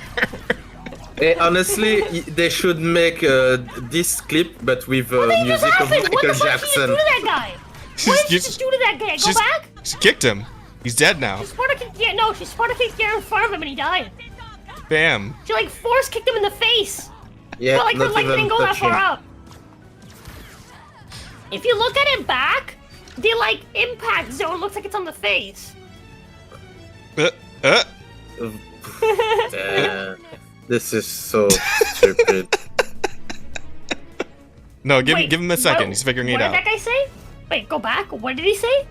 Did he say something? Go back. A little further back. A little further back. Oh. He's talking to like her little weird axolotl thing. Take cover, Nix. He's gonna do something. Eventually. Probably. Yeah, there. No, he's still over there. There was an explosion and nothing is destroyed. But yeah, the main draw of this clip is definitely this bit right here. Because holy shit, look at this. How? How the fuck? How the fuck do you fuck it up that bad? Jesus Christ. Your glitch is so terrible that it just breaks your stealth for you. Oh. I don't know, man. I just don't know. What are we doing here? It's impressive. Yeah, that is probably like one of the worst glitches I've ever seen in anything. That's fine in an indie game visual novel, but not for a. So I found a place that can make you that throne. Talk to me later, Silence. Duo de Supple game? Is that how you say it? The Supple A? I don't know. Yeah, Duo de Supple game. But look, grass sway. You're right, that grass is that swaying. We jumped from fucking 4 to 12 A's and real quick. That's true. Look at that grass. God damn. Look at the movement on the grass. What the fuck? It's dancing to the Michael Jackson song when she moonwalks. Look at it. Yeah, see, there was an explosion, and in that place, nothing exploded. Look at it sway. What's the grass doing? Oh, you know what the grass is doing? Dancing. You know what it is? You know what it is? What? Patho, I really hope you're still in chat. Chippy chippy choppa choppa doobie doobie dabba.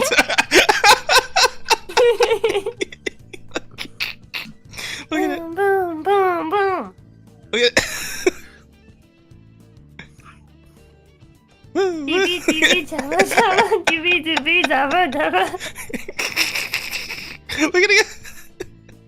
Are there any more clips? I kind of want to watch more clips of this. I don't know. Let me see. Let's keep scrolling down. Landing on a new planet Star Wars does not require a loading screen. Instead, it seamlessly transfers you from the. Oh, I saw that. Yeah, it's just like it's still a loading screen. I want to see that. It's still a loading screen. This actually looks pretty okay. Yeah, like you go through the atmosphere and it's all fogged for a bit, and it's like this is definitely a loading screen, but it's like one of those God of War loading screens, right? Yeah. Like when you like shuffle through a narrow hole in a wall. Yeah, but it's not that good. Because you're literally just seeing nothing but the ship. That is pretty cool though. Yeah, and there you go. So that's fine. That's okay. This is still a cutscene. I think so. Yeah. Yeah, I think so. Yeah, it's Alright, okay. get out. I don't know if there were any other like ridiculous fucking Ubisoft holds your hand through Star Wars Outlaws. It is actually impossible to fail these hacking missions. They went like. Look up Star Wars Outlaws glitches.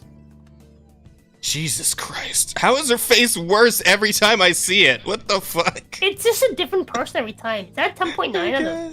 Oh, wait, what? What is that? I think that's like which one IO9 review. Like that's the name of the reviewers, I guess, or something. Okay. I don't know.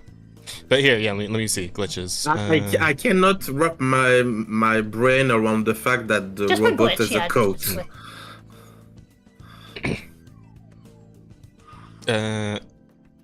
That's Geronimo and hope for the best. Okay, so that's obviously not how to do it. All right. I'm about to just Geronimo and hope for the best. Okay, so that's obviously not how to do it. All right. Let's go next. Where did I just spawn? What the? Oh Oh, wow! Jesus. Oh, what is? Hang Where on. did I just spawn? What the? I think it's Spawn above the outside. ship. Yeah. Yeah. Above whatever the fuck that place is, This rather is than a it. $70 game. If you're an early,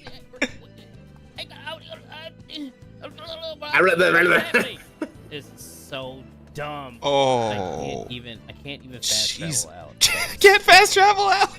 I'm gonna have to restart the game because the fucking game spawned me in a room. Mind you, it spawned me all the way over here. I was all the way over here. Oh God! On the other side of the goddamn map. All right, Holy we shit. gotta start the game. Holy I hope that when we restart, it's still please. gamed. No, dude. Yes. tell me Oh. what's happening now. Don't tell me I'm stuck. Like my game, I can't progress the game. Oh, because yes. I'm spawning into the room. No, I Beautiful. can't. This is my last autosave. So if I wanna 3 hours of back to my progress. save from this morning, which means that I have to go through the entire mission chain that I was just doing all over again. I'm going to lose my fucking mind. This is a AAA game. Bruh. Not only that, it's Star Wars, right? I can't even play the fucking game. I'm sorry. I'm sorry for Bruh. I'm sorry for being upset, but this is so fucking annoying. So now I have to Dude, massive respect to Jesus. this guy for not and like. drive all the way back, and then drive the other way. And Nah, and I'd end the I stream mean, at that down the point. fucking Fuck cliff that. Has no kind of clear direction of what we're doing. Jesus Christ! Look, Brandon, the anime guy, was right. I'm going to lose my mind. When we get close to where we just were before the game decided to fuck up, I'll cut back to it. All right, so y'all just stand by. I'll be right back. What the fuck? Like a tree. just a random tree. That's the other That's thing. what we just watched. That's the Oh, other thing. Is there more? Oh, this is These are one we. great. Yeah, we watched this one already. Oh, this is one of the takedown animations. What? Wait, that just duplicate? Wait, what? What? Wait, What the fuck? What is that? Huh? Caught? Oh, there were like, okay, so she thought that was one guy, but that was actually like 10 enemies all overlapped in the same exact spot. Holy shit. Oh, the enemies spawned in the same spot. They got stuck in each other. That's funny. God, you're. Bro, that's like you fucking honestly, step on a fucking spider and you find out it was carrying a bunch of fucking eggs. Right? Dude, holy shit. honestly, this kind of stuff make me wonder: do they Very much. actually It's play a terrible test it? game. Don't buy it. Oh wait, what'd you say, Rosa? When I I see think stuff so, too. like this, because it's like it's very buggy and game breaking and blah blah blah. So I'm actually thinking, did these developer actually play test their own game or not? Oh! Yeah! Yeah! Oh yeah, say that one. Rosa's got to see that shit. Oh man, but here's another thing that's like throwing me off. Right, this game is called Star Wars Outlaws. Yes. Yeah. And it's got this big open world, and you're supposed to be like somebody who is not entirely morally sound. You know, outlaw, all that, right? Mm-hmm. But you are not allowed to carjack anyone. You can't hurt any I'm back. NPCs that are like normal, like civilians. Hey, stepped away for a moment. can't- You sounded excited about something. Oh yeah, we found another What I one. miss? But What real quick, let's finish the thought. There's the fact that like, you can't actually do anything an outlaw would probably actually do in this game. Like, you can't just attack random people. You can't steal people's shit for the most part. You can only Star ride. Wars. you- Wanna be good guy. Also, this is the only vehicle you get in the game. This little speeder bike thing. This is the only thing you can drive. It makes But me look at think this, like look at this. looking game. I think Ubisoft has done a really, really good job, by the way.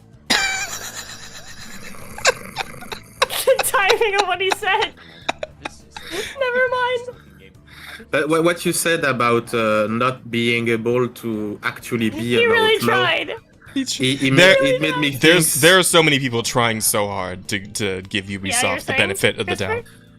Yeah, I was saying that the fact that you cannot be an actual outlaw in the game Star Wars Outlaw, it made me think that if you try to play the game Thief but you were not able to steal anything, it would not make any Yeah. sense. Wait, pause a second, pause. Hmm? Go back real quick. What was the person said in their fucking in their tweet? I kind of want to not read it because I want to Okay. like have no context for what we're about to see in this clip, right? Because it could be Okay. amazing considering what we've seen thus far. This could be incredible. While the takedown already was janky. Yeah. That takedown was weird, yes. Mm-hmm. Player 1 status. The hell is this? Ah, yeah, the mini game. Oh, he said it's like impossible to fail this, so Oh, yeah, it's a mine. Yeah. I don't know the name of the game, but So how does this work? Did you get to just like? I don't understand. What is this mini game? What are you? The idea is that we're supposed to just pick out the. Wait, what? Never mind. I have no idea anymore. you have to find the correct sequence. Is that what's happening? Yeah. Oh. It just doesn't let you fail it. I guess not. Fail it. Yeah. I guess that was it. That was a clip. Let's play something funnier, but quick. If you need to clear Imperial one, let me just Imperial outpost and hack the computer. You can get some extra money too. Okay. Damn, it's all it takes, huh? Oh. Wait. Playing Mission Star was that when I died, then the game, instead of sending me to the previous checkpoint, decided to throw me 2.7 kilometers away from the mission it's the same objective. Thing with the other guy. So I tried to fast travel there, and I still couldn't go to the area where I was completing the mission, so I couldn't progress. When you play this game, make sure to manually save every time you start a new mission, because this shit will happen. It's unpolished and it's a mess, even on the most basic things like mission design. At this point, I'm wondering, right? We're probably gonna have to wait a bit to hear back from people who are actually playing it, but like, how much could they have actually fixed? Because it seems like there is so much fucked with this game. It honestly made me think of the release version of Cyberpunk, because the Cyberpunk at release was pretty buggy. Chugging at 30. Okay. Oh, chug. Oh, that's chunky.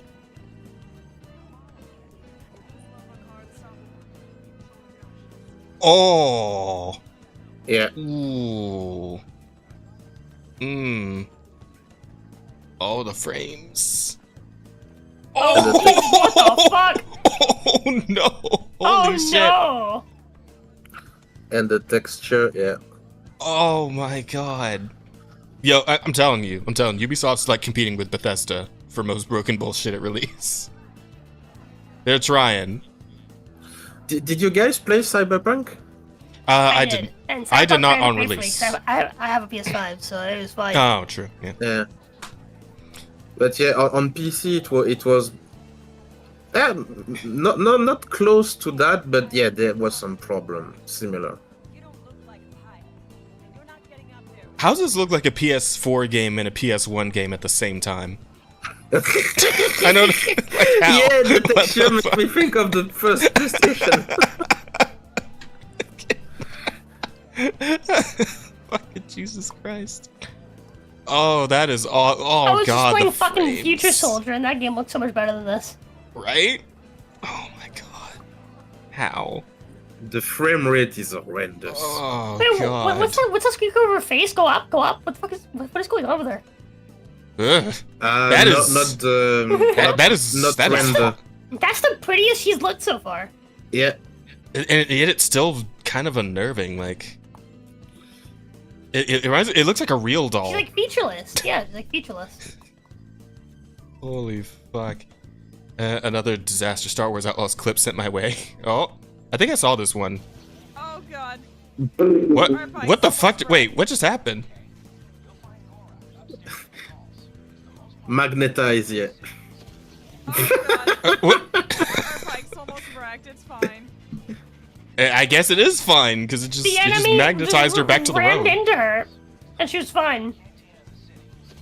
Yeah, but she slides like the enemy had the magnet or something. You don't like this? As soon as you get spotted, restart checkpoint. Wait, what? You triggered the alarm. Oh, did she get spotted?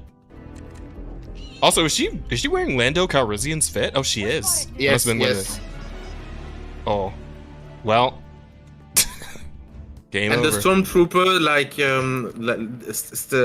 he didn't move. Like he had the move animation, but didn't move. Oh my god! Wait, open that! It turned like sideways. What the fuck?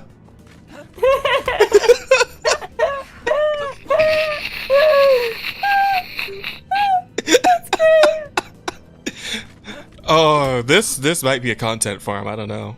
Maybe. Having to suffer through Star Wars Outlaws. Not all heroes wear capes. Thanks for taking the hits, bro. Not to buy it, but the glitch level was hella rough. It's not even having anything on screen. Oh, wait, is this the same guy we saw earlier? That got respawned in a ship? Or like on the roof of the ship? I don't think. Oh. Oh, he spawned inside the stairs. Oh! Oh, yeah!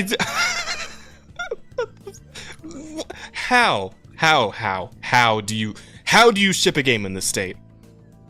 They had to, like, where are the testers? Where are they? There had to have been some testers. That's what I said. Like, He's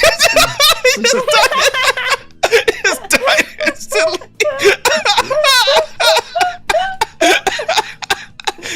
Video game people, may I recommend hiring me, Rosa Codal, from Hellfire Forge. QA.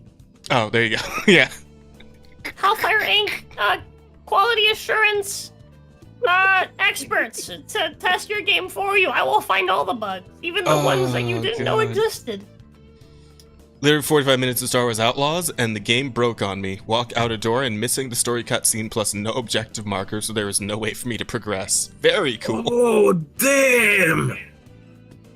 Yeah, so this shit isn't just like funny bugs, right? This is game fucking breaks and you can't even play it anymore. Bugs. Jesus Christ.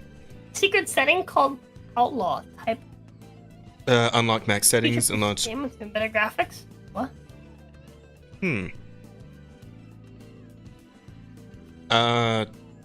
This, I mean, this doesn't actually look better. It just looks brighter. I actually see more details on the jacket over here. Yeah, I prefer the one on the left. Yeah, it's just darker though. Yeah, darker, but more, you know, like ripple on the vest and stuff. Just also still look better, yeah. The ray of light seems more realistic. Yeah, I guess it just fucks with the lighting, but like everything else kind of looks worse. does? Oh, was that? I was.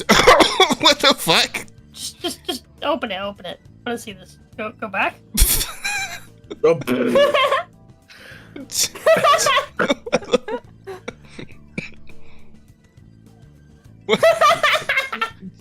I was testing the ridiculous outlaw setting preset, hence the low FPS, and forgot the Pikes sent a squad to hunt me down. Then this happened. Okay. Holy shit! Force players to delete their saves. Yeah, yeah. That's the story. That's the story going around right now, man. Fuck, I'm so interested. I still cannot wrap my brain around the vest of the robot. Like, why? It's a robot. It doesn't need a vest. It looks kind of cool. It does look kind of cool. Yeah. I mean, that's a cool why? robot design. I mean, again, Why the vest? Rule of cool is fine on this one. It's just everything else about the game that's done. is because like it makes him look sexier, you know? Like some people do want to fuck this robot. Not sexy.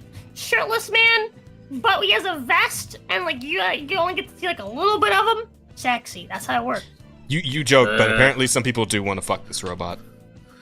Over on TikTok. Oh no, I don't doubt it. Okay, let me give an example. All right, imagine Christopher, right? A really, really hot woman, right? Just naked. Yeah. Right? Mm-hmm. Okay, you're with me. It's pretty good. Right? All right, now imagine a really, really hot woman, and she's wearing nothing but a vest. No. I see it. I see the vision. She's wearing a vest. You know, it's like perfectly covering all the essentials, so it leaves everything else to the imagination. But you still get to see like center booba, like tummy, all the goods, right? You see what I'm getting at? Yeah, but Vest. yeah. you are weird. You are a woman. Holy shit! I didn't see anything as egregious as that hilarious clip going around, but definitely Kind of NPC friendlies yeah, kinda. or enemies would just stop. The AI can be so stupid. A bunch The of bad guys lingerie, just yes, lined but their the bikes vest, up no. for me so I can shoot them. Wow. What does this do to sand? A bunch of enemies just lined their bikes up for me so I can shoot them.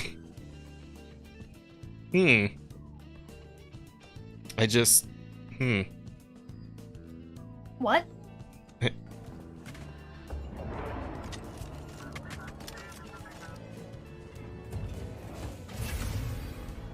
Uh-huh.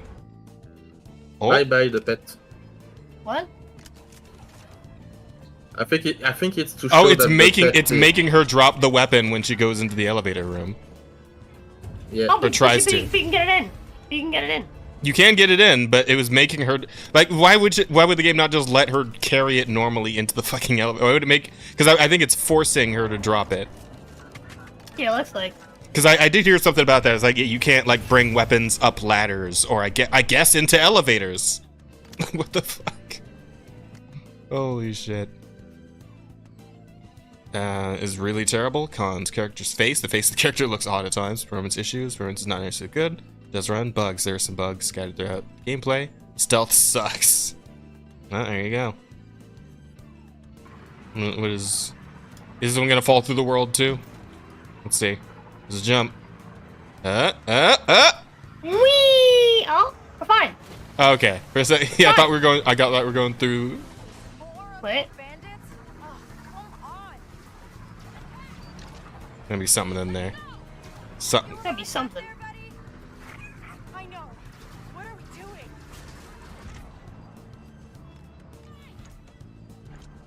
Is that Deadeye from fucking Red Dead? Oh my god, Yes. it Yeah. is. Wow. Okay. That's kind of cool. That was kind of cool. Yeah. Hey, these bandits are still after me. Persistent. Get to Miragana. That's pike turf. You'll lose him there. And, what do I call you? It's Kay. Alright, Kay. You'll find Gorak upstairs in the calls. It's the most popular cantina in the city, so you can't miss it. That cursor. Yeah, I'm not sure. Yeah, that is. Look at this place. Oh wait, maybe that's. Like I think it's your aim. It looks like the way it, like kind of like stretches across the stream, like makes it sound Yeah, kinda that bad. looked weird. All right, welcome. The bike drive a little weird. Yeah, that's fine though. Okay, so That was all uh, fine. yeah. Again, this clip again. Glitch for all eternity, stuck at this console. Oh, well. Oh Well. Oh, like the fucking textures and shit are all popping in and out. Hang on. I saw it in there. Yeah. Oh, something weird's going on over there. Oh, Lord. Okay, well. Glitch and Outlaws where your character will be invisible when you fast travel. What? Wait. Fuck do you mean invisible? Maybe after the fast travel, it is invisible. Yeah. Oh. no. Can you still move? Imagine the person's like, they load? Or am I in? All this shit in front doesn't look like it loaded. Yeah, look at Yeah, that. yeah. That shit. Like, That shit looks like technically, like, Pokemon kinda Legends loaded? Arceus. Like, the fuck? Wow. Or hell, Pokemon Scarlet and Violet even. Probably more so Scarlet and Violet, honestly. Still invisible. Can you play though? He's moving. He's there. I heard her. Interesting. Okay. I think this is All an right. accurate description of the game. Interesting. All right. I think that's enough of that. Chat, do us a favor. If you find any hilarious glitch videos on Twitter, send it over to the podcast channel. We'll check them out for sure on the next podcast. We'll keep tabs on this one. This game's interesting. Okay. So I think we can do one more story, and then Rose, I know you still want to watch the Sonic 3 trailer, so we'll do that, and then we'll wrap up. But this one, I want to talk about this guy because this guy's a fucking Chad, right? Soul Ash 2 developer refuses to cater to LGBTQ plus mob trying to cancel the game. There's nothing to fear from the oppressive mob trying to force their ideology. So, Soul Ash 2 developer Artur Smiarowski, that's a name, refused to cater. Is not on Steam? Not yet. It's I guess you have to have the early access, whatever. It is coming to PC though, so I think it should be on Steam. Oh yeah, I did hear about this game. Yeah, or oh wait, no, because it's fucking Ubisoft, so it might be the Uplay shit, Uplay store, whatever the fuck that is, might be that. Anywho, Used to cater to the LGBTQ mob, trying to cancel the game after he refused to include LGBTQ relationships in the game. On August 11th, Smirowski shared an update titled Married with Children, where he revealed, I have the first of 2 parts of the family feature where you can start your new family in your settlement, marry someone to move to your town and family, and have children with them. He continued, by having your own family, you can also start working at your building as another way to generate wealth, train your potential, or just progress the world by a couple of years while ensuring your legacy lives on after your inevitable doom. Well, shit. Also, is she wearing one of those fucking earrings that, like, loops in your mouth? Apparently. Looks like, yeah. In the discussion on the update, Steam user 2023 Subaru Impreza questioned, Hey Archer, thank you for your hard work. I'm a queer fan of your game, but I always open this. Who gives a shit? They don't exist without the sexuality. Yeah. And wanted to ask if same-sex relationships would be possible in future updates. I know other devs, like the ones who made Medieval Dynasties, said they considered it too late to put it into the game, so wanted to see if it was something on your radar or if it would be safe for you to implement in the future. User included, thank you for your time and dedication to this game and its community. So, Smirowski responded... Apparently, this person was banned if you check the screenshot. Was banned? Yeah. Oh, yeah. Banned. Well, look at that. Smirowski responded, the main purpose of the family system is to create a legacy through children. And given our limited ways to interact with NPCs, I don't think there's a good way to represent relationships without the whole children thing. So I don't plan to expand that right now. More extended interactions were something that some players wished for was a bigger focus of the game, but unfortunately it would take a long time and probably the removal of the conversations and dialogue systems to turn Soul Ash into The Sims, as well as the other games I'm already trying to mix, he noted. He concluded, we're gonna have to see if I ever get excited about it, but right now I'm too pumped to go to war to delay it any further. Which, okay, yeah, like that wasn't really, the intention of his system is for you to have children and keep your legacy going through the child character. I'm assuming like if your character dies, you then like move on to the child character, which I've seen shit like that in some other things, right? It's clearly not a like relationship thing. It's a legacy. It is it's a family thing. Yeah. You don't exactly build a family like as a gay couple or as a lesbian relationship, right? You have to like adopt children and whatnot. Like that's like a whole other thing. You have to have another thing. A big part of like, because again, like here's the thing, right? Like for the most part, queer relationships are entirely a relationship thing, right? It's entirely focused around the actual relationship that you have with a person. This guy's just saying that he didn't add a relationship system to the game. He just added a marriage system. A legacy system, not even a marriage system, just a legacy system, a way to have a character be like, yeah, I'm marrying this character, and then we're having kids. It's not that you're building a relationship with that character, right? So it makes no sense that you would be like, oh well, like send that to like gay characters, because then, like, what the fuck is the point of it? What's the standard sexual position called again? What's it called? Missionary? Yeah, missionary position for purposes of breeding only. Yeah. we're doing this Mormon style, all right? Fuck out of here. Well, that's what I'm saying. Well, I'm saying like, how do you feel like look at that? No, I know what you're saying. I'm making a joke. Yeah. Game, no, right? like there's no actual like relationship system in the game. Yeah, he explained it pretty well. All he did was implement it. Yeah, he explained himself really, really well, and he didn't even say that he wasn't gonna do it. He said he was just like, yeah, we'll see if I ever get excited about it, but right now, like. And he was polite and courteous also. Yeah, and like I immediately think of like say like Fire Emblem Awakening or Fates, right, where it's like you can have your units like increase their bond, and then when their bond maxes out, they can get married, and that will bring in a new character that's like the child of those two characters, right? And like that's like the whole point of that system is to bring in the third character by pairing two of the base roster, right? So I've seen, but even then, like, yeah, I don't remember people complaining about that really. But I mean, like those games came out in a different time, to be sure. Anyway, yeah, so that all goes like that. Beginning on August 22nd, a number of LGBTQ activists began posting negative reviews of the game. given Smirowski indicated he would not be including disordered LGBT relationships in the game. The reviews began when 2023 Subaru Impreza wrote, "Developer banned me from the Soul-2 community for asking him to implement same-sex marriage in the same way he implemented heterosexual relationships." I get the feeling that initial question isn't what got this person banned. If I had to guess. Yeah, and also this is not what the developer said. It's not about relationship, as Rosa stated. It was more about dynasty, family, descendants, blah, blah, blah. Yeah. The user then claimed he enabled his community to harass me with homophobic rhetoric, which they still do to this very day. Cannot recommend supporting this game with a clear stance by the dev and his community against the LGBTQ player base. So I would just like to chime in here with, stop fucking blaming the creators for what their community does. Like, it's not a hive mind. Creators can't just control how their community acts.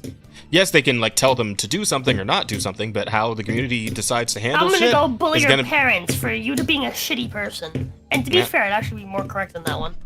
Yeah. Yeah, and also I want to use the press X to doubt meme about the harassment stuff. It's possible, but I doubt. It's someone just being mean to them on the internet. They're just being a bitch about it. It's that's how it always goes. Addendum. Well, on the internet, this developer didn't save me. Yeah, but also you're supposed to save me. This kind of people, when you just answer them politely, they say, "Oh, harassment."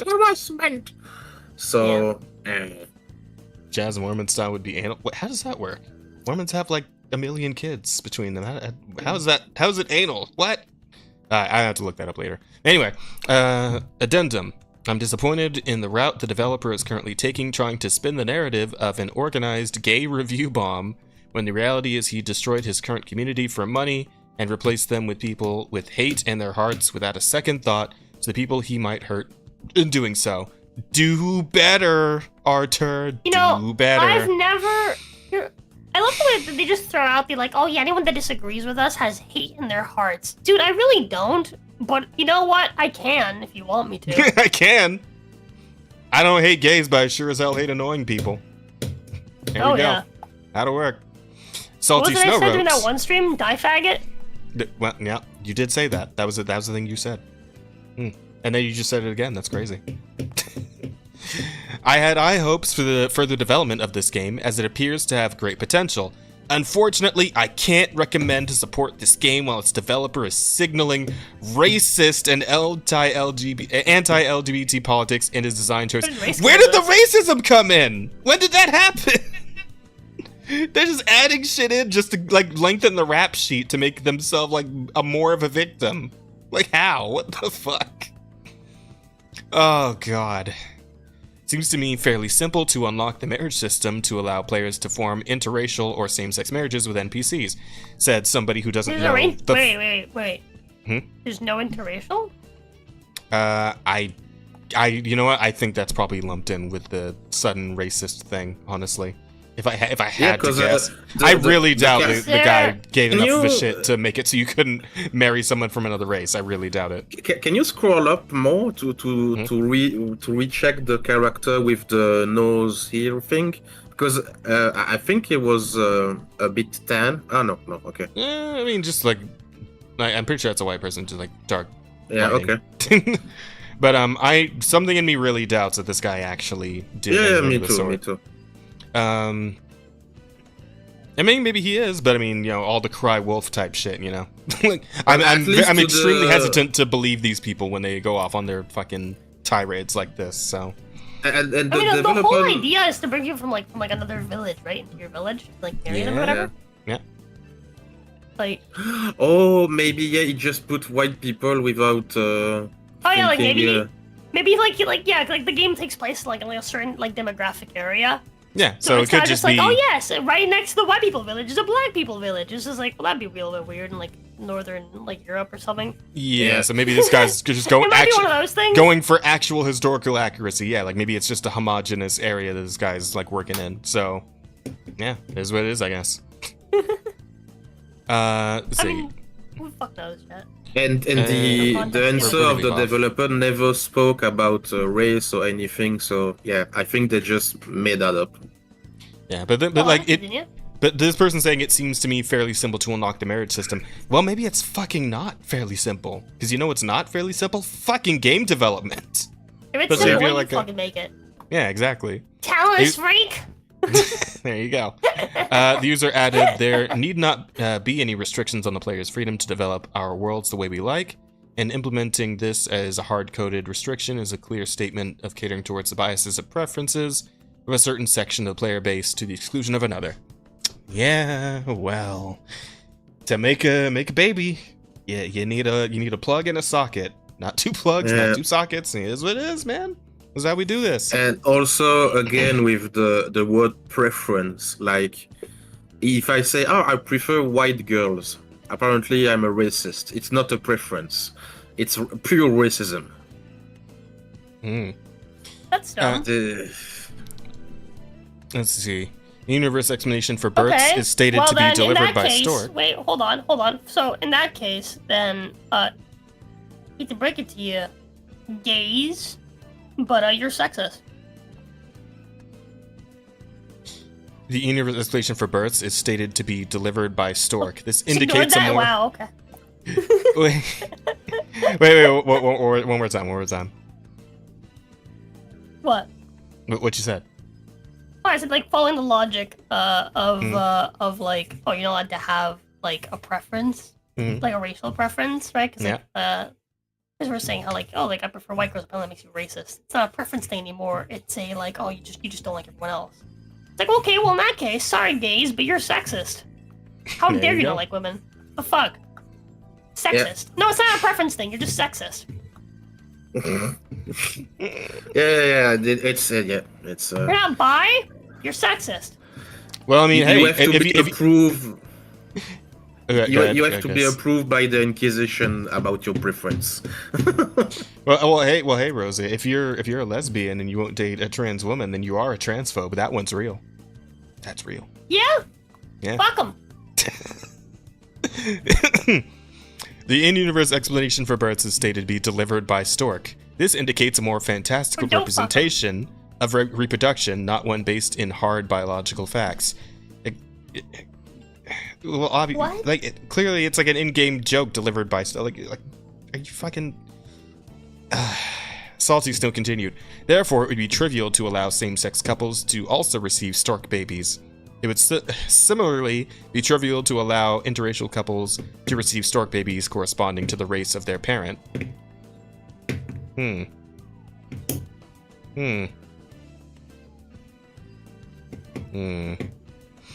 These type of marriages don't need to be represented automatically by the simulation. It does not require the introduction of adoption or surrogacy systems. All it would take is allowing players to choose any spouse they like with no additional consequences. Planting your feet on this choice is a clear middle finger to the LGBTQ player base and anyone who wants to create their soul Asher worlds the way they want. User declared. Users then claimed, update, have reached out to Archer to try and reach an understanding, and this prompted him to go on an unhinged nationalist rant on Twitter against the degenerate race mixers and queers, so at least now we know for sure. Oh, I'd like to see what he said. I would like to see that rant, wouldn't you? I bet it's in here at the end of the article. Shamar is hard-coding marriage to be exclusively heterosexual, so that modders can't even add same-sex marriage is really weird, man. Yeah, got it. Okay, alright, let's see what he said. He's in here somewhere. You skipped what he said. Oh, wait. Yeah, they're so mad at me for adding legacy through children to my multi-generational sandbox game. You missed some stuff. This review is part of a poor attempt at review bombing to make me do hours of extra work for free. I'm not your slave. Well, shit. There you go. A bit rash, but true. Yeah. They're so mad at me for adding legacy through children to my multi-generational sandbox game. Wait. So he confirmed that the point of the game is to actually make like a legacy, blah blah blah. Yeah. So this is a type game. Multi-generational sandbox game. Yep. Yeah. So how to make a game in that kind of field without babies? Fine. Call me intolerant, but I can't understand a person who looks at this screen and thinks, I must fuck everything that moves and have mutant babies. And please, I don't need to understand. Live and let live. Yeah. Yeah. Wait, are the other races? Wait, hold on. I just realized race mixing. I don't think is in reference to among humans. Yeah, that you know what? Yeah, I see like a weird like mushroom person or something right there. That didn't register to me. That didn't even cross my mind either. Yeah, that's true. This game is fantasy. But here's the thing. Here's his last stand on this, right? And this is pretty solid. This is him planting his fucking feet. And look at this. This fucking gift. My grandparents survived the Nazis. My parents endured communism. I had to live through religious oppression since the age of 10, and now some spoiled brats think I'll bend my knee to their rainbow flag or else they'll type some words. I already have a flag I'm proud of. Damn. Base. I don't even know what base that is, but base. Me neither. Poland, man standing on business. Poland? Oh, it's Poland? Okay. I think it's Poland, yeah. Somebody in chat says Poland too. Yeah. Man standing on business. I respect it. So yeah. You love to see. Just a quick bit of history. Poland was the key starting point of World War II, and the camp of the Austrian painter was at first mainly populated by Polish people. Mm-hmm. Yeah, this is my response a week ago. After that response, a week-long activism campaign engulfed all of our community channels. Yeah, so they like went right up his fucking ass after this fairly, polite response to this question. So I showed my teeth, the oppressive people left, and now we can continue to have fun in peace. Yep, that's how that fucking works, chat. There you go. Just fucking gatekeep them out. The second they realize that you're not gonna fucking bend to them, they fucking pussy out, because that's they are. They're fucking cowards, chat. That's why, like, they very, like, dude, think about how fucking, like, out there I am, and nobody ever fucking tries to bite at me. When they do it, like, it doesn't last. It just doesn't, because I don't fucking care. Well, I don't want to start I am a genuine, debate. and nobody can fucking, like, nobody can genuinely, fucking come at me for any of this shit, because they have nothing. They don't. Like, what the, like, what am I gonna say? I'm sorry for thinking differently? No, go fuck yourself. And that's it, that's the end of it. They fuck off. If they can't fucking control you, chat, they leave.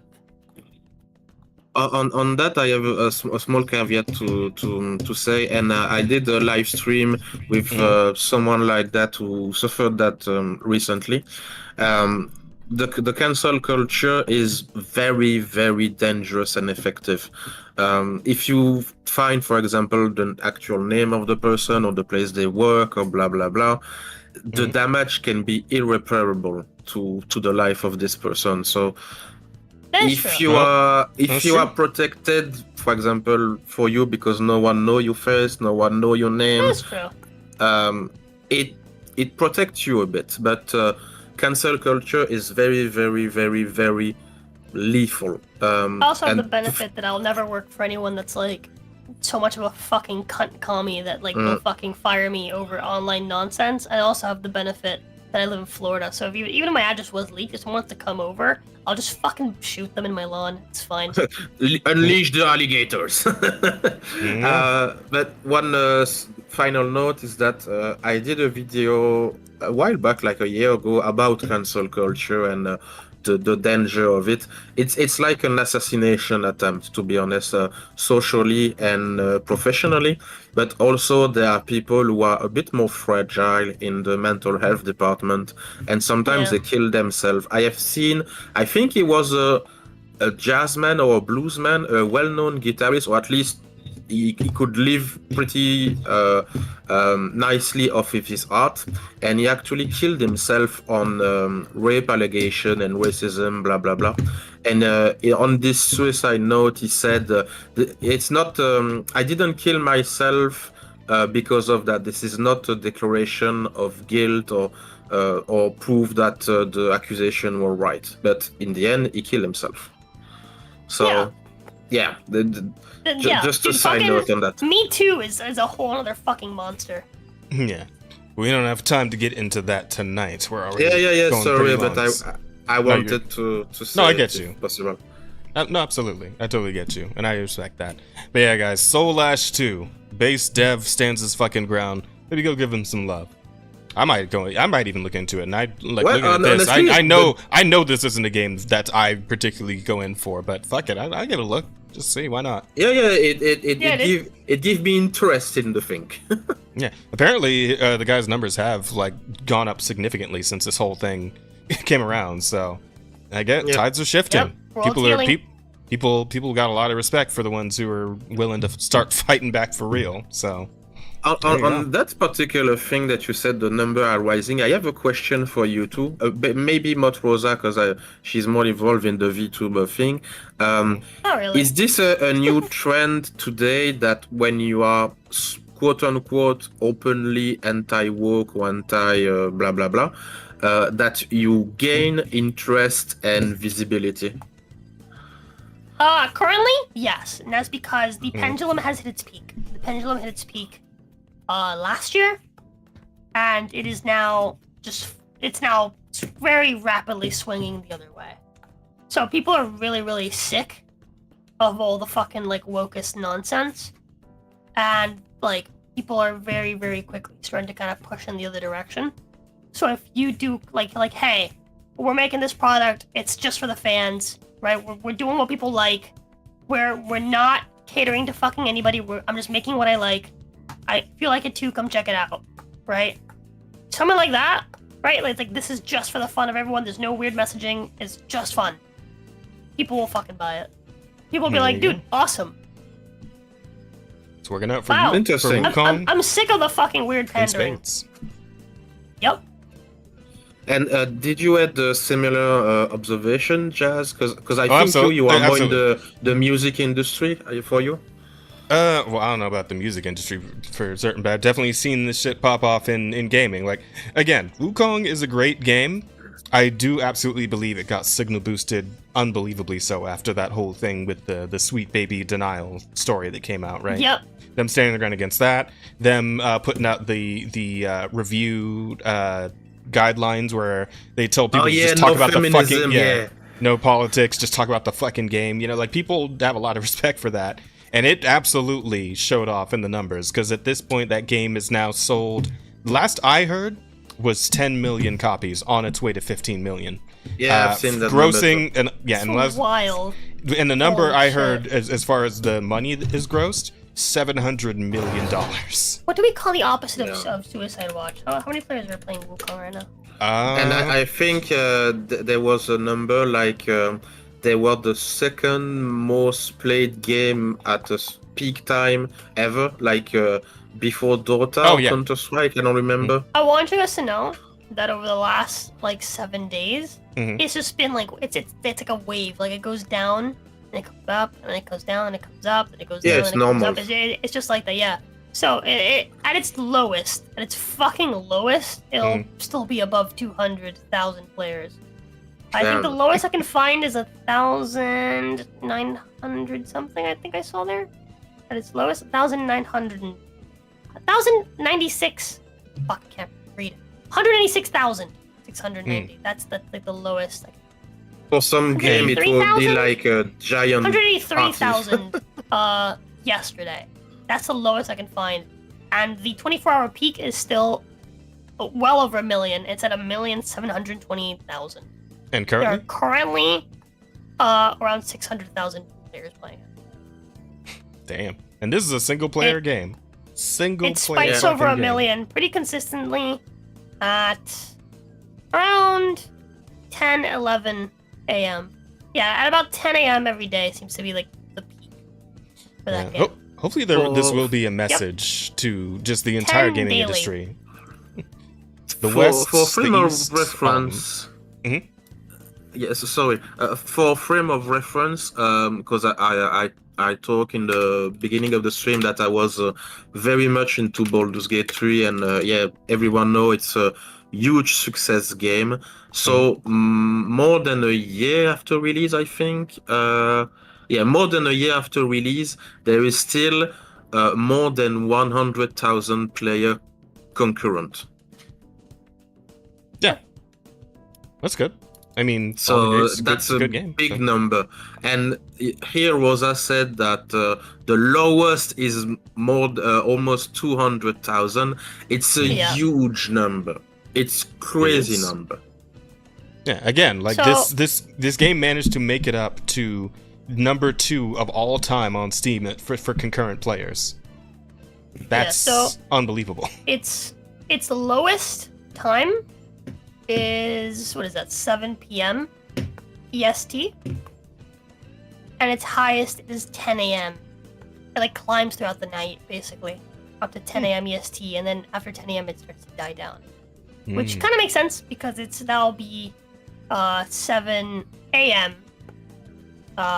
In China, up to 10 p.m. in China is when the game rises, and then it falls between 10 p.m. in China and 7 a.m. So while everyone's sleeping. This is Which makes absolutely sense. still like the wildest shit though, because I remember the other day when I was talking about how It's not just China; it's all of Europe over there as well. Oh, absolutely. It's a world phenomenon, this game. Absolutely. I just think it's wild though, because I remember I was tripping off fucking Zenless the other week, like a couple weeks ago. When I was talking about how it managed to make 100 million in a month. This game has been out for a week at this point. I believe it no, because it came out last Tuesday, so like one day more than a week. $700 million. That is unbelievable. Jesus fucking Christ. Those guys are millionaires I got now. That myself studio. free. Game Science about to be putting out all kinds of cool I shit didn't even with cut that myself money. with a knife. I cut myself with the fucking back of it. All right. Yeah, and if they release like a DLC like Elden Ring did or some other game in that kind of style, they will I'll be right back. again get a huge amount of money. Absolutely. Oh, Rosa, did you?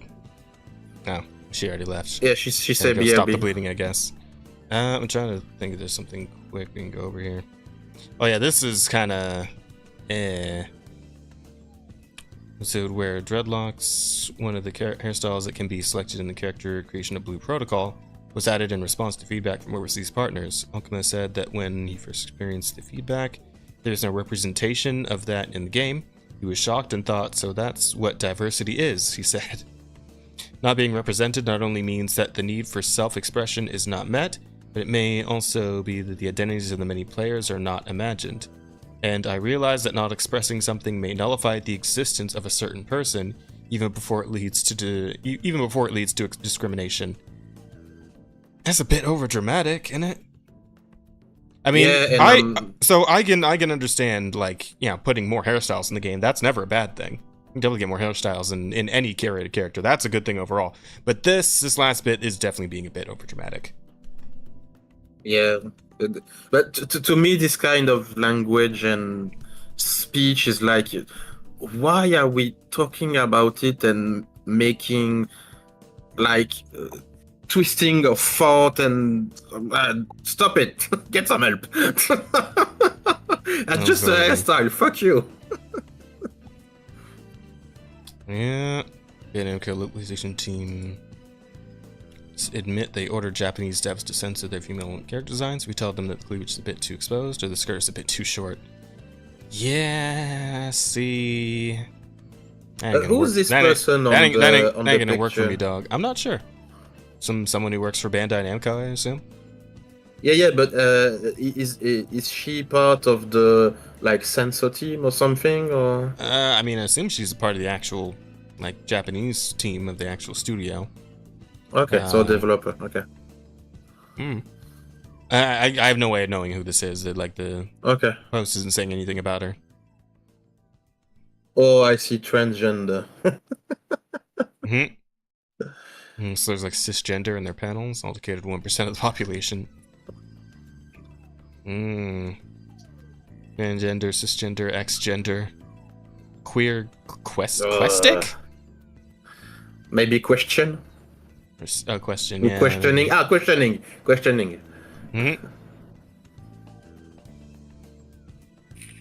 Oh god. Yeah, here we go. Sex characteristics, sexual orientation, Gender identity, gender expression. Fuck. I have the same feeling as you when I see something like that. I'm like, oh god, again, please stop. They're dead. They toned down all the exceptional outfits from past games, made everything safe. All the body types are now copy-paste any stand-up portions to avoid offending anyone. Without taking 6-7, it's not even close. I mean, there's still some good-looking characters in Tekken 8 still. Here's the fact. I think the uniform body types probably has more to do with the fact that you can do character dress up and shit in Tekken 8, like the way you could in 7. So it might honestly be more like that. But it's like there's still what do you call them? Conventionally attractive body types, definitely. On the men and the women. So I'm not black pilled on Tekken just yet, but I'm back. Hey yo, we'll see how this goes. Yeah. Mongolor was talking about how Bandai Namco has been. We need something to talk about while you were gone, so we're waiting and get back for the fucking Sonic trailer. I know it's 2 a.m. for me. Yeah. But at this point, I think I'm better off just should kind of go for a run. Oh, okay. Well, I was just gonna play the Sonic trailer and we're gonna call it a night. Because oh damn it! Because I kind of need to be up. Oh, well, then should I still play the trailer? Or? Yeah, definitely. No, I'm saying I need to stay up. We need more stuff to talk about. Oh, I can keep. We can stay on call for a bit after stream, but we gotta wrap this up, man. It's been like 5 hours. I have maybe maximum 1 hour in me. Yeah, so let's watch this. Let's do the questions, then we get out of here. I'll hang out with you for a bit more. Whoops! I got rid of you. That's not. I meant to turn off the room music. Here we go. Okay.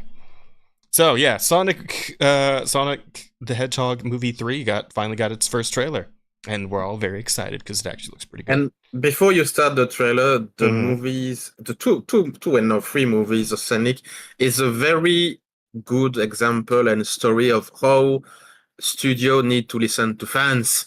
It saved the thing. Absolutely. Yep. Anywho. Sonic, you finally found your family. Try to keep up. I know it hasn't always been easy, but you didn't change who you are in here.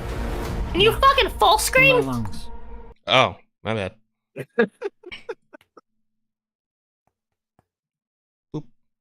Yelling at Jazz, solution to everything. Yeah. Who you are in here. Yeah, in my lungs. Or your heart.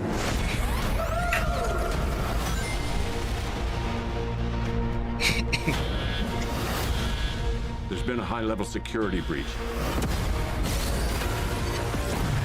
And we need Team Sonic's immediate assistance.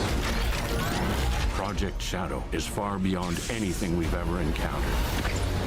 Shadow's story began a lot like your Sonic. But where you found family and friends, Shadow found only pain and loss. All right, we got a rogue alien on the loose. How do we find it? Start with a giant fireball? I love it. Let's start with a giant fireball.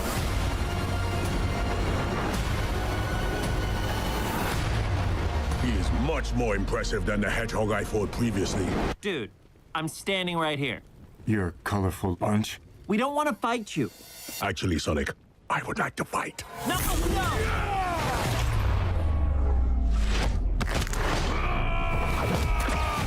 My turn. Can we just talk about this?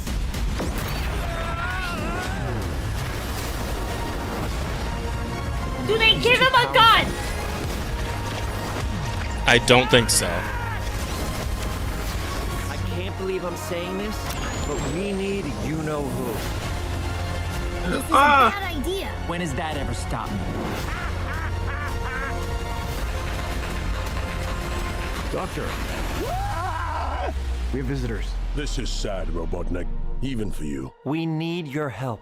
On one condition. What? Do this! If I can't rule the world, I might as well save it! I need room. But, sir, I don't have the proper materials. Found some. When we're done, there won't be anything left. Hey, no cheat code. But he does get a motorcycle. They got him on the motorcycle, so there you go. That's something. Hey, no cheat code. What did you do? What I had to.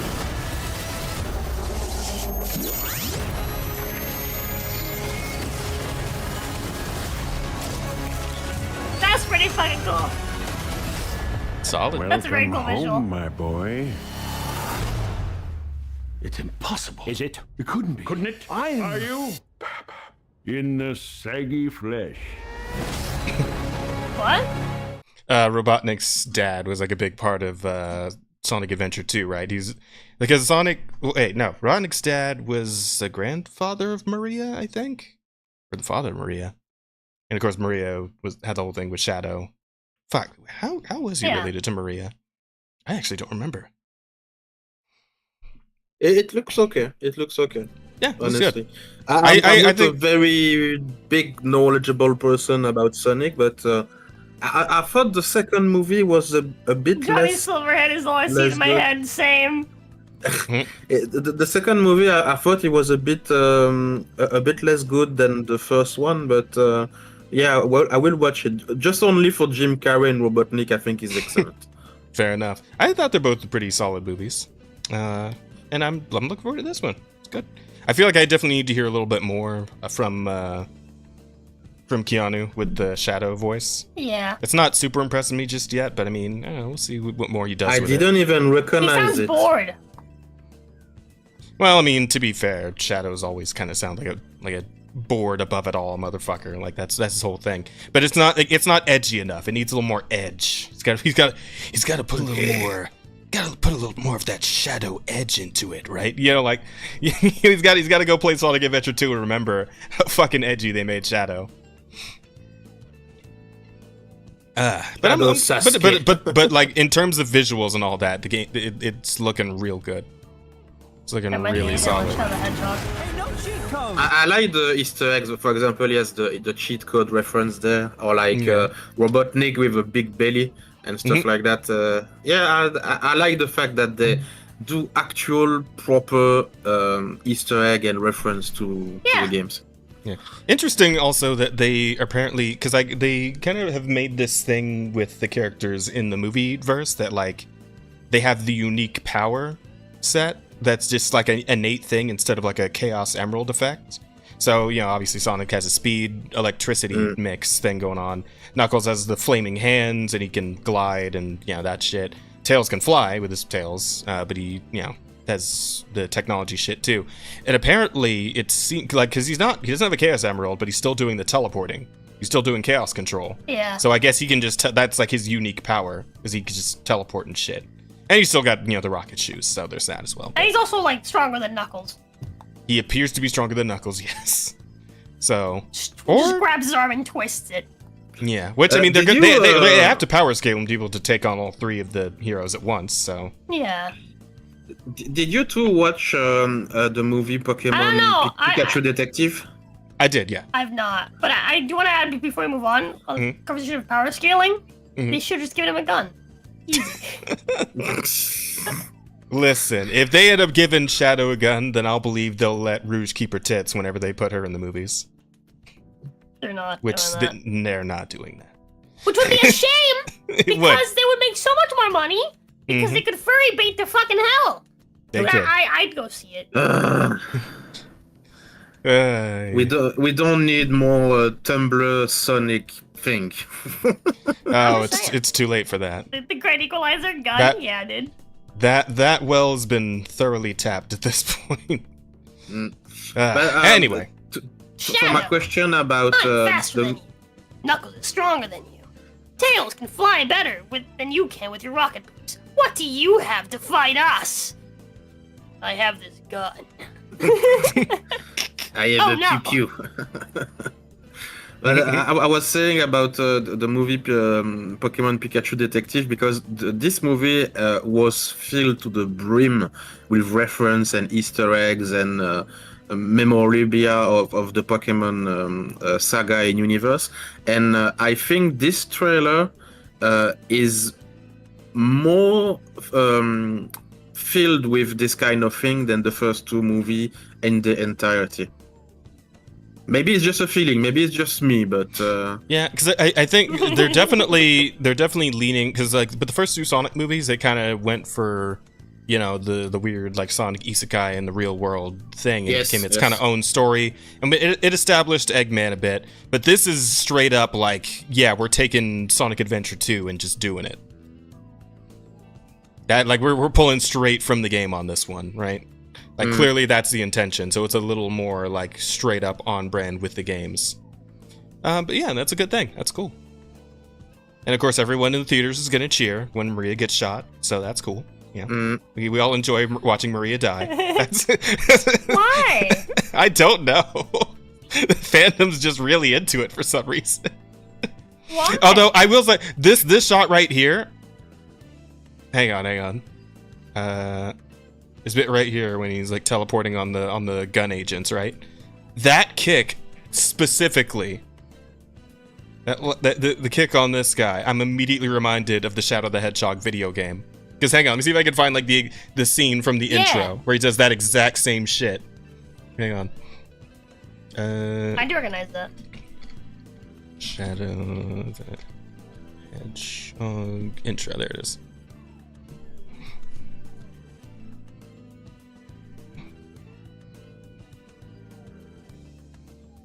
And of course, I gotta let the song play. Oh yeah, I don't even care. I don't even care. I will take the copyright for this. Same.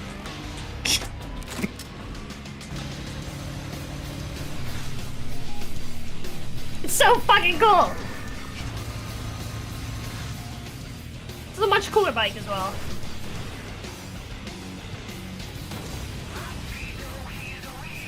Black writings on the wall. I see a million faces, and one by one they fall.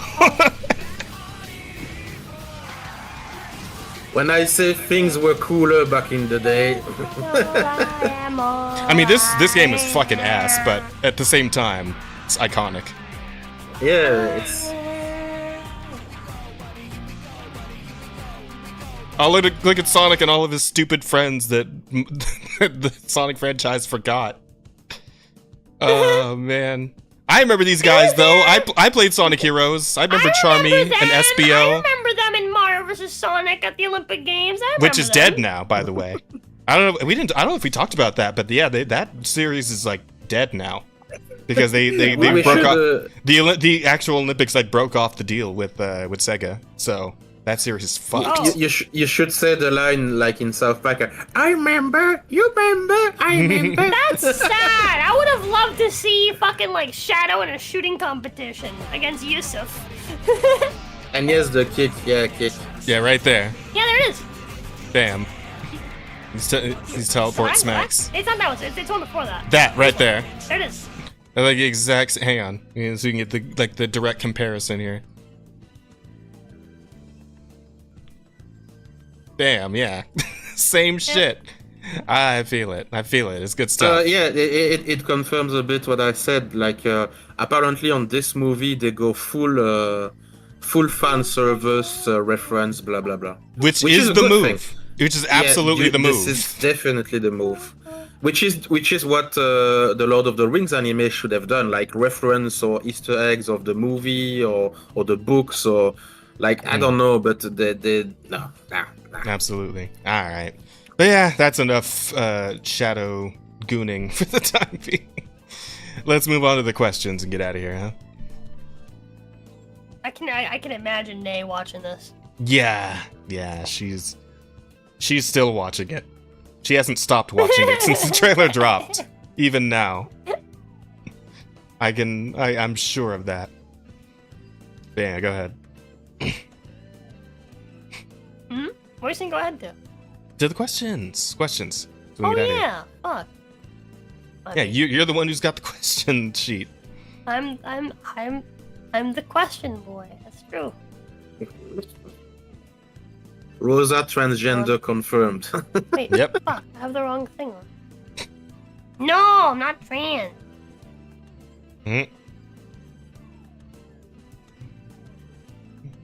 Don't be ashamed of your PP. No, I like my pee-pee. I'm not ashamed of it, but I'm not trans.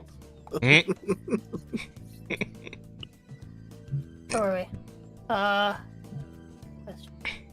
There's some correct Galaxy 76 who asks, "What is your favorite song?" Fuck.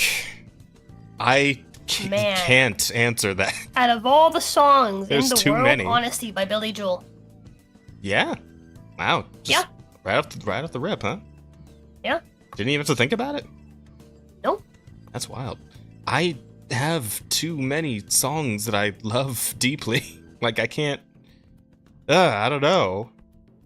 The question is for you two or me also? You as well. You as well. Okay. Go for it. Oh, well, since I'm a very fond of music, and I love, like, I cannot live without you listening to music. It's a bit complicated, so I can answer not question but band or artist. And if I have to select only one, it will be the band Nuraroni. That's fair. Which is, if you like a bit experimental metal, like a bit doom, gloomy, trippy, you would like. If not, don't try to listen to it. Fair enough. It's a bit of obscure band for non-initiate. No, I got you. If I could narrow it down to a band, if that's an option, then Earth, Wind, and Fire every time. Which, I mean, honestly, doesn't need an explanation. I can definitely narrow it down to a song. It's definitely Honesty by Billy Joel. What band did you say, Chaz? Earth, Wind, and Fire. What? Why are you surprised? Wind the Fire? Earth, Wind, and Fire. Okay. Yeah, you know, September, Let's Groove Tonight. Oh, yeah. Yeah. Reasons, Yeah. Sun Goddess, etc. and so on. Like, I know even the songs people don't like. So, obviously everyone knows September, the fucking Shining Star, and like, yeah, all that shit. But like, I got some deep cuts, Earth, Wind, and Fire songs that I really like from them. So you are more like a jazz funky guy. Yeah. Well, what clues you out the fact that people call me Jazz? Yeah, but I maybe it was not a reference to the style. Maybe it was just a cool name. No, yeah, that totally. I think you're surprised that I like Billy Joel. No, yeah, Billy Joel's my guy, and honestly, it's just, I don't know. It's a song that I personally like more than any other song. It's the song that I just really identify with. No, I'm gonna have to learn it. It's pretty good. I like it a lot. Oh, yeah, just was that to be clear, you reference the guy you say, Uptown Girl, this one? Yeah, that's him. That's Billy Joel. Okay, okay. In an uptown bar. It's funny because we definitely have a different kind of taste and stuff. Well, here's the thing. I like everything. Like, here's the thing, right? I like Billy Joel a lot, but my most listened to artist is Eminem. Think about how different that is. Yeah. Right? With the amount of rap and singing you do, I almost forgot that you were a big Eminem fan. Yep. Like, I listen to lots of different music types. I even listen to country. Like, there's no bad music type in my, honestly, like in my opinion, other than like mumble rap. That's sad too. Absolutely. But yeah, like I listen to a little bit of everything. But out of everything, like while I do like Eminem for the most as far as like just lyrical talent, which is really impressive. Like mostly from a like what's I'm looking for? Artistic. Yeah, just the general artistry of it, right? It's just it's very the like technicality of it. What about dubstep? Yeah, I listen to dubstep. I listened to dubstep a lot growing up. But I still can listen to dubstep. Maybe it's just a bit more dull for me now, but I still like it. But like more than anything, just again, like we were talking about like timelessness, right? Earlier we were talking about Disney and like old Disney. Yeah. And I feel like Billy Joel's songs are just they're timeless, right? I think that's the case for all artists. No, I don't think that's true. A lot of Eminem's like songs, it's like they're very specific to like the era, right? There's like very specific to like whatever's going on in that moment, right? A lot of rap generally is about storytelling about something that's going on. Okay, right? and that's I can understand that. Whereas Billy Joel's songs are very largely about a lot of them are about like very human things that like people go through, right? Like the feeling of being left behind by like the younger generations, right? In the case of honesty, right? Just the general lack and like difficulty in finding honesty in life, right? Vienna is another great one that I love. That's largely themed around the feeling of like not doing enough, right? And getting ahead of yourself, and really you need to just kind of relax. Like yeah, life is short, but life is also really long, right? And there's plenty of time to do all the things that you want to do, right? It's best not to rush it. It's best to get take it slow and get it right, right? And so like a lot of his songs are just very like they're very human in that way, and like they're very timeless because they kind of like they speak to human nature, which I think is just beautiful. But anywho, next question. You like the answer to that, chat? Next one's also from Correct Galaxy. You asked, "What is your favorite food or drink?" Pizza. Spaghetti. What sausage? For me, I have to go to the Belgian cliché fries. There you go. Fair enough. Next one is from NDA, who says that in a Nigerian accent. Christopher, why are you Belgian? That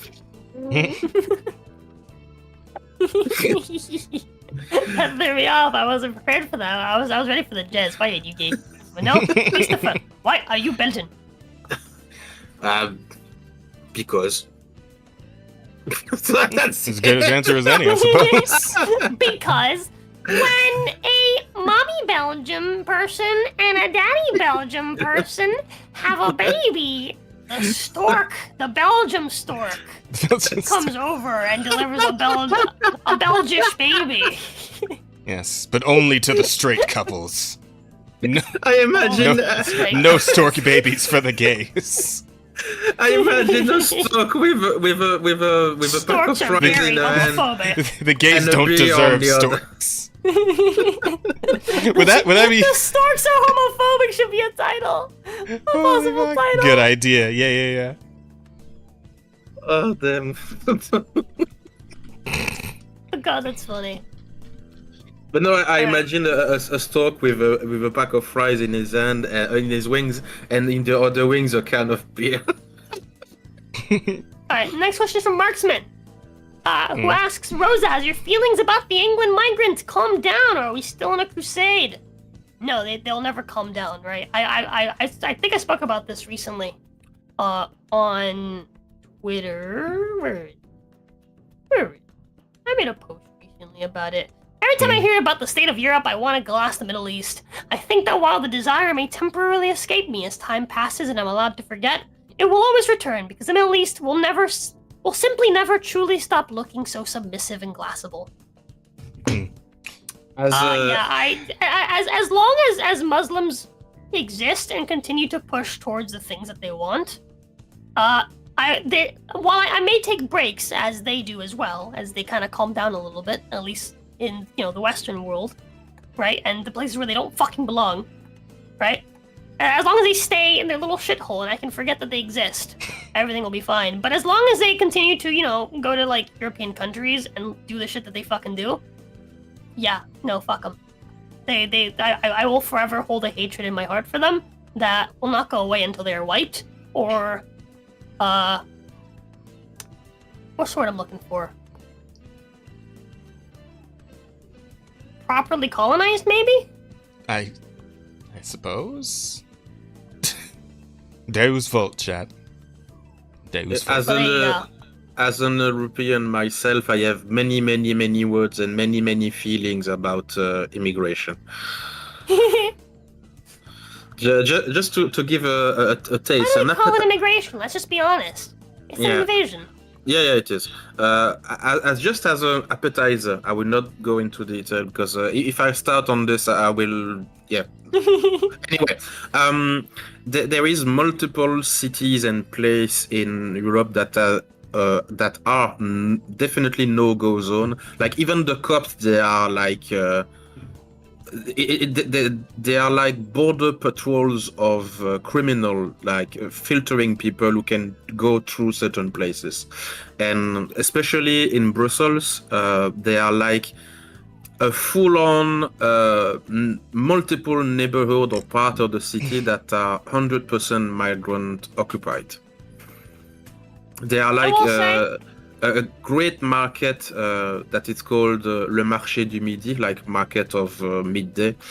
And if you are white and you go in this market, there is a high chance you will not go to the end of the market alive. Oh, well, that's not great.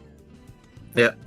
There has been attempt to film and document this market, and they do like 50 steps before getting punched in the face or robbed or knife or whatever the fuck. It is an actual war, to be honest.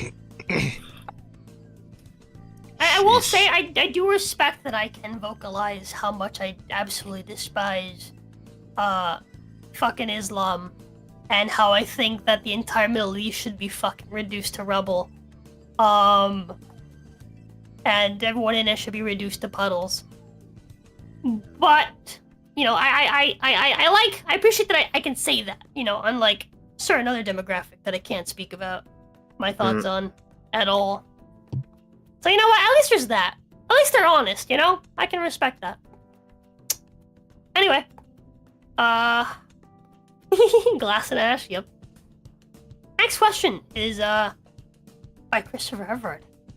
Rosa, ass or tits? Ass, always. I didn't know that you will receive the thing.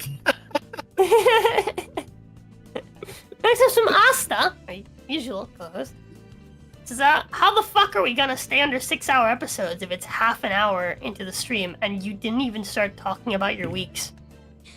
Well, I'm going to probably invest in some sort of like tasing collar that I'll be able to control from here. And whenever Rosa goes off on like an extremely long tangent, I'll just give her a little zap just to bring her back on topic.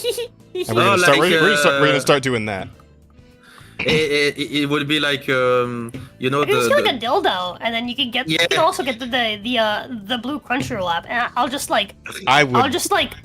greatly I'll just keep the dildo. Hold on, I'll just keep the dildo on my table, and I'll use this as when you fidget toy. And whenever it starts vibrating, I know that I'm going off topic. Yeah, there are some sex toys that are remote controlled. We'll figure something out. Me and Rose will have a talk about it, and we'll see what we can do. The dildo tower said I should stop talking. We also need to talk about the TV because I feel like we can get the dildo of silence. we need to get ourselves. We need to get. Hello, dildo, my old friend. What was that, Jazz? What was that? I'm sorry. I said we also need to talk about the TV and get ourselves something with a better aspect ratio. Yeah. Oh man. Yeah. Is it time to say goodbye to the old tube? Yeah. It would be very helpful if we could get one to get a better TV, and the second thing is see if we can adjust the format of the screen to make it bigger so people can actually see what the fuck we're reacting to. But yeah. We'll talk about it. The next one. The podcast could use some fine tuning, guys, but we'll work on it. Alright, go ahead. The next one is from Rob, who asks, why is there a cactus cooler on the table? Mexican Fanta, the one sold in glass bottles, is clearly the superior choice on account of not tasting like chemicals. I mean, I've never had a problem with cactus cooler. I think it's delicious. It's a California exclusive. Cooler, that's why. I do. That's Jazz's thing. I like pussy. Who loves cactus cooler? Jazz loves cactus cooler. Is it true? I do.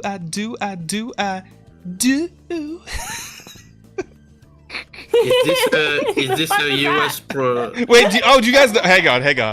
You guys don't know about that shit. Hang on 1 second. This is some old shit right here. Check us out.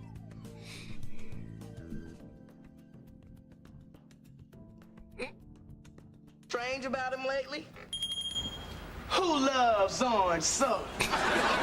Kel loves orange soda. Is it true? Is it true? Oh yes, it's true. Ooh. I do. Ooh. Nope, no stranger than usual. I was from an old show called Keenan and Kel. I don't know how many people in chat are gonna remember that shit. It's funny. Mm. Alright, next one is Trim, who says, hello guys, my question is, who is your favorite villain in video games? Are they your favorite because of gameplay, design, lore, or in-game events? Lady Maria of the Astral Clock Tower, because she is fucking hot. She has everything that I want. She has the fucking drip, she has the fire, she has the blood. She is fucking everything. She is perfect. And there is no better boss fight. And I love to 1v1 her, and it's so much fun. What was the question? What was the question again? I'm sorry. Who is your favorite villain in video games? Are they your favorite because of gameplay, design, lore, or in-game events? Oh yeah, also her lore is hot. She's just hot. Everything about her's hot. I'm gonna say Virgil from Devil May Cry. That's valid. He's fucking awesome. Virgil's so cool. Plus he has like what is actually unequivocally the fucking most popular video game theme like ever. like it's just actually the most. The storm that is approaching. Like I don't know if you guys saw the tweet about that, but it's actually like the most listened to video game like music like single song of any on I think it's Spotify. But yeah, that one's that got the most listens. People love that fucking song, and because it's really good. It's really fucking good. So good. I love watching Virgil combo videos, man. They're so good. But that's me. What about you, Chris? I'm thinking because I don't play a lot of.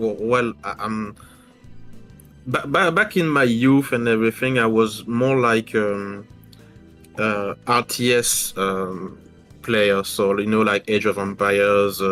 Dawn of War, blah blah blah. So there was no, so to say, villain in a way.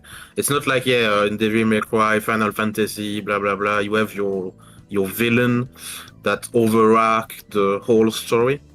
So honestly, on the top of my mind right now, I don't have much, but I do very much enjoy in Baldur's Gate 3 Ketfric Torm. So this is the Merkel guy. Yeah, Ketfric Torm. Yeah, he's cool. Okay. Chris, you could just say France then. Damn. Alright. Question from Silence, who says, if you were going to design a game, what genre would it be? RPG, fighting, dating, simulation, management, etc. RPG.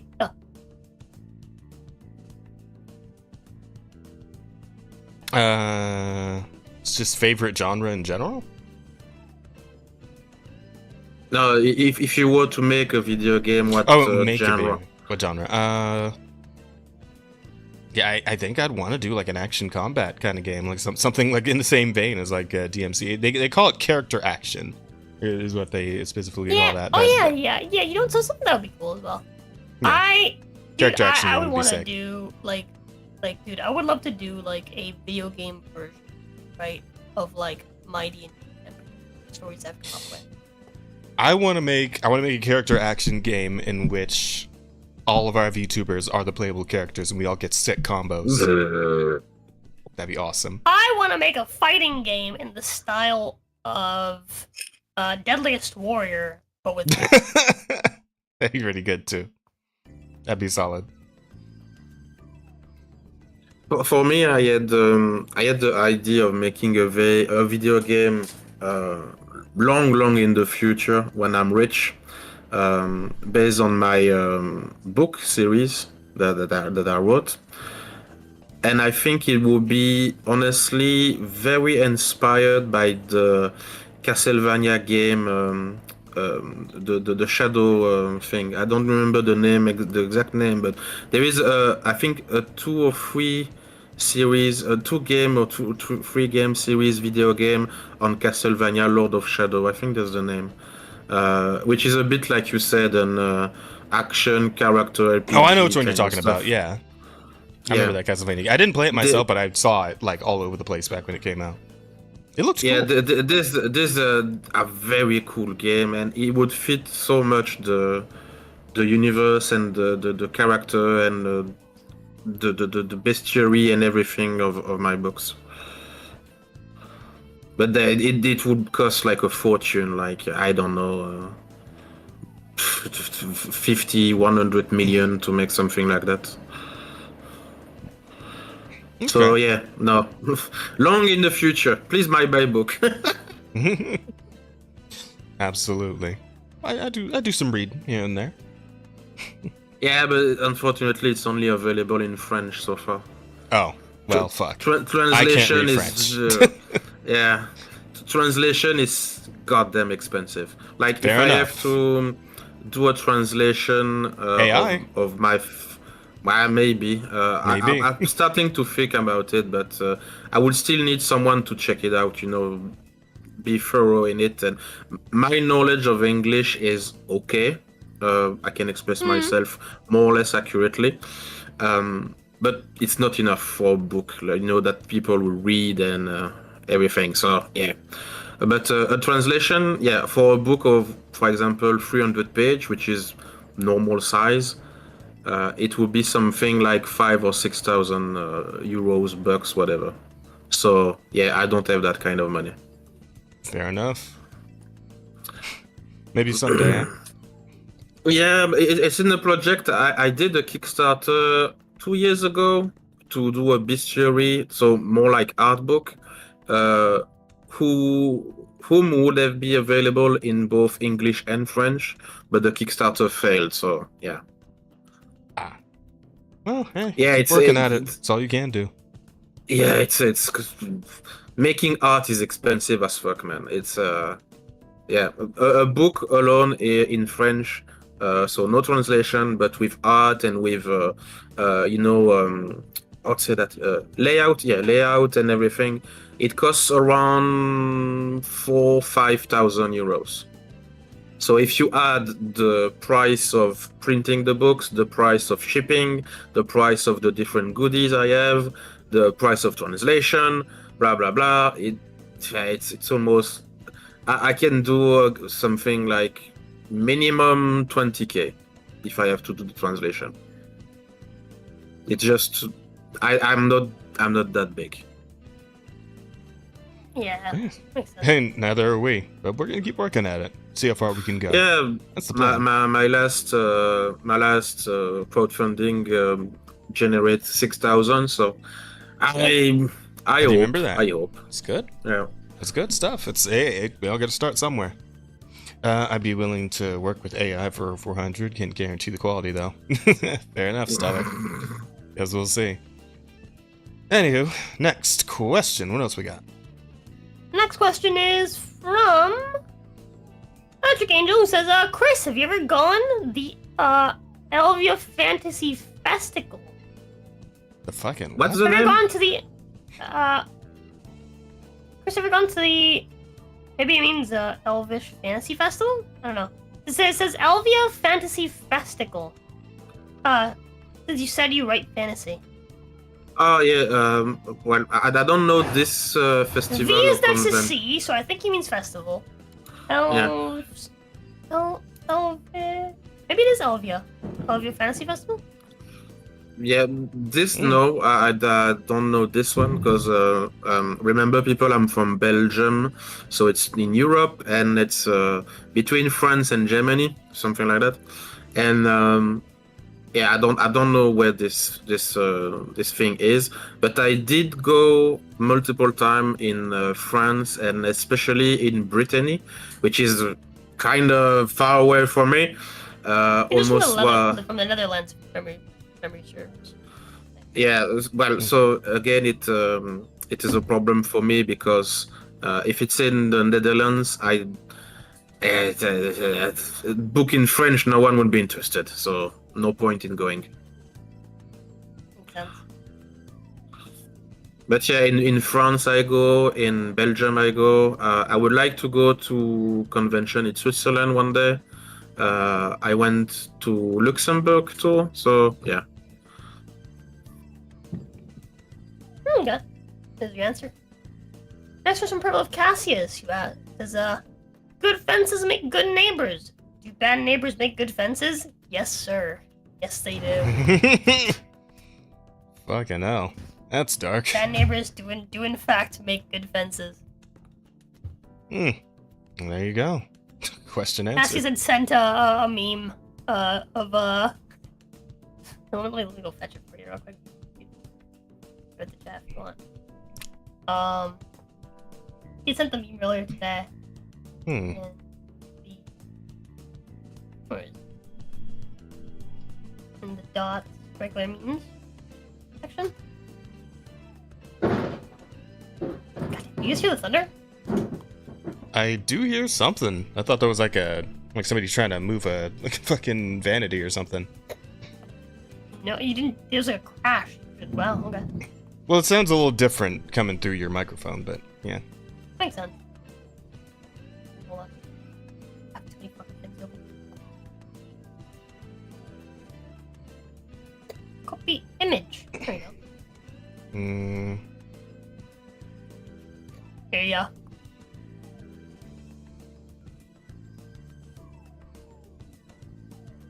Good fences make good bad neighbors make good fences. I see.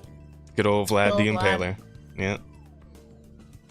Anyway, this is from Silent Villain, who says, any of you three read Banda's Destinies? What is that? I never heard of that by name. How do you even spell that? Wow.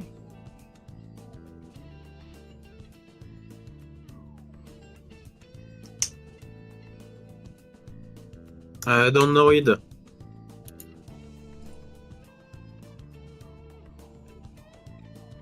Like say it one more time? I guess the answer is no. Yeah, no, I don't know what it is. Banda's Destinies. Bandes space. Banda's Dessines. No, doesn't sound familiar. Google. I mean, if I haven't heard the name, I don't think I feel with a name like that. I feel like I would have. I'm saying to Google it. All right. I think she's asking you to show it on screen.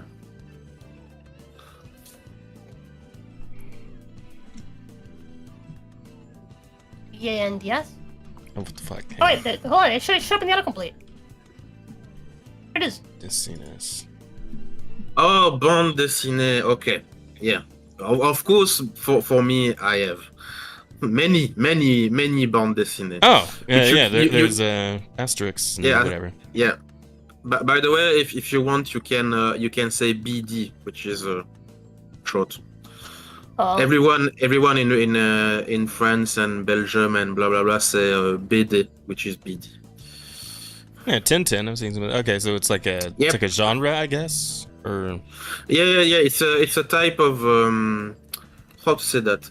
Like you have the comic books in the US, you have the manga in Japan, and for France, Belgium, Germany, it's bande dessinée. Oh, okay. Well, see, yeah. So you explained it that way and not use a French word for it. Yes, I'm familiar with comic books. Yes. Okay. Yeah, but it's a special name. I've not. In this, yeah. Okay. The last question is from Purple Cassius, who asks, is Sir Alone's room the most aesthetically pleasing room in Dark Souls games? It's the one with all the mirrors, right? What? Sir Alon, was that? No, I'm thinking of The no, floor yeah, is that's- like yeah. it's like mirror polish.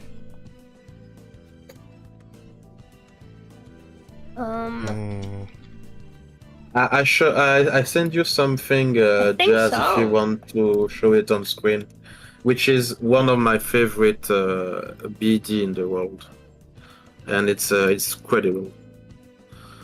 For the one who asked the question, probably knows it. It's called Torgal. You know what? That is pretty opulent. That's pretty nice looking.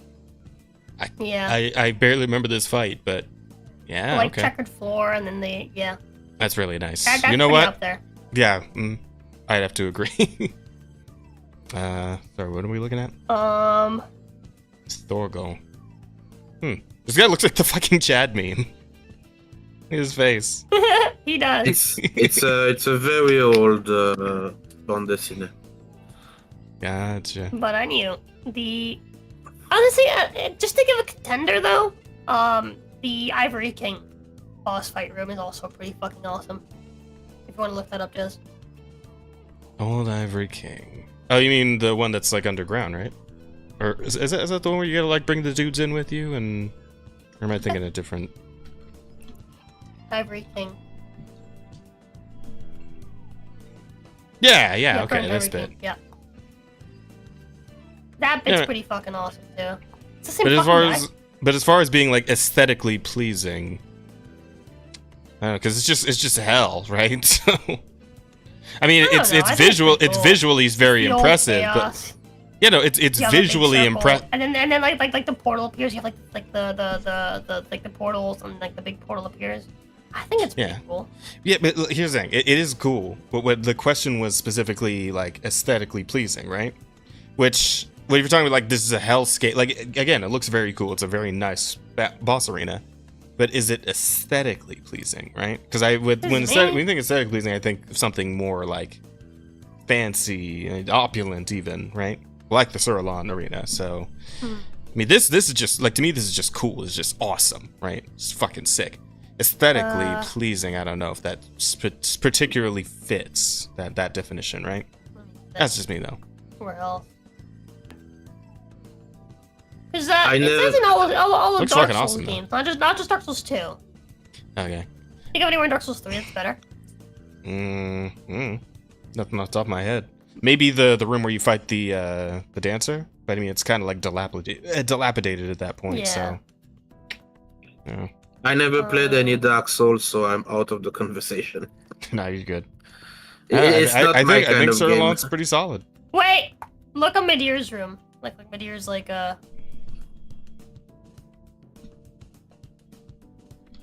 Dark Eater Midir? yeah, Mm, not to be confused with Dark Eater Biden. right, of course. Isn't his like room just a big fucking hole in the ground? I mean, maybe I like big fucking holes in the ground. All right. Clearly. Yeah, it's kind of a shit heap. I don't know what you mean. But look at like the caverns in the background and stuff. It's like huge. Again, it's like the same issue as with the old Ivory King fight, where it's like, yes, it looks really cool, but is it aesthetically pleasing? Does it have the feng shui? I don't know.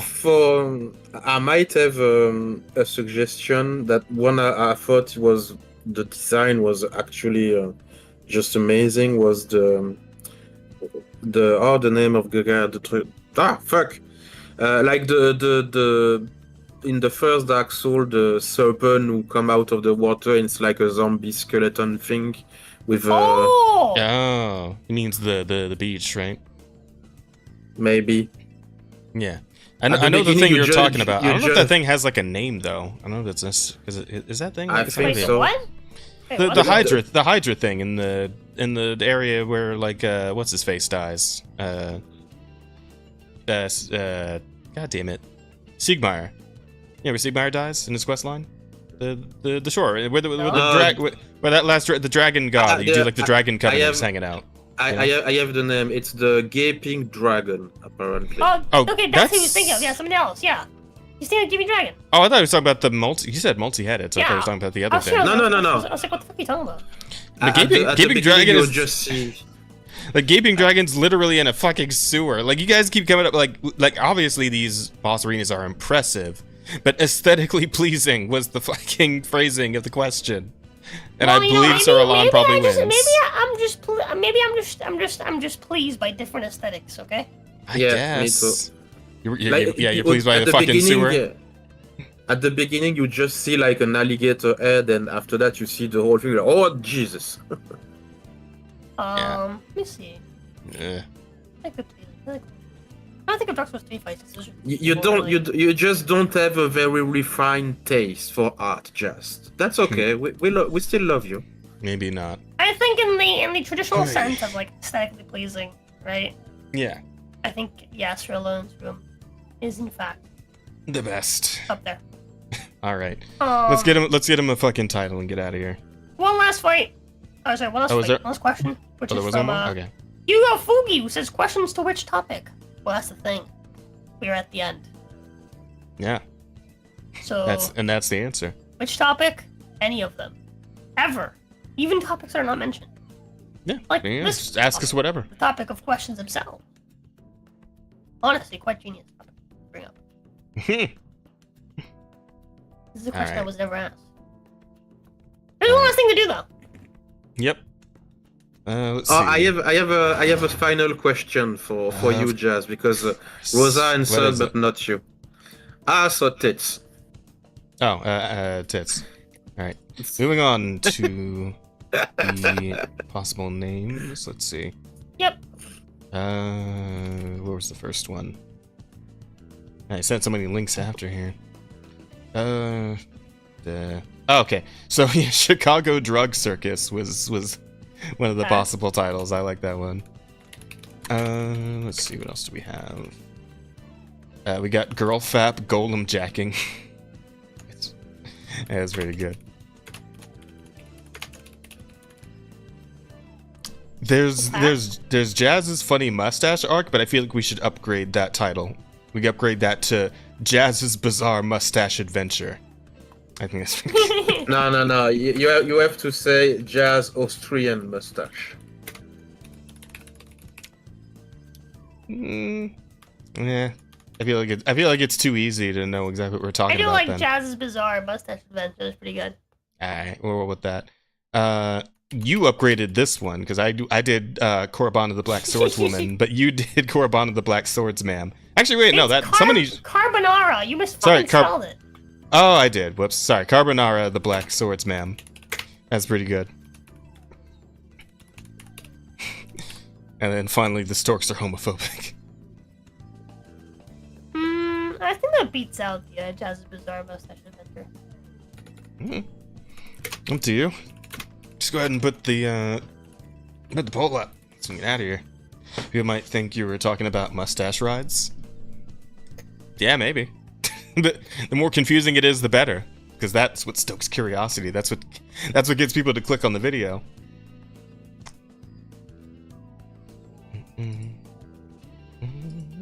All right, chat. What's it gonna be? Yeah. Enjoy Dante kicking the shit out of Cavalier Angelo while you vote.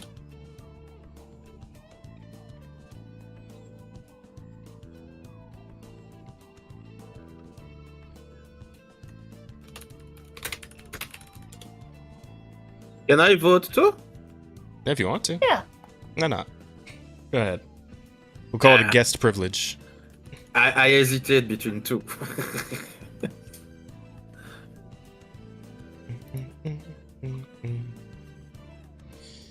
Oh, my back.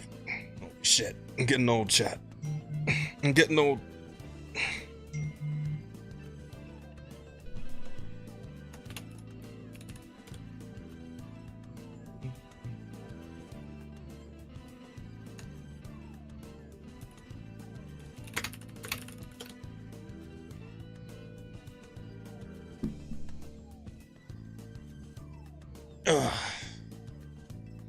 Don't get old, chat. live forever.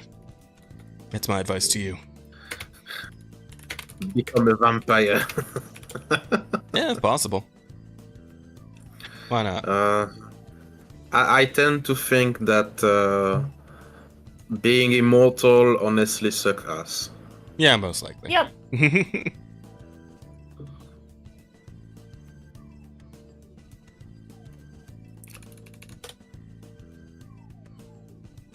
When I was young, when I was reading Anne Rice vampire book series, I had this conversation with a friend that honestly, human tend to be attracted to vampire to live longer, you know, the eternal life thing. But from maybe 200 years and more, you see that immortality is a curse, honestly. So yeah, maybe live 150 years, so, you know, 200, but after that, time to go. Fair enough. Just question of giving it all a place. Not Jazz, we are from the 90s, we're old now. We are. We are. Indeed, we are. Ah, well. You apes want to live forever? I sure as fuck don't. You are a man of culture to like Starship Troopers. Oh, absolutely. Great movie. How we doing on the vote? It's looking like the Storks are homophobic is gonna be the winner, but also we only have 9 votes. Chat, that's like less than half of you. Come on, guys. Some of them are asleep already. We took too long. It's been 6 hours. Some of them fell asleep with the stream on. Bruh. Probably, yeah. Bruh. That's fine. I get it. If you're bored as an immortal, that's a skill issue. There you go, so the vote. Let's go. No, it's it's 50%. Storks are homophobic. Okay. Honestly, the stream does seem to be growing in duration. I'm sorry. Hee. Well, we'll work on it. I promise. Don't worry, Bear. We'll get this shit reined in eventually. Somehow, some way. Somehow, Rosa and Jazz returned.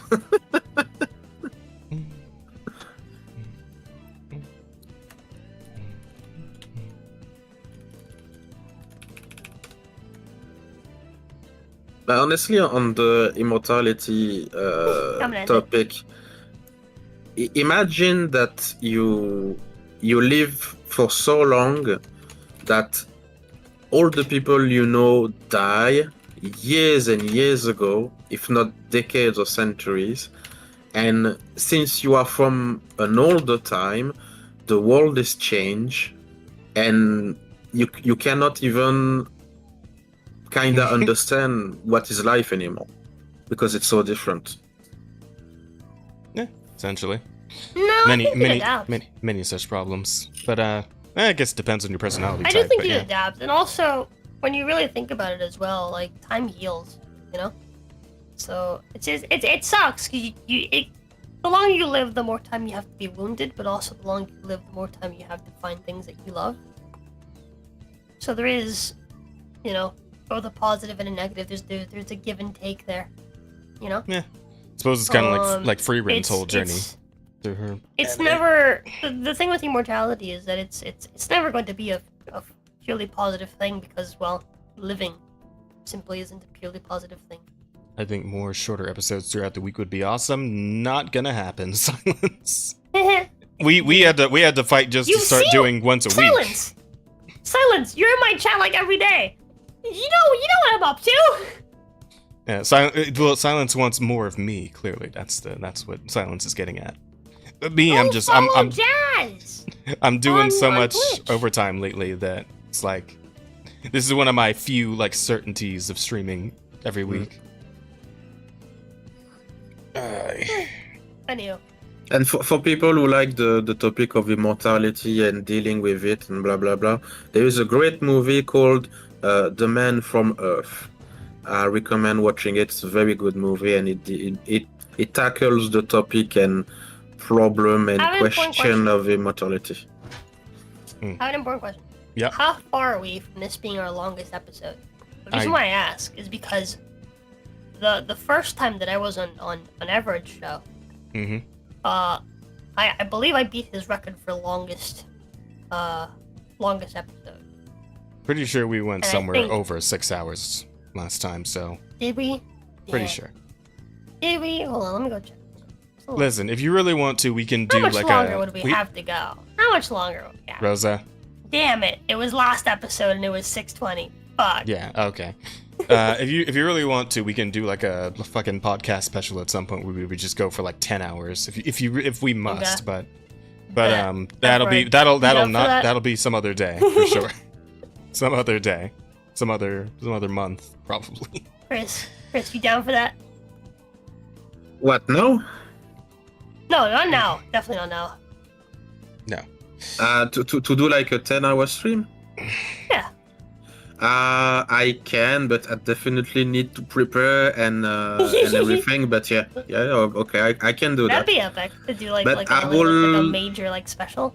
Yeah, I Could be would something. suggest maybe do. If we're doing something like that, a- maybe have the guests come in and out, honestly. Maybe like 1 hour Yeah. per person. Yeah, but also like do stupid games or stuff to keep ourselves entertained and to entertain the chat also.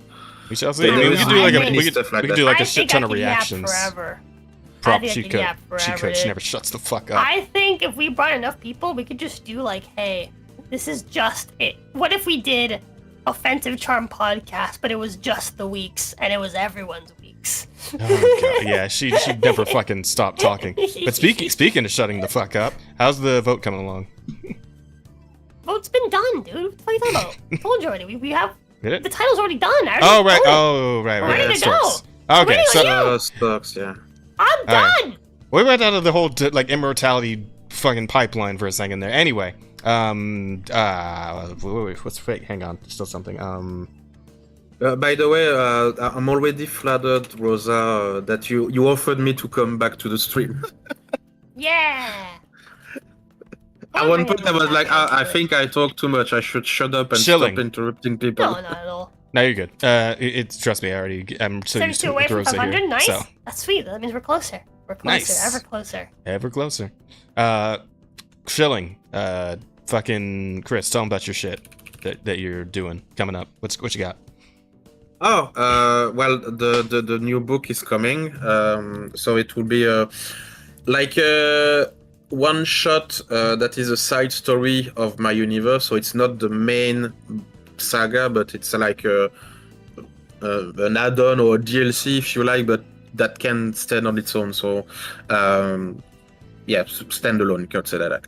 And I still work also on better my YouTube video and try to invite people on my stream. It's been a while since I did not do English live stream, but I still can do that. It's just that sometimes I lack guests and stuff like that, and Trim comes every time, so I like maybe it's someone else than Trim. But yeah, Trim's good. I love Trim. yeah, I like him too. I'm super like reliable. Just working on my shit. So books and YouTube video and doing conventions. So it is my burden to work every day and be a workaholic. So yeah. And for the people who want to find my book, well, again, it's in French. It's named Les Royaumes Démoniaques in French. Gotcha. Alright, cool. Rosa, what's up? What's going on? I stream literally fucking daily. Tomorrow's stream might be delayed a little bit just because I have to stay up so I can pick up my cousin from the airport in like a few hours, like really like a few hours. So I say a few hours. It's in like 6 hours, but I need a shower before then, and there's just so much that needs to happen. So I might delay the stream so I can get a little bit of sleep. Good What idea. am I talking now? I mean, you're streaming every day anyway. I'm sure people can wait just a little longer to get more of you. I am streaming every day.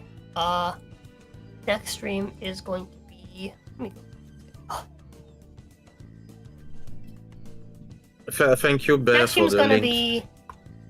Tomorrow we're doing Dark Souls. I guess today. Doing Dark Souls one-handed. It's planned for 3 p.m. Might be slightly delayed. I don't know. And then we're doing Dark Souls 2. In the afternoon at 8 p.m. obviously. And then on Friday, we're doing 9 a.m. Ring Fit as per usual. We're doing 12 p.m. more Dark Souls one-handed. Hopefully we can finish the game maybe. I don't know how far we're gonna. Probably not gonna make too much progress on like tomorrow, but we'll see. I'm thinking we're probably gonna actually finish that game. So we have to do the entire DLC. Definitely not finishing it. Probably gonna finish it next week. And we also have a Card 60 Humanity collab at 7 p.m. with some friends, so I hope you guys will enjoy that. That sounds fun. And then I still don't know whether I'm gonna stream it on my end. I think I will. Who's all playing? Actually, I already scheduled it. I think, didn't I haven't scheduled it. I need to schedule that. It's gonna be with Seraph, Pringle, and Panda. Cool, fun stuff. I think they had another friend there. That's it. But they just need to give me their PNG. Whee! Yeah. Pringle, Seraph, Ida. So, Panda. Cool. Sounds good. Yeah, be fun. And then Saturday we're going back to Black Myth Wukong, and we're going to just go back and do all the side quests and stuff we missed, and then we're gonna continue.